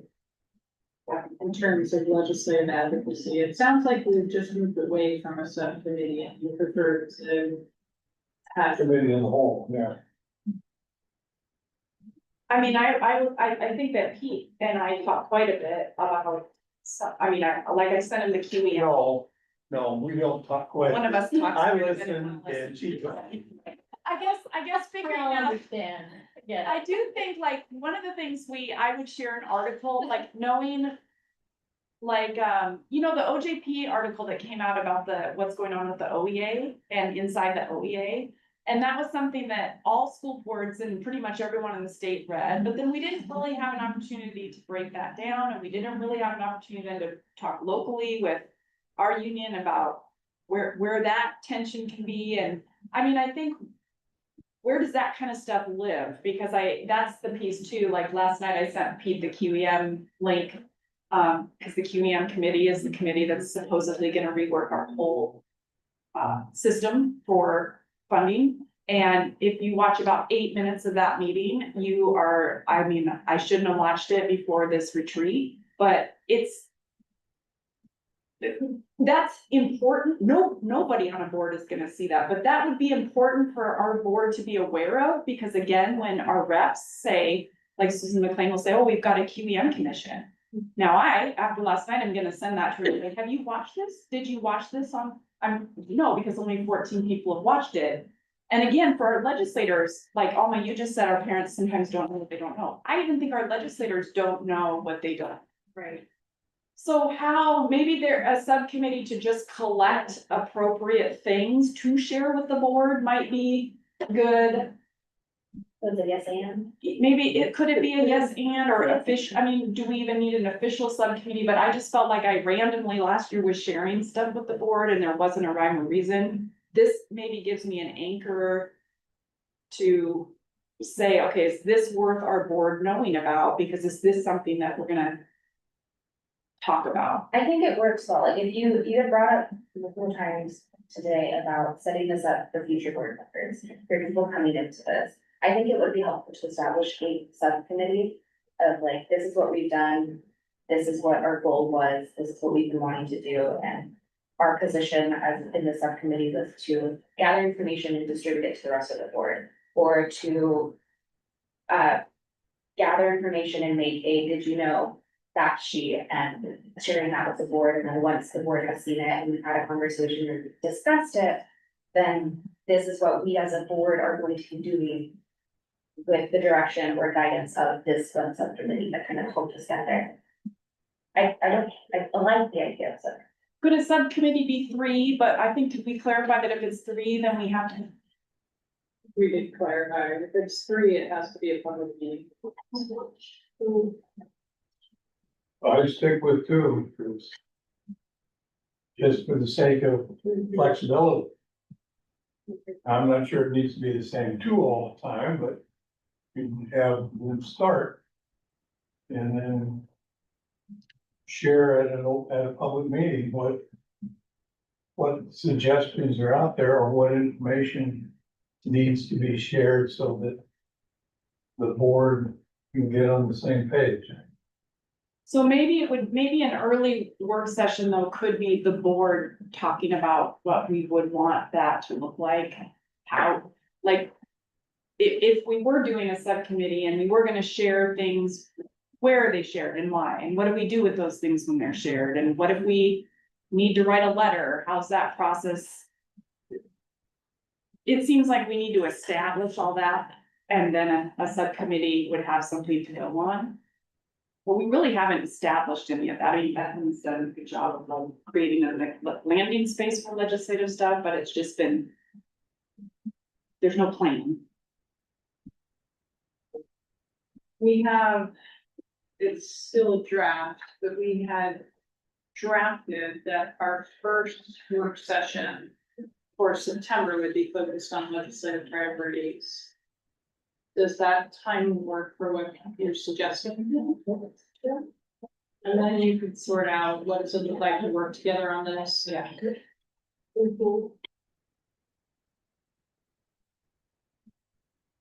Right?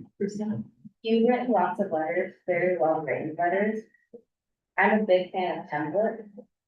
Would you at all be opposed to like your letters being used as like, this is the way I organize my thoughts, or this is the way I present this, and then that being used as a writing point for other individuals who want to write a legislative letter? Well, I'll tell you, the only letter that actually received, I think, that actually maybe made an impact was the one letter where I just sort of went off to the Board of Ed. And so and I'm not a big fan of the AI, but that AI format of like, here's my letter and let's pretty it up and send it. Again, we could talk about this for some. I don't know how effective when we send a letter it is. I know the letters that come from Dr. West or Eileen feel more effective because they're very specific and they provide like, here's what impact this is gonna have, here's what we would suggest. So I'm just I think that was a conversation we had about why are we even sending a letter? But why is it that Board of Ed letter I wrote struck so many chords with people, because that was, and I think there was something in that was very. Yeah, I received emails from Well, that's people. because you can write that letter. I can't, Dr. yeah, West. that's correct, so I think, that's maybe a bigger conversation about when we are sending something, what is the why, and how much can we say? Beyond what a typical district can say. But yeah, Lisa, I mean, I think we can talk about all those things. I do have an issue with AI, so. Don't ever send anything I write through that. That's it, because I'll scream and yell and. Kick my feet in the air. Well, remember last year at the January dinner, the whole question with the legislators was, why isn't this working? That was our whole question at the dinner. Why we're doing all this? You're not listening, why? And we didn't get anything, so we can't quite break through, like, we did all that work. It did not. Well, I think when you have the January dinner, you're gonna say.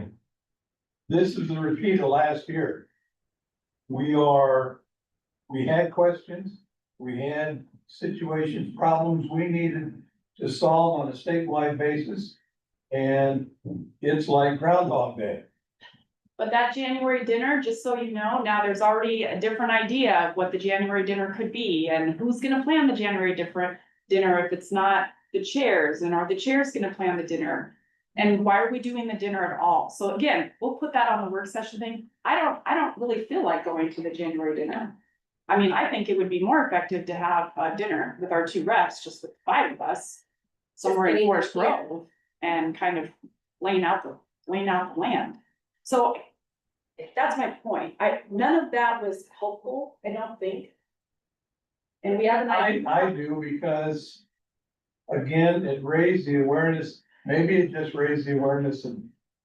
People in Gaston or Banks or something, or Hillsborough, or. Maybe they call them Truist and Beaver long enough to listen, but.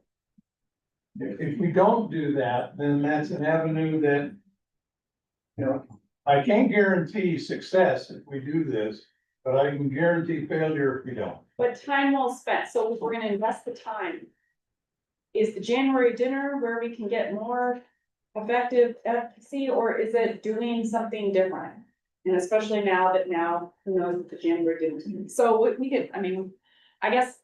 Would we be setting a tone for something though, if we don't show up, if we're the only school district that doesn't show up? Well, what we're gonna do now is try to get chairs together in the next couple of weeks to talk about that dinner. But what we've already learned as chairs is that it's already being talked about with OSBA governmental reps. I mean, and they're not really checking in to see. Nobody's checking to see, hey, well, what are you guys interested in doing? So here we go again. I mean, it's just like, so. Yes, committee. I think let's have. Sounds like one of them cluster things. Well, let's have the work session. Okay. And see what we land on, and then is a committee necessary to do the work after that? Yeah, and then I will, in the meantime, I can, put together sort of what all the things were that we sort of did to bring to the work session to say, okay, here's kind of what we did, and. And I think we should all think about what legislative advocacy looks like to us. What does that mean? What are we looking to accomplish? Cause to me, like obviously talking to our reps, we got nowhere. Having these conversations that we did with January dinner was not helpful at all. So what does legislative advocacy look like? To me, that looks like talking to my community and being like, well, listen, we've done this is how it's impacting us. That to me is legislative advocacy. Because we don't know where we're at our reps. Now, we might have new reps coming into the next year by the time we have the January dinner. We can try it again, but I feel like we're trying the same thing over and over again. We're not gonna get anywhere and it's a waste of our time. So what else does legislative advocacy look like for us, and how else can we get to the goal that we want for the different time? Or if we don't do the dinner, then it's almost like. The. Flavor du jour,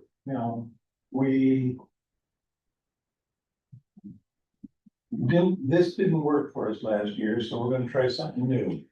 And if it doesn't work for us, the next year we'll try something new. We talk about continuity. Maybe we ought to practice. Or maybe for 20 years, we've all put a ton of time into that dinner and gotten pretty much, Well, it has. I don't know that, because I haven't been True, okay. to 20 years of dinner, so. I do know that when we started, here it goes again. We did start the Metropolitan Mayors Consortium. It was because Metro was doing stuff that harmed cities. And we would tell them and they would pay no attention. Finally, we got a group together, all the mayors in the metropolitan Portland area that were in Metro.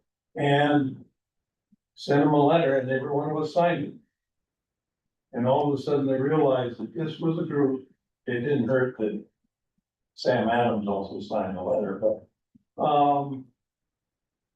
it obviously didn't hurt that Metro woke up, because it wasn't some twit from Forest Grove that was complaining about the urban growth boundary. It was everybody, everywhere. And when you hold that kind of, when you get their attention, then you get into the room. And we all know the old saying, if you're not in the room, you're on the menu. I haven't heard that in a while, but yes.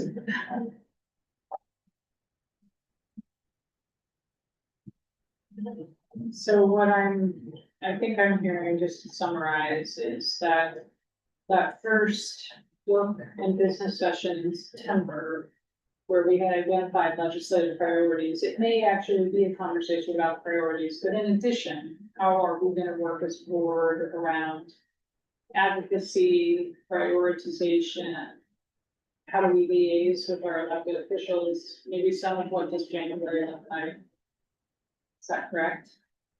You're, and Christie, I made a note that you're gonna pull together what we've done up to this point. And Brisa, you posed the question, what does legislative advocacy look like for each of us? That's something to think about between now and then. My question is, with whom are we working to plan this? So we didn't really nail down what our check-ins are. So is this something that our new board leadership is gonna work to put together? Is that, do we do that collaboratively? For this work session, you mean? Yeah.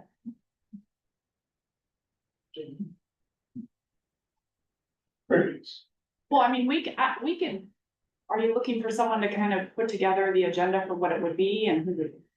Or collaborate with us on that. We're gonna need to put a public agenda together and we're happy to work on that with you. I'd be happy to work on that, Okay. but. I mean, I'm okay. Great, then we can certainly do that. What else do you want to discuss regarding legislation? Or do you want to save it all for words of time? could we talk about how we include, and we've talked about this in multiple meetings, how we include union leadership in conversations around the work that we're planning to do here?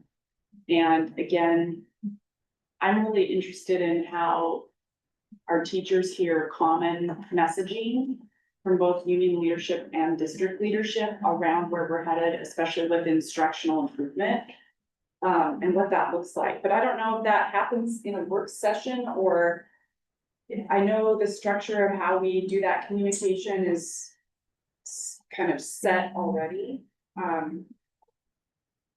that, I mean, I think that's the one piece too that comes up quite a bit with boards and.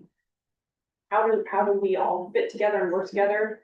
It's easier when we're in bargaining because we have roles and we're going to bargaining sessions and there's talking points and we can share. But when we're not in the middle of bargaining, how do we make sure that relationship is clear? And how do we make sure that the messaging is consistent? And I guess I'm asking that question because at the Senate Ed Committee, there were OEA members there with messaging that I feel like was in conflict with sometimes what we hear here with our collaborative leadership. And I just don't know where we explore that as a board, or again, for our community to hear, this is how it looks here. And maybe it comes back to what we're talking about. This might be what you're seeing in the news or on the Instagram or on the back of a t-shirt, but that is not, you know, how we're doing it here. And this is how we are working together. And I don't know. That's the only thing we haven't brought up that I think is pretty much top of mind. Almost every conversation I have with other board members, it comes up about local unions versus OEA versus even national movements, and how do we navigate all that? Is there like policy in place for how we communicate or how we can establish that with a union? I do feel there's I mean, it's only been a year that I've been here, but I can see the division. You can feel it. With some,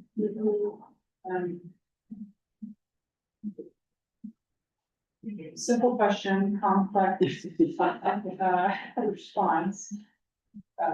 Couple of things. One, we talked a little bit about communication and the power differential, and we bumped into that last year in an effort to try to visit directly with association leadership, licensed association leadership. I wonder if one way to start bridging that communication gap is starting with a school district. Maybe some of those targeted invitations are association leaders, key influential educators in the district. Inviting some people into that space who think it's important for them to hear what we want to share, but also hear from them in those smaller table group discussions. So that we start to develop that relationship and shared understanding about the work, and then look for opportunities throughout the year to do more and more of that, so that we start to feel comfortable collaborating in the same spaces. What do you think about that as an entry point?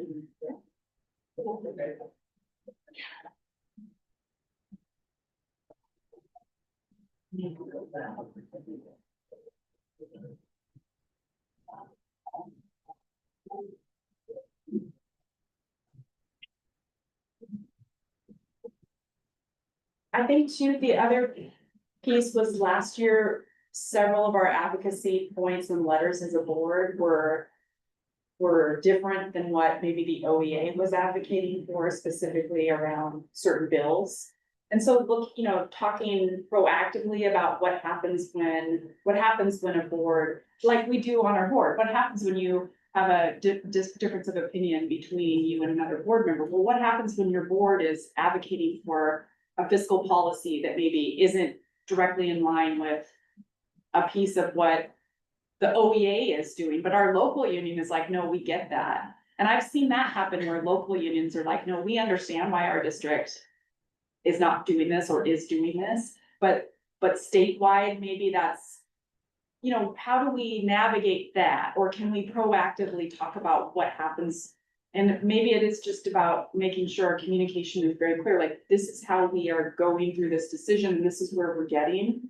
I really liked what we did during the budget process, because even though there were some questions around that, I felt like we were really good about answering every question and showing the answer to every question. And then this last piece of, and this is how, I think now this next piece of, we went through the budget piece, but now we can say and see, here's how this is playing out. Like, here's where this money investment is showing up in this strategic plan. And it takes time, like to your point, Risa, it takes time, you know, it's not just, we can't all have the clarity right there, but as we fill in the gaps for ourselves and then more for everybody at the same time, I think that brings the common understanding.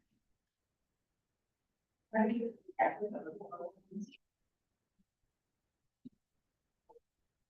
right, and we can, as we've discussed, pick this up again in September. We have only 5 minutes left in our scheduled time, and we do have an executive session following this. So I'd like to propose, there are, two conversations that we didn't get to tonight, so I'd like to propose we move that to our August meeting, we'll meet on the 25th. Is that correct? Yeah. Right there. Yeah, August 25th. One is to take a look at these proposed work session topics. As we were talking, I already made some changes based on what Keith suggested around and look at each role individually. So I'd like to revise this and send it back out in time for that work session. But an example of that is in October, we had put for the work session, a focus on multilingual programs because that's been a request of many of you. But that fits really well with goal one of the strategic plan. So if we could focus on goal one of the strategic plan and then emphasize within that the multilingual program focus and how we are working to strengthen. That also sends the message that this is a working document. Yeah. Yeah. So I'll go through and I'll make some revisions to this and send it back out based on the conversation today. So that we can have that conversation in August. The other thing we didn't get to is the board and superintendent working agreements. This is a draft for this year. There are no changes in this from previous years, so it is something that we typically visit every year. It's not a policy. It's just a document that organizes how we work together. So my request is if you would take a look at this, see if there's anything that you want to elevate in the conversation when we meet on August 25th. And then once we agree on, is this how we want to work together, then we just agree to that and we'll send it out and we'll electronic one for everyone and we'll move on. Is that acceptable for everyone? Super. Okay. All right, anything else for the good of the order? 2 minutes here, Matt? Yeah. Yeah, we accomplished quite a lot today, thank you. Sound good? Okay. It's back to adjourn. We adjourn the August of 2026 school board retreat at 2:28. Thank you. Fantastic, thank you, everyone. And we are walking across the street.